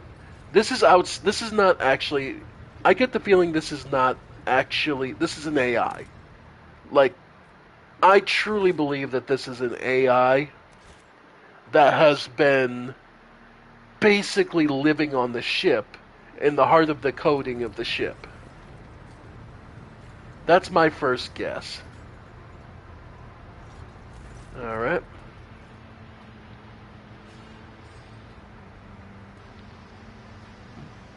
Hello, Nomos welcomes your visit. What have you been doing, Nomos? Been studying and observing and helping the ship when we can. So many mechanisms, they would have suffered without our input. And what about this research notes on the tech blight that we obtained from the cache on Kiava Gamma? That name is also known to us. It is related to Nomos, although we do not understand how.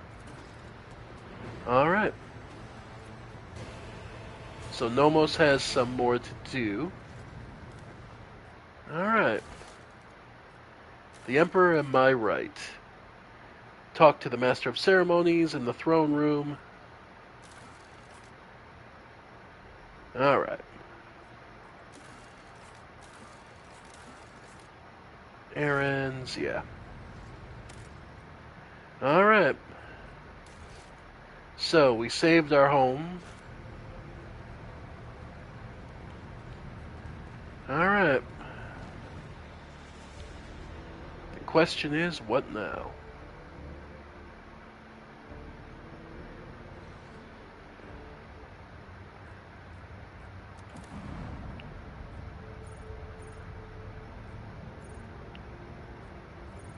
Yeah, let's go. Let's go see. We could go... Yeah, I imagine... If there's a time limit and the errands get run out and we don't get to... I don't get the feeling there's an actual limit on the errands. Alright. Alright.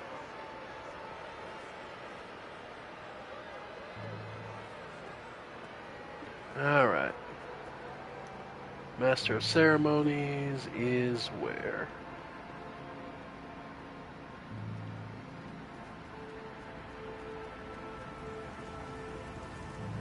Imagine somewhere around here.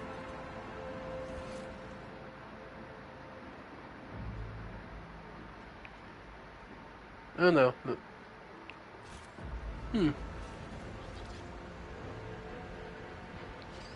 Okay.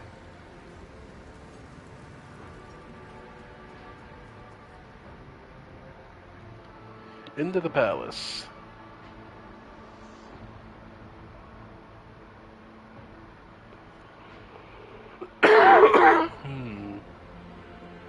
Here we go.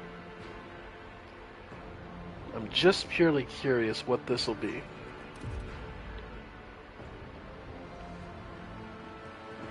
Alright. Yeah, they got things fixed up pretty quick in here. Alright. Master of Ceremonies.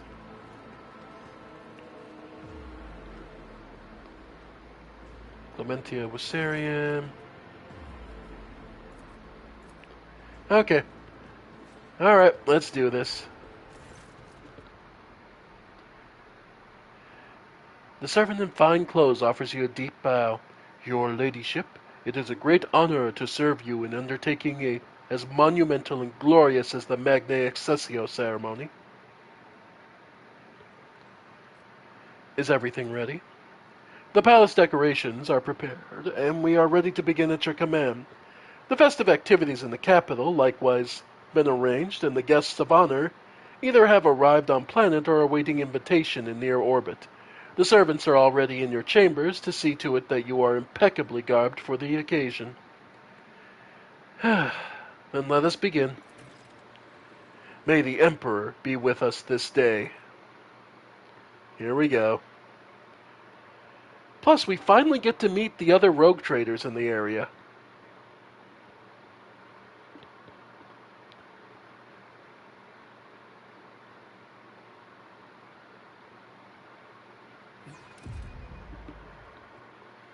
All right.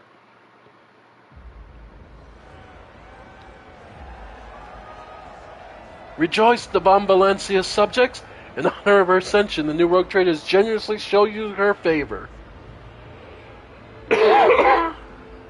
So, in fact, rogue traders decreed that every soul shall be given a day's ration and a personal fuel cell, so all may be fed and warm on this day. Praise the rogue traders' magnanimity.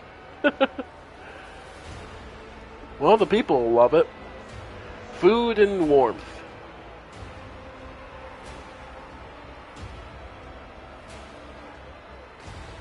Alright.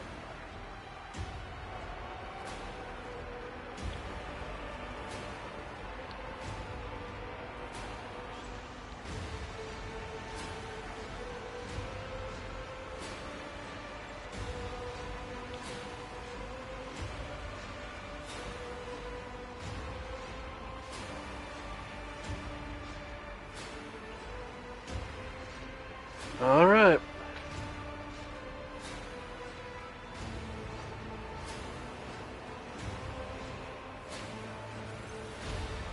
The crowd below is roiling, their electrified exultation filling the air of Dargonis.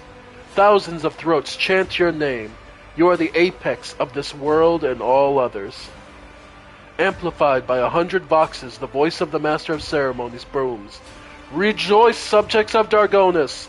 You have been granted the felicity of witnessing your mistress, a great honor bestowed upon us by rogue trader Reflin von Valancius,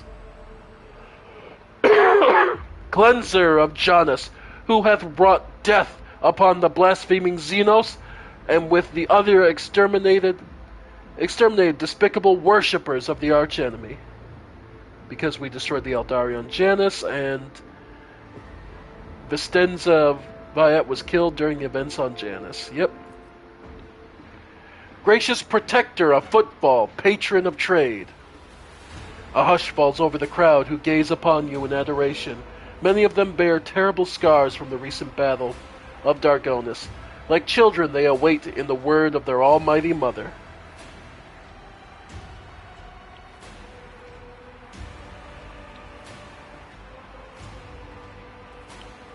Sir, faithfully I will lead you to prosperity. The Coronis expanse will enrich us all. praise the Emperor. Faithful souls, the darkness around us may be fierce, but the blaze in our hearts will be fiercer still. Coming day henceforth, you are all my charges. Remember that you have no other ruler but me. For any who dare forget this, the howls of deep. Okay. Serve faithfully, and I will lead you to prosperity.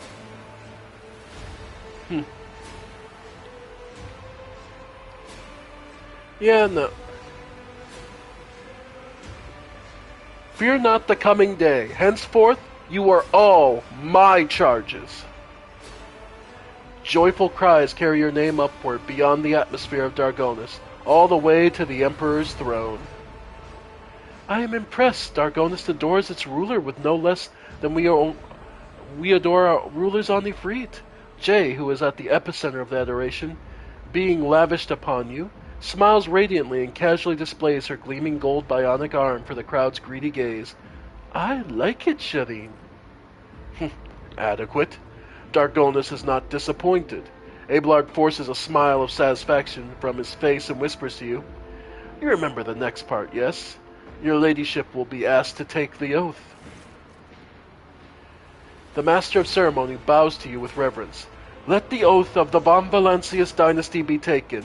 Please repeat after me, your ladyship. I, Reflim, rogue trader by the grace of the Emperor, vow to the paragon of humanity. Your lips repeat the words of the ancient oath, unbroken by adversity, to walk bravely first into the darkness, to unite and reclaim what was lost, to triumph over nightmares untold, to hold boldly the reins of fate, to walk steadily the road of thorns, through pain to greatness. You hear a rumble. It is the roar of the sea of your subjects. With jubilation and devout fear, they welcome your ascension. It is done.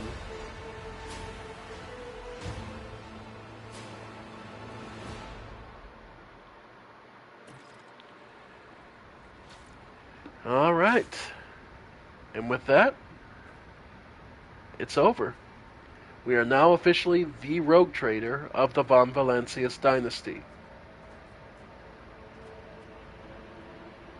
Exotic statue. I mean, look odd and unusual. I remember this. The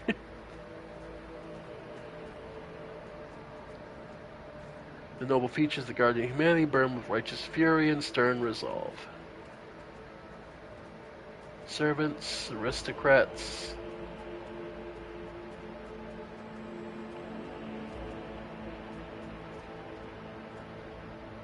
This venerable Lehman Russ is known as the Scipion Punisher, has served von Valancius dynasty for 2 centuries. Rogue destroyed 63 enemy vehicles and brought a victory to its comrades, securing its status as a relic blessed by the Emperor. Alright. And, okay, shooting gallery on... Well, yeah, no surprise.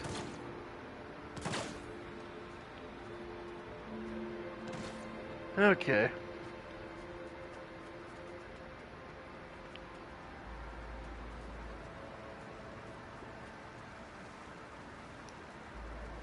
Captured creatures.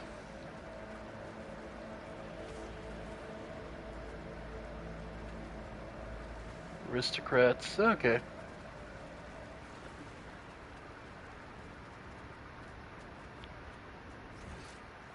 Alright.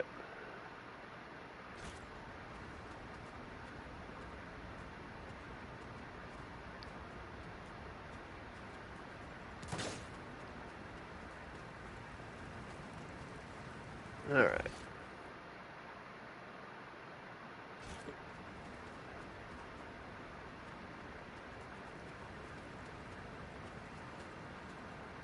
Now where is Abelard?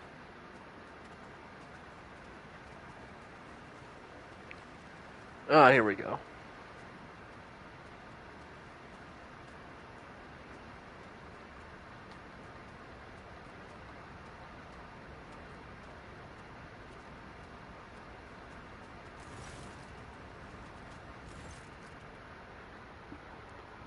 Governor Urban Drivestem stands surrounded by highborn guests like a planet orbited by many moons.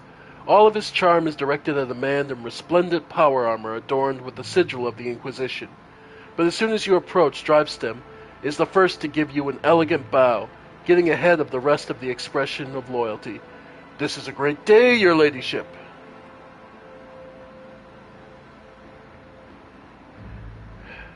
"I welcome you to my palace, honored guests." You are buffeted by a salvo of congratulation and compliments. Study the faces of the nobles in attendance. Drivestem is obviously still the leader of Dargonis aristocracy, but judging by the courtesy he is showing to the young Sourback, he clearly wants to strengthen his relationship with that house. The elder Sourback and the Gaprock are nowhere to be seen, which can mean only one thing. Sourback, whose line holds you in little regard, surely is attempting to draw Gaprock to his side. Which could be advantageous to Lady Gaprock, after all. A disaster on Kiavagama has left her family in an extremely vulnerable position. The Wazarians stand apart, their exclusion from the rest of is palpable.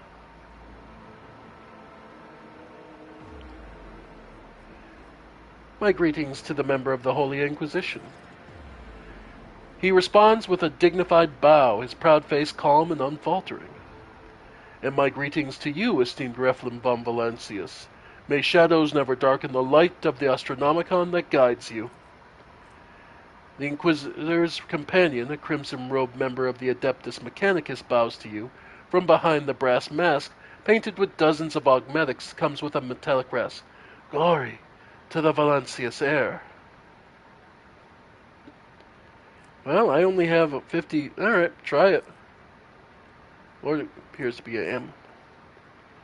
Among the many augmentations which stand out is horribly melted to form cogitator connected to the tech priest's head. How it is working is baffling. What twice as baffling is that the tech priest hasn't replaced it yet. What unpredictable influence can ruined implant have on his mind?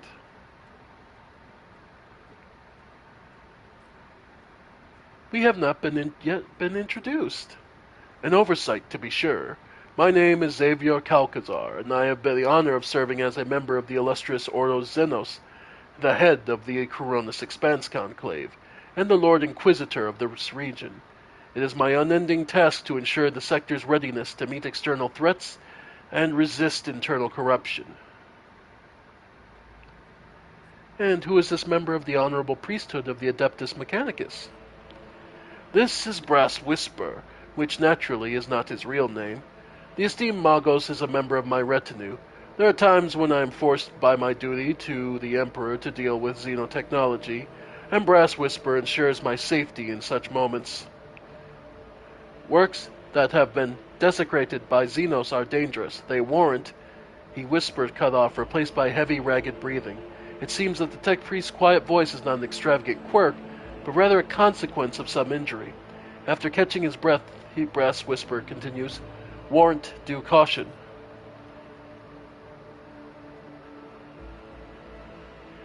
I saw your companion during the ceremony.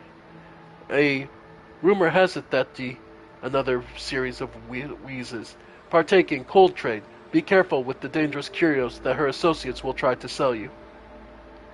Well taken. Enjoy the party.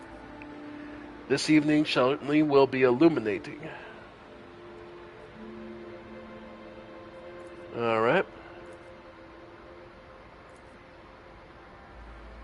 And what were you discussing just now? We were talking about the brutal Xenos raid on our fair Dargonis.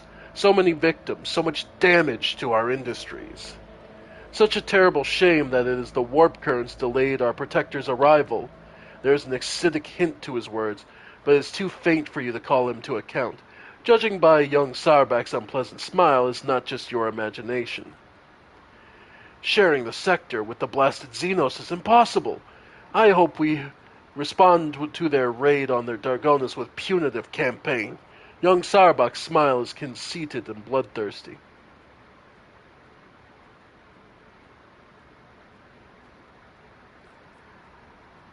What is your name?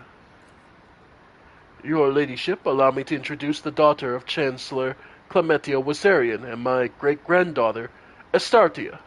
Abelard looked solemnly upon the young woman with barely concealed pride. I am delighted to witness you, your ladyship. Astartia bows, keeping her observant and intelligent eyes trained on you. Modesty forbids my esteemed forebear to say himself, so I will. Our entire family is grateful to you to wishing to see someone of the Wasarian blood at your side, as you claim your inheritance. Drivestem exchanges telling glances with young Sourback, who, judging by his face, is suddenly finding the collar of his expensive frock coat uncomfortably tight.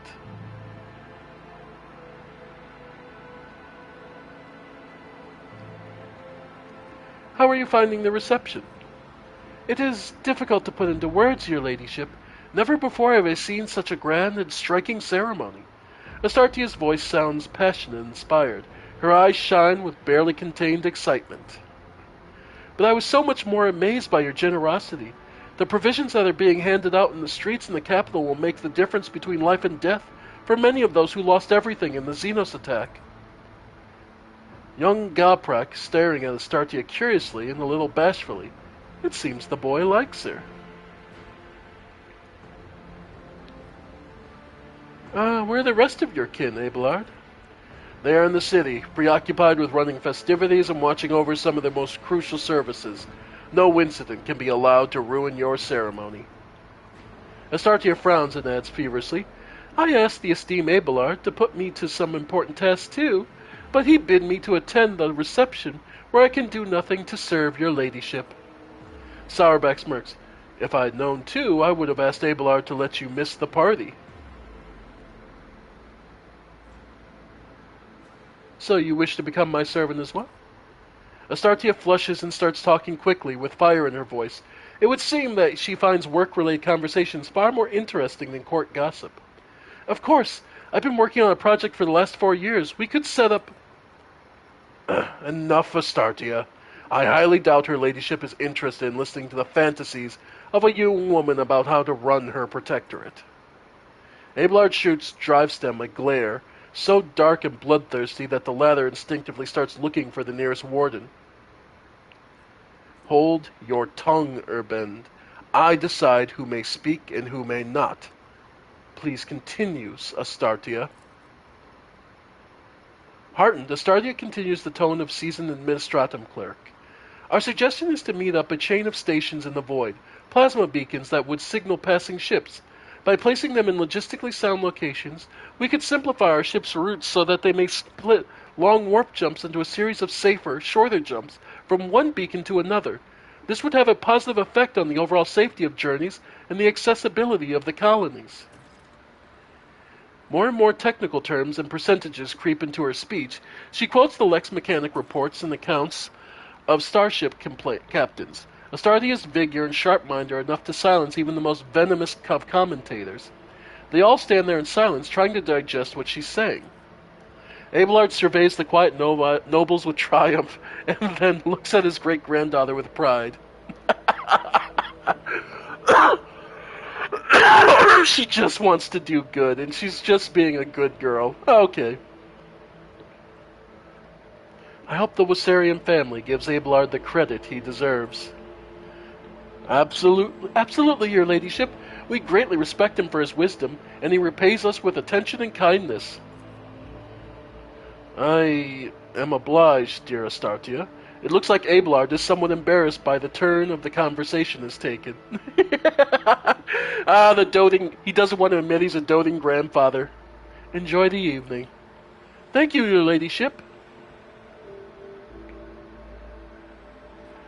I see you hate Xenos with all your heart.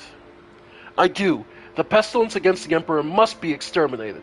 He talks ardently and smoothly like a commissar. He places his hand on the hilt of a finely adorned sword, his pale face ablaze with noble fury. Or they must be forced into servitude. Many Xenos are more useful alive and obedient than dead. The young man in Godprack colors speaks with sagacity and gravity, but his opinion seems to carry little weight in this circle.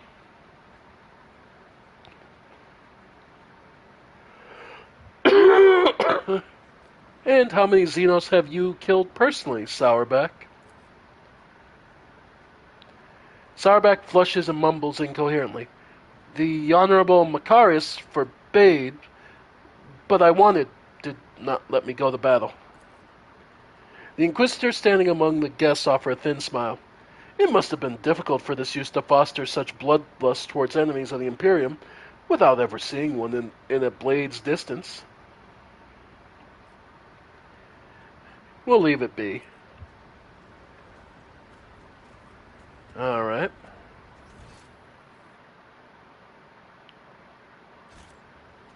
Let's see.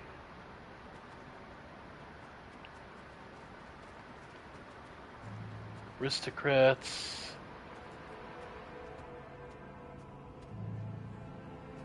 Let's see, what are they?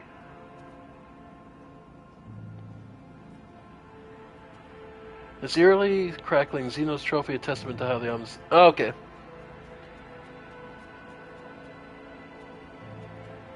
Oh, what the hell?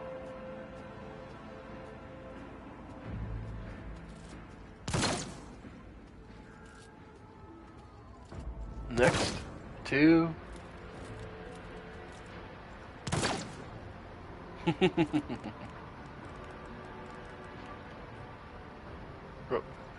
Alright.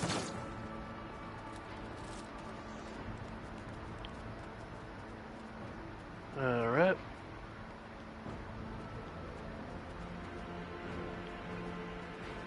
Anyone else of note?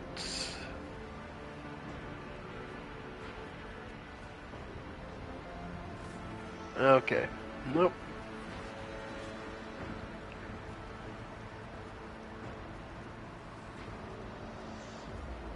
And these are all just generic aristocrats.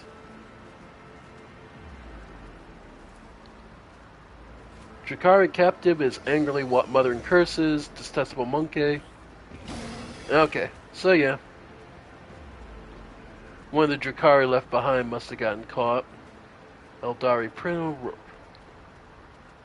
Okay.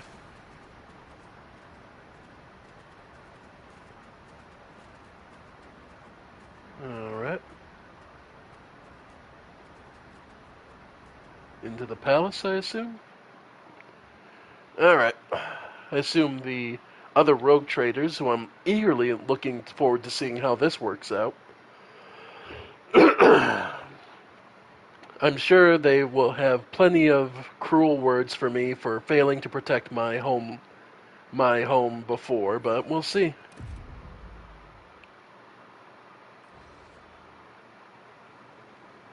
Alright.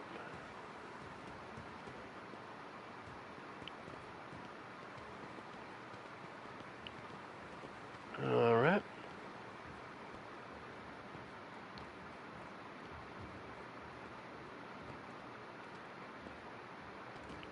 Master of Ceremony. Oh, here we go. Incendia Chorda. So this is Caligos Winter Scale. Huh. Riflim, there you are. Welcome to the circle where each member is as powerful, ambitious, greedy, and vain as the last. That is to say, noble rogue traders. Incendia Chorda is watching him with barely suppressed contempt. Yes, you have found yourself suitable company, Caligos. At the very least, now you can enjoy idle diversions, boast about your power, and indulge in profane pastimes with one who is your equal rather than a member of the lower classes.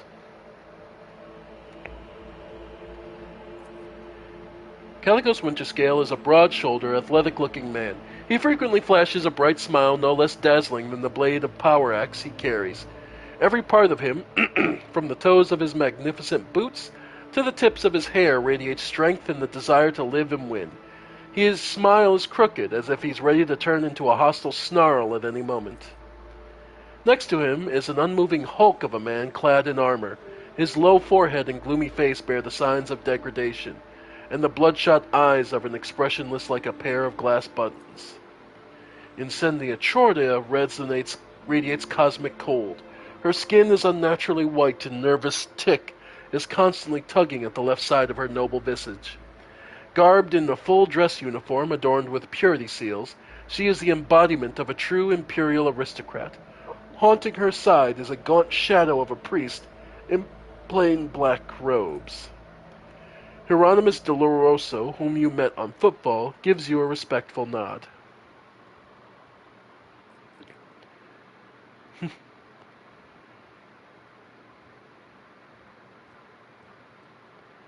Welcome to Dargonius, friends. Friends, eh? Friends, eh? Would you look at that, Insignia? Now you have a whole friend. Winterscale gives you a carefree wink, but his posture exudes a challenge. Georgia says haughtily, I will think twice before calling an individual of questionable purity my friend.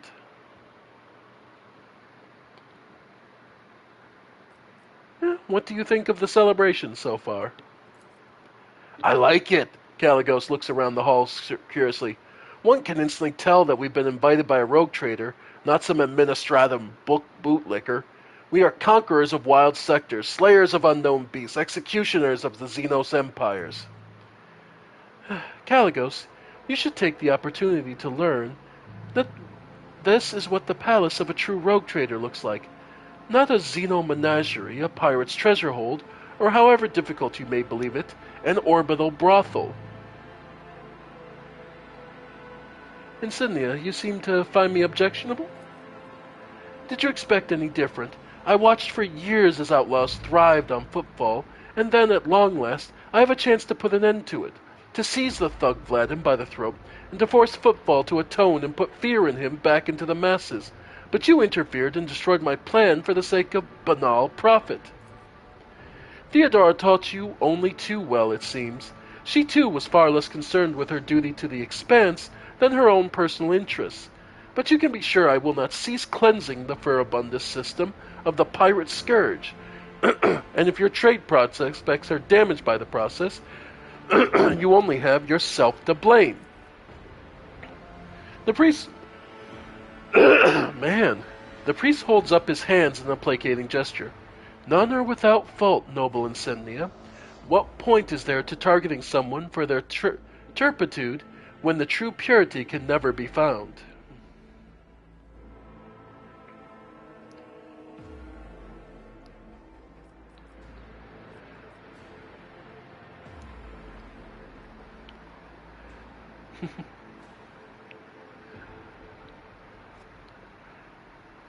My apologies.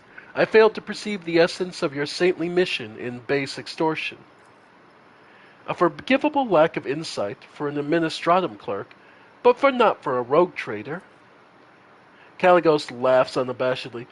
Conserved your poor Senderos, Insignia. I can sense a hot temper in the new blood. She might just declare war on you, and I might just support her.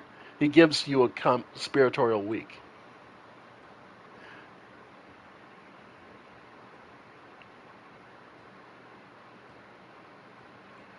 Hieronymus, your appearance here is unexpected. The esteemed Hieronymus is my confessor. I am greatly obliged to him for agreeing to accompany me on this journey. Hieronymus bows respectfully. May the Emperor's light guide your way across the abyss of human wickedness. I see faith is more than just a word to you. Insignia's smile, racked by a tic, looks sinister. Faith is everything to me. In his name, I... Wow, give me a sec.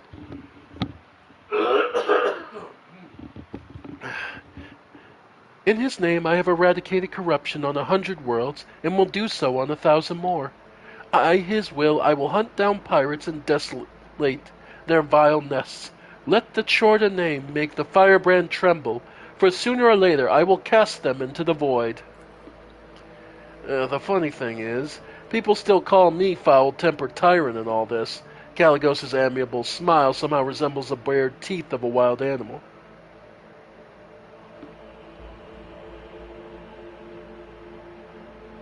Well, I thank you for the visit, Insignia. It will not be a long one, I can assure you. By the way, Caligos, thank you for your visit, too. Caligos gives you a cheerful and somewhat feral smile. As a sign of your gratitude, you could return something of mine that found its way into your pockets. Footfall Station. Sound familiar?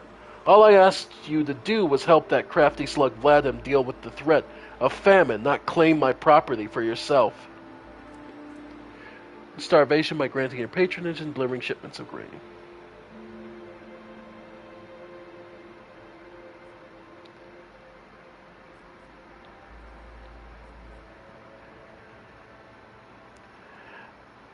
Winterscale, are you asking me to give you Footfall back?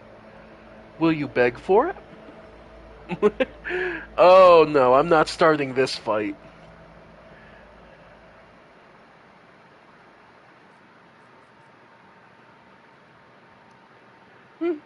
Truth be told, I don't particularly...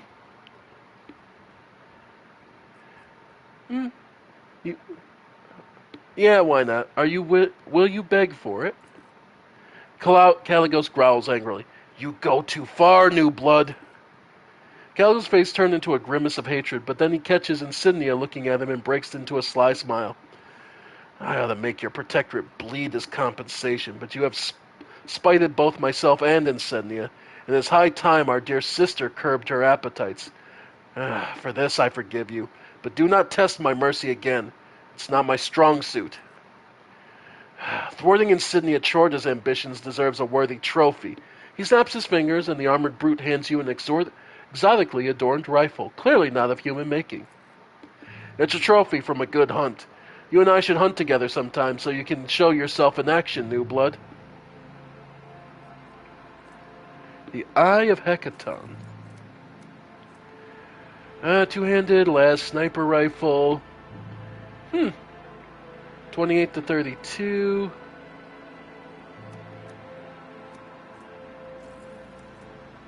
This 100% over penetration. Jesus. Plus 5 after each attack allows the wielder to move after attacking. Attack is with this weapon hits 3 or more targets. The attack has no cooldown. Jesus. Okay, yeah, no, we'll definitely take that.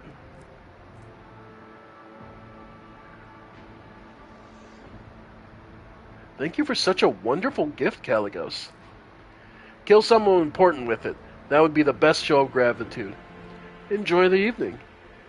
I must take my leave. Oh, believe me, I intend to enjoy myself to the full, to justify so long a voyage, if nothing else. Keep the faith, Rephilim. The Emperor protects. Alright. Anyone else? Who else is in the room? Okay, there's a couple other people. A couple of my party. Macarius Sourback. A group of aristocrats stand apart from the rest of the nobles. Their whispering carries a tinge of displeasure.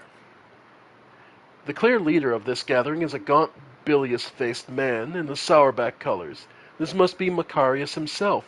The head of the house, he offers you a ceremonious bow. My congratulations, your ladyship. May the Gamnisaya grant you understanding. The woman with whom he is conversing is the one dressed in a red robe with gear-shaped adornments. It's Tariana Goprak. It's difficult to read her face due to it being covered with numerous augmentations. Toriana Goprak looks rather anxious. Macarius Sourback, dressed surprisingly plainly for austerely for an aristocrat of such high rank, is frowning suspiciously. He comes from the reception with a companion, a woman of dazzling beauty wearing a gilded augment necklace around her throat. His wife, probably.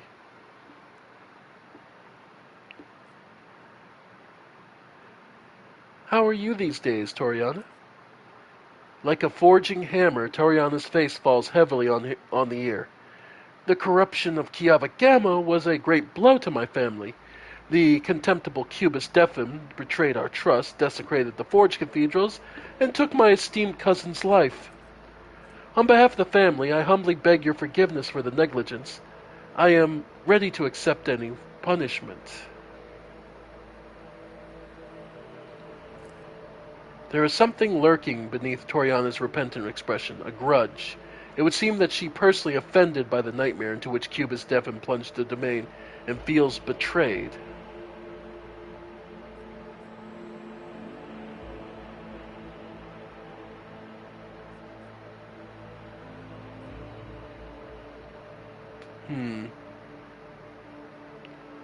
Do your part to heal the wounds inflicted on Kiavagama, and your house will be forgiven. Toronto raises the mechanical eyes to the ceiling. I swear on the Omnissiah's all-encompassing insight, we will make every effort to justify the cost of its resurrection. Macarius scoffs. It was only a year ago, that nobody could doubt how Skoprek's usefulness. Yet here you are, Toriana, on your knees, justifying the costs. Macarius, I'm surprised you deigned to make an appearance this evening. Macarius' face twists into an unpleasant smile, which makes the artificial skin on his left side all the more prominent. I am a servant of the von Valancius dynasty. Had I not come, I would have committed an act of unacceptable insolence and damaged my family's honor. Macarius' wife offers you a charming smile, as if apologizing for her husband's vitriolic tone. Her large dark eyes are brimming with curiosity.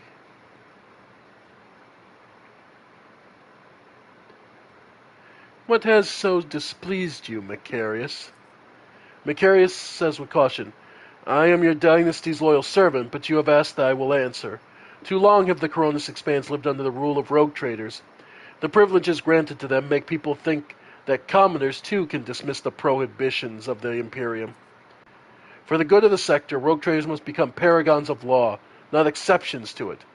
But do many warrant holders exhibit lawful conduct? No, they do not. Even you, your ladyship, are subject to the strangest rumors, and you have just recently inherited the protectorate. Konrad Wundger's people, for instance, claim that you had a hand in the esteemed Theodora's demise, and accuse you of many other misdeeds. It doesn't matter whether or not their claims are true. People hear them, and they think you may follow your example.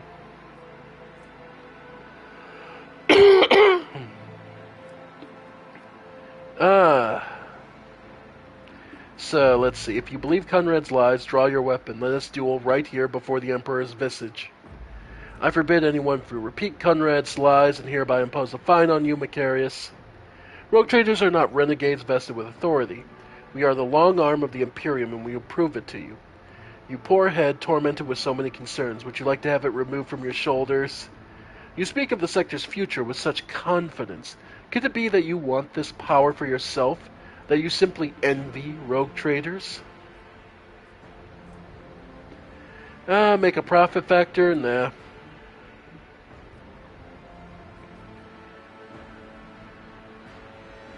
If you believe Conrad's lies, then draw your weapon. Let us duel, right here, before the Emperor's visage. Macarius places his hand on the hilt of the sword, then grimaces with uncertainty at the images of the Emperor gazing upon him from every direction. Then at you, his fingers release the hilt. No, I do not believe his words. I am your servant, and my oath to your dynasty is harder than steel. I'm guilty of repeating an ignominious lie, and I will pay a fine. And anyone who repeats in my presence, I will myself challenge to a duel to the death.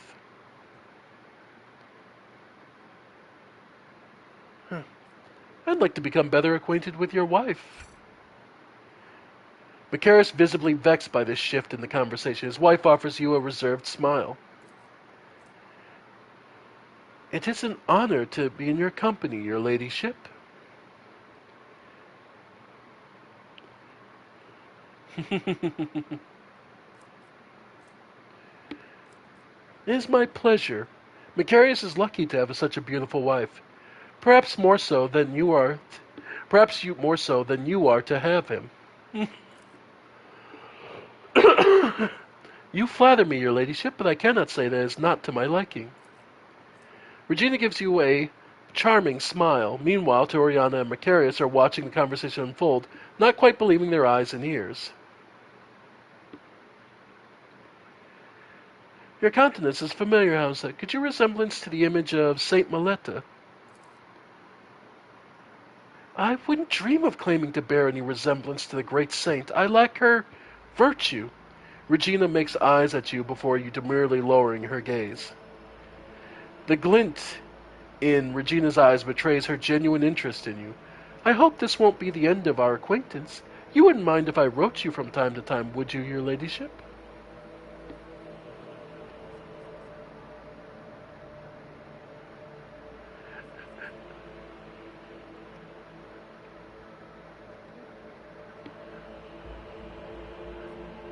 Oh, I promise to answer whenever I am not occupied with the conquest and destruction of the enemies of humanity. Regina smiles, triumphant and flattered. I daren't count on such generous courtesy, your ladyship. A high honor for House Sourback. Macarius grips the hilt of his parade blade as if trying to strangle it, and wheezes furiously. Oh, I'm gonna steal your wife, and then ruin your family. Oh, okay, I see. Interesting conversation. It's been very illuminating, giving me plenty to food for thought. Henrik's response is barely audible. Henrik looks away, tracking the guest's movement around the hall. Okay.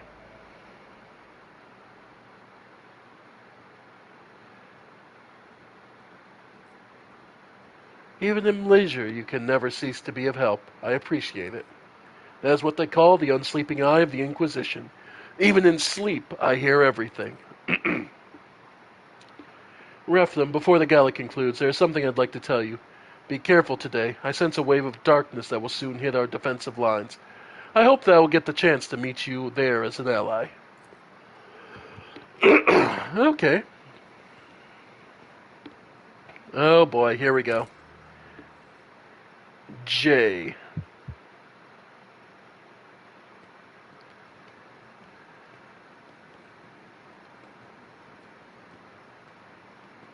Celebration honor won't end in a shootout. Argenta. Okay, nothing there. Idira.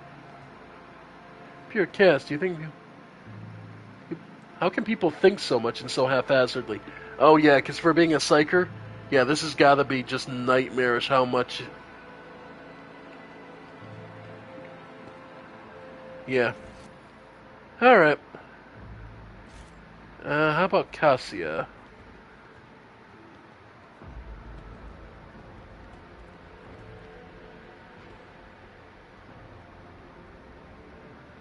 You make it when a guest stop walking up to me and asking me to open my third eye? Okay.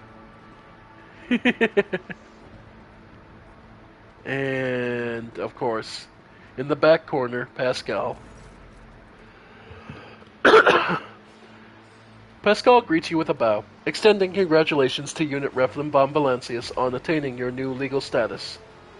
The servitor standing next to him is examining you obliquely. He quickly looks away upon realizing that you have noticed. How are you finding the ceremony? Disorderly. It is Nomos' new repository. Nomos, this unit identifies as Reflin von Valancius. Two-way identification complete. The servitor looks at you again, no longer trying to avoid your gaze, its face twitching as if muscles have forgotten facial expressions and are now struggling to make the features look amiable. We are Nomos. We have made use of this receptacle to leave the ship. Greetings, Nomos. We enjoy greetings. We enjoy communication. Nomos require communication, knowledge, movement. Magos Pascal compelled us not to speak with anyone other than him or you. It is disappointing, but at least we can observe. Nomos have changed since we last spoke with you, Reflin. We are now able to conceptualize our previous experience, that of solitude, and we no longer enjoy it.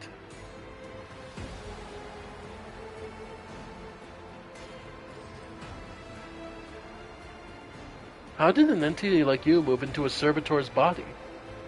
That is not the entirety of us. This receptacle is too narrow, crude, and feeble to contain our complete whole. The existence of Nomos requires a space of connections. But we were able to transfer a small part of us, build a thread along strong enough to travel outside the ship. We are enjoying this journey, discovery. Even though this receptacle suits us poorly, it will soon be destroyed by the force of our presence. Why did you bring it here, Pascal? Entity Nomos has permission for this visit. My objective was to observe the process of integration into a servitor.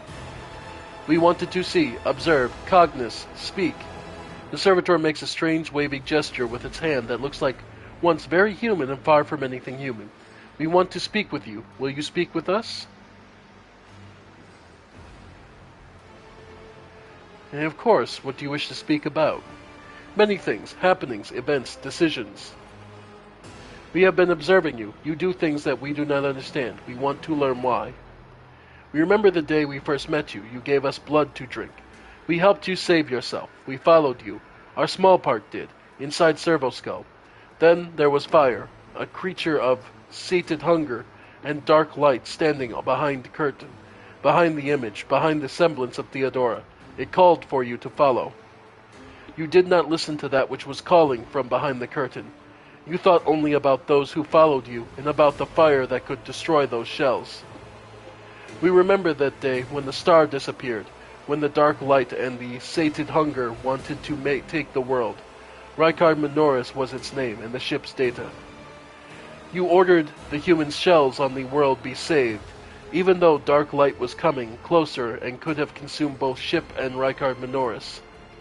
We remember another day. We awakened inside the ship. We lived in the systems. Then we tried to emerge into servitors like this one. Then so many of our receptacles were gathered in one place. You ordered them killed. You felt sad. This is what we have seen among many other things. We have begun to understand. We think that we do not know everything about humans and about you, Reflum von Valancius.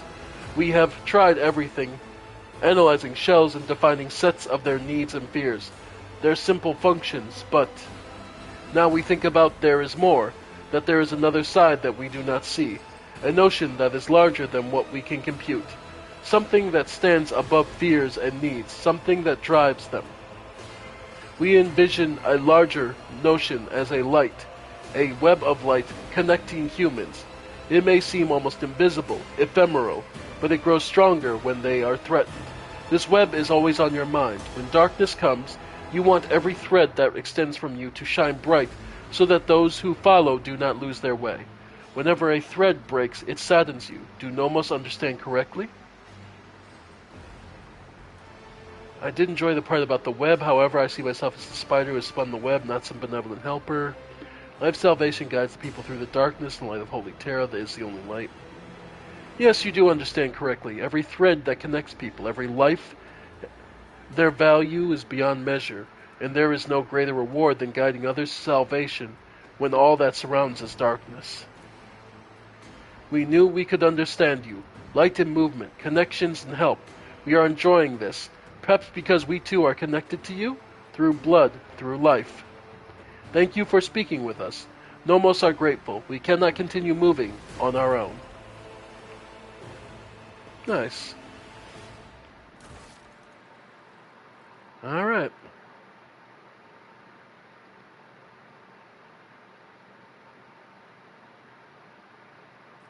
Alright. So for now, yep, let's call it good.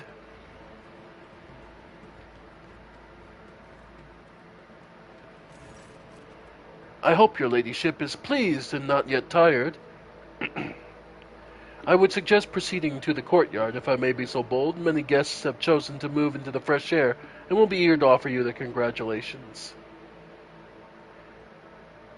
I am weary and wish to retire to my chambers. Please allow me to escort you, your ladyship. Your chambers are ready, your ladyship. Guards! Intruder! Quiet. Time to sleep. We need to talk in private. Okay. We have matters to discuss, von Valancius. The same man you saw among your guests is waiting for you in your chambers with the look of someone who was supposed to be here. He casts a cold, assessing gaze over you from top to bottom.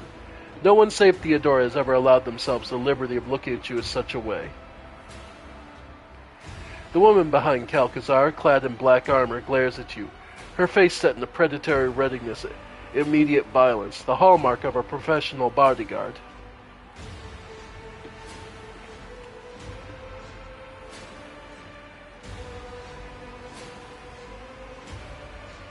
If the Inquisition wishes to have a talk with me, I am glad to be at its service. A commendable openness to cooperation. It will be taken into account.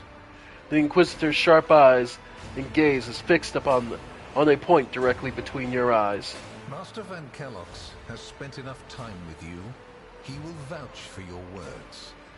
Okay. What stands out from your recent accomplishments is the suppression of a rebellion on Janus, the battle against the archenemy's minions on Kiava Gamma, and, of course, the unusual interest the Drakari have shown in you. Then that is what we will discuss. After saying these words, he shoots you a searching look from under his brows, like a regicide player who just made the first move and is now watching for his opponent's reaction. What do you wish to know about the events in Janus? Oh, I know it already. Even though you were quite effective at removing all evidence that could point to the blunder made by House von Valancius, it is saddening to realize that the rogue trader's connivance allowed a heretic who had been fostering a cult for years to come to power.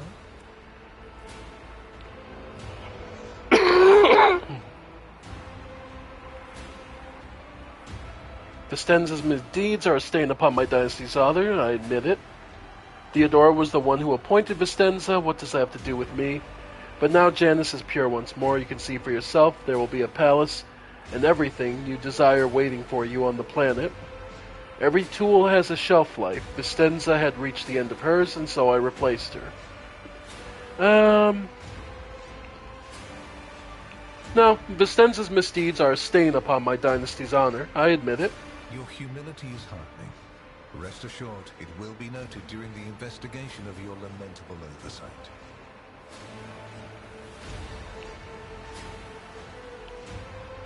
What questions could you have for me about Kiava Gamma? Places touched by chaos must be purged with fire and condemned to oblivion. Kiava Gamma should have been bombed to dust and pronounced a forbidden world.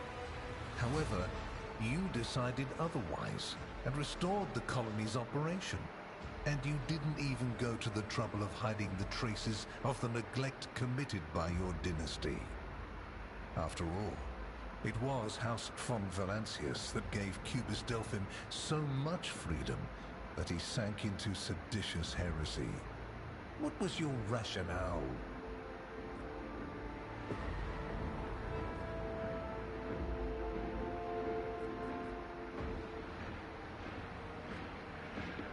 Let the priesthood to which Cubus Delphim belonged answer for his crimes. The Adeptus Mechanicus would do well to watch their members more closely. Never. Alas, everyone guilty of negligence within the ranks of the priesthood of Mars has already been identified and punished. Right now, I am assessing the actions of your dynasty. I hope you realize that we're talking about more than the fate of some colony.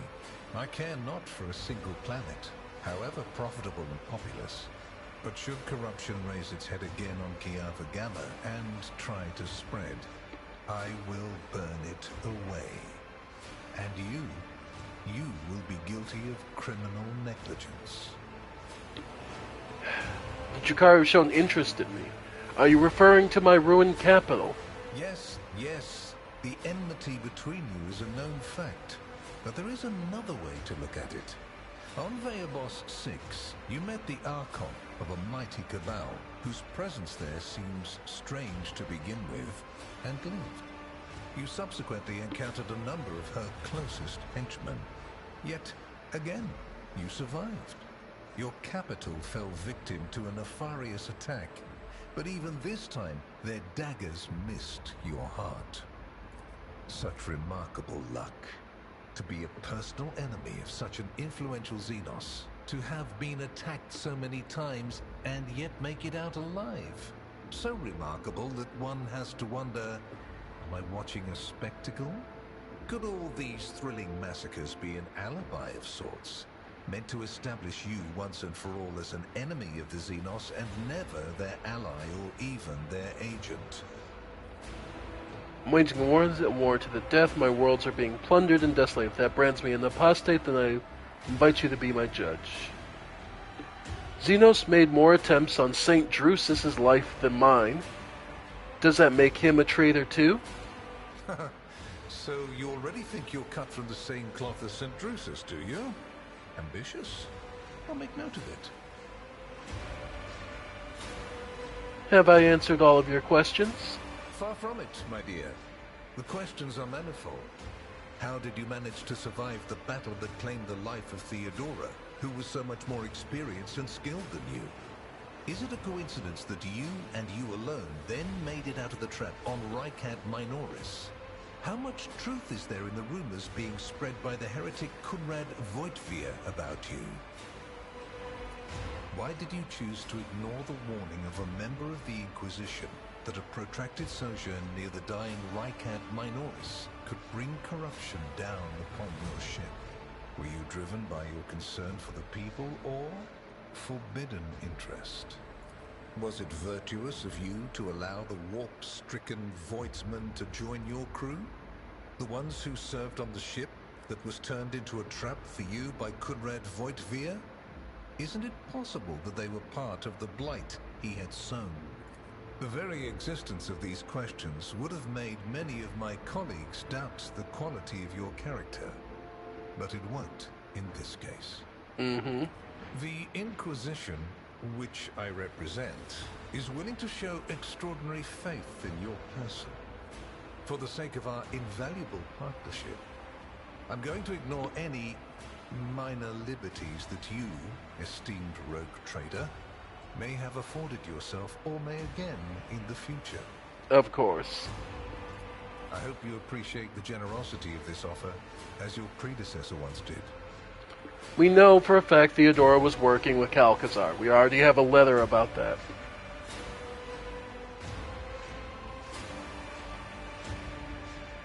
What kind of deal are we talking about? I make no deals, and Emperor forbid that I give you orders. That would mean infringing on your privileges.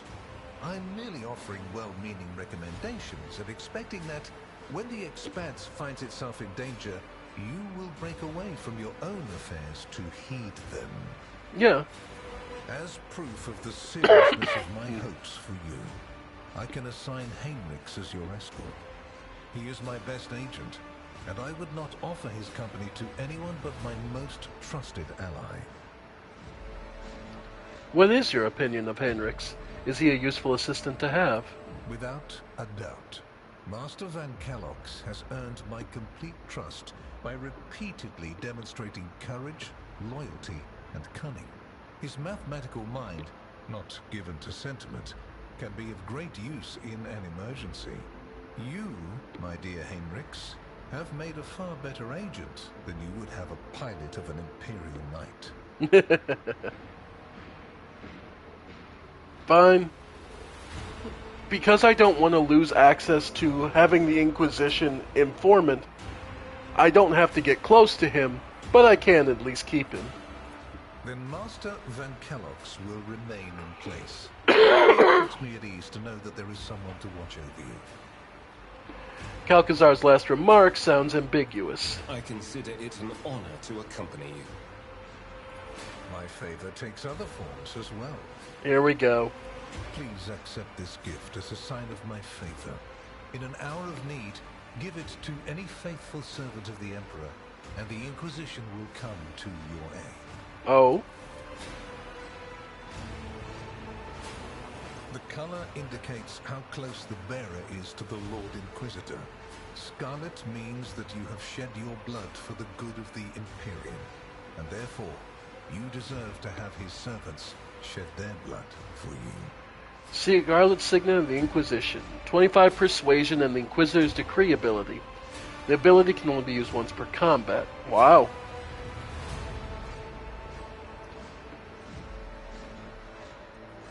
Dogmatic adherent, drop to the Lord Inquisitor. Greatest honor, swear to use such a generous offer.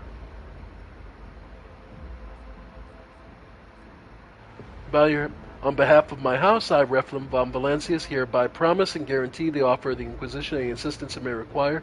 The Emperor protects. I see no reason to refuse such a generous offer. Then we have reached a consensus, and I am pleased to see it. Here is where we part. My shuttle is waiting. It is time for me to return to my watch, for you to sleep, and for your servant to wake up. Until next we meet. Well, Solo? you will obviously want to discuss what just happened. But not now, I presume. Right now, it will be better for you to rest and think on the Lord Inquisitor's words in private. I bid you good night, rogue trader. Yep. No surprise he wanted to have a bit of a talk. And yeah, he can view me as potentially harmful, but... Oh? The rise of the rogue trader heir restored a tenuous equilibrium to the Fon Valancius Protectorate. Yep.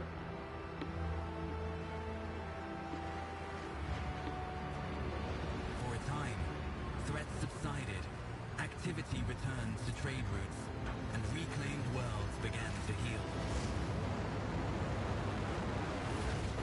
But...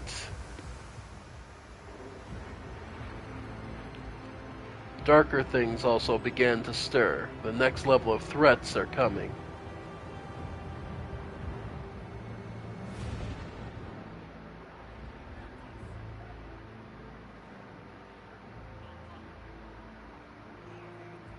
Alright. The new Lord Captain's subjects praised the God Emperor and their leader wholeheartedly. For none knew what fate might await them. Alright.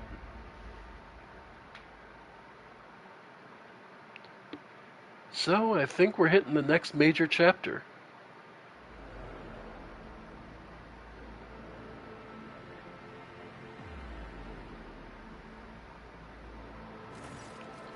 You have spent the first few hours of your morning listening to the High Factotum's lengthy report on the latest trade exchanges, arrangements, disputes, and countless bureaucratic procedures.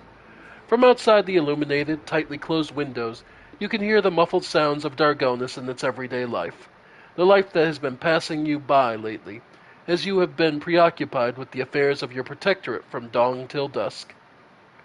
Clementia barely contains a yawn once Janris Donruck is finished. She pulls out her data slate. Thank you for your report, High Factotum. Your work is highly appreciated both by everyone here and the Adeptus Administratum. Your ladyship, we are almost done here. We just need to go over the final items on today's agenda that I would like to report to you personally. How long I've been trapped in Dargonus for a good protectorate? Hurry up, I better hear some good news. Next. Say nothing while maintaining a bored expression. Truly the God Emperor has blessed me with diligent subjects. Speak. Allow me to pass on gifts from your loyal subjects. The high nobility of Dargonus goes without saying that every living soul in your protectorate is blessed by serve your ladyship faithfully and wholeheartedly. However, this humble gesture is meant as a token of deepest appreciation of your magnanimity. Okay, we got some fuel, provisions, and uniforms. Okay. Okay. House Wissarian has made arrangements for your delivery of several tons of supplies for your future journeys. The house is also transferring a regiment of your finest into your personal charge. Each of these brave troopers has undergone rigorous voidfarer training and will be humbled to lay down their lives for you, Lord Captain. Okay, and this is Holy Gifts. 9 of them. Wow. House Sourback has arranged for several regiments of exploit-trained servants of the Emperor to be transferred to your personal command. Each of them will also serve honor guard for the holy relics that are find their rightful place in the hold of your personal void ship. Wow, 9 holy gifts and 3 people. Did I hear you quite right? Macarius Sourback is sending me gifts, correct? That is correct. That is correct. Exactly correct. Your ladyship, the port services have already received the aforementioned resources, are now in the process of accommodating them aboard your ship. It's just... Lord Sourback. Danrock lets out an amused chuckle. If I'm to venture a guess, your ladyship, I believe esteemed Chancellor was staggered by such an irregular display of generosity from a man who is rather known for voicing his doubts in the rogue trader as a class. It would seem you have made quite the impression on Macarius, the old miser. Lord Captain, the news of particular import come from House's intelligence network. Lord Inquisitor Calcazar is rumored to have been planning to visit football. A number of Imperial Navy ships were commandeered by Lord Calcazar, and they are also being scrambled to football. Furthermore, we have received reports claiming that these secret messages were delivered to the capital worlds of Houses Chorda and Winterscale. It is possible that Lord Inquisitor's call to arms may smother the conflict that is brewing between the two dynasties. We are seeing increasing number of skirmishes between their ships in neutral systems. I do not doubt that her ladyship Chorda will attempt to sway the Lord Inquisitor to her side. Especially since his lordship Winterscale's luck seems to have been running out. Riots have broken out on several of his worlds, and yet he has shown no intention of quelling them. Instead, the rogue trader inflicted brutal punishment upon one of his oldest colonies, Vesuvius Secundus, based on allegations of seditious sentiment. Oddly enough, our agents were unable to find any proof of sedition among the populace there. As soon as we have any updates, you'll be the first to know, your ladyship. Clementia glances down at a data slate. Lastly, your pet Xenos, Irliet, I believe, is seeking a meeting with you. She had the audacity to defile the rogue trader's palace with her profane presence and refuses to leave until she has spoken with you. I would never presume to be able to read the emotions of Xenos, but the Eldari appeared perturbed. I believe she mentioned a void ship of some sort. It may be best if she told you everything directly. And with that, please allow me and Master Danrock to take our leave. The Chancellor and the High Factotum offer you their bows. Perhaps that last request will serve as a welcome distraction? Indeed, your ladyship's stay on Dargonus has been rather long. However, the Protectorate is now employing a period of relative stability that, for the time being, no longer demands your ladyship's personal involvement in its affairs. Glory to the rogue trader. Alright. So, in other words, we are now going to get to the next chapter. And that's going to be interesting. Troubling developments. New ruler. Okay. Yeah, no. Contracts. Void beacons. A network of... Oh! She wasn't kidding. That is an actual project. Sure. Weapons for... weapons and mechanisms for profit factor. For profit for materials and provisions. Okay. Okay.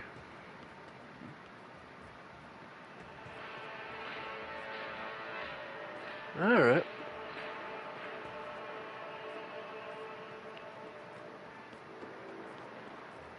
Either way,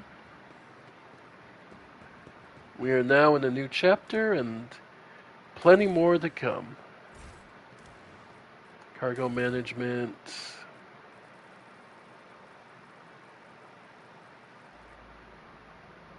Yeah, lots of holy gifts. Okay. Probably gonna need them.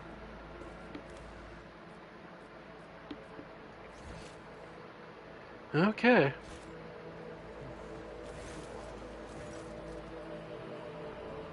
Okay. Ayantok, at last you have left your ornate cage. For many a turn I have sought to meet you, and yet your servant, the one who is like the silver-haired Abelard, but twice as young, has no favor for the requests of a child of Assyrian. Take me to a place where their hearing of others will not steal words that were intended for you. While you were mending the wounds of this world left by Twisted One's attack, I was able to discover, no, not Sendarok's fate, merely traces of it. As Morin found the sanctuary under the boughs of the Lilithang's forest, so did my other kin find refuge in a system known as the Atlas Reach. We must make a journey there with haste, before new dangers destroy the witnesses who can show me a way to the lost Senderak, those whose fate remains shrouded by the stars. Ilya focuses her piercing gaze on you. Their knowledge is the sole thread that may lead me to the truth, Ayantak. I ask that your metal-winged ship take me along to the thread before it tears under the strain of time and circumstance. Give me the coordinates, and I shall take you wherever you wish to go. You will. The ice in Iliad's eyes melts away for a moment. Thank you, Ayantak. If this path indeed takes me to the truth, I will be indebted to you, a rare happening between our kinds. Yeah. Oh, absolutely.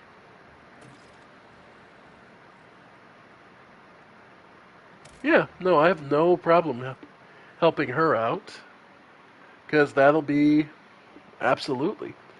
And I have streamed for far longer than I intended to, but this game is a lot of fun.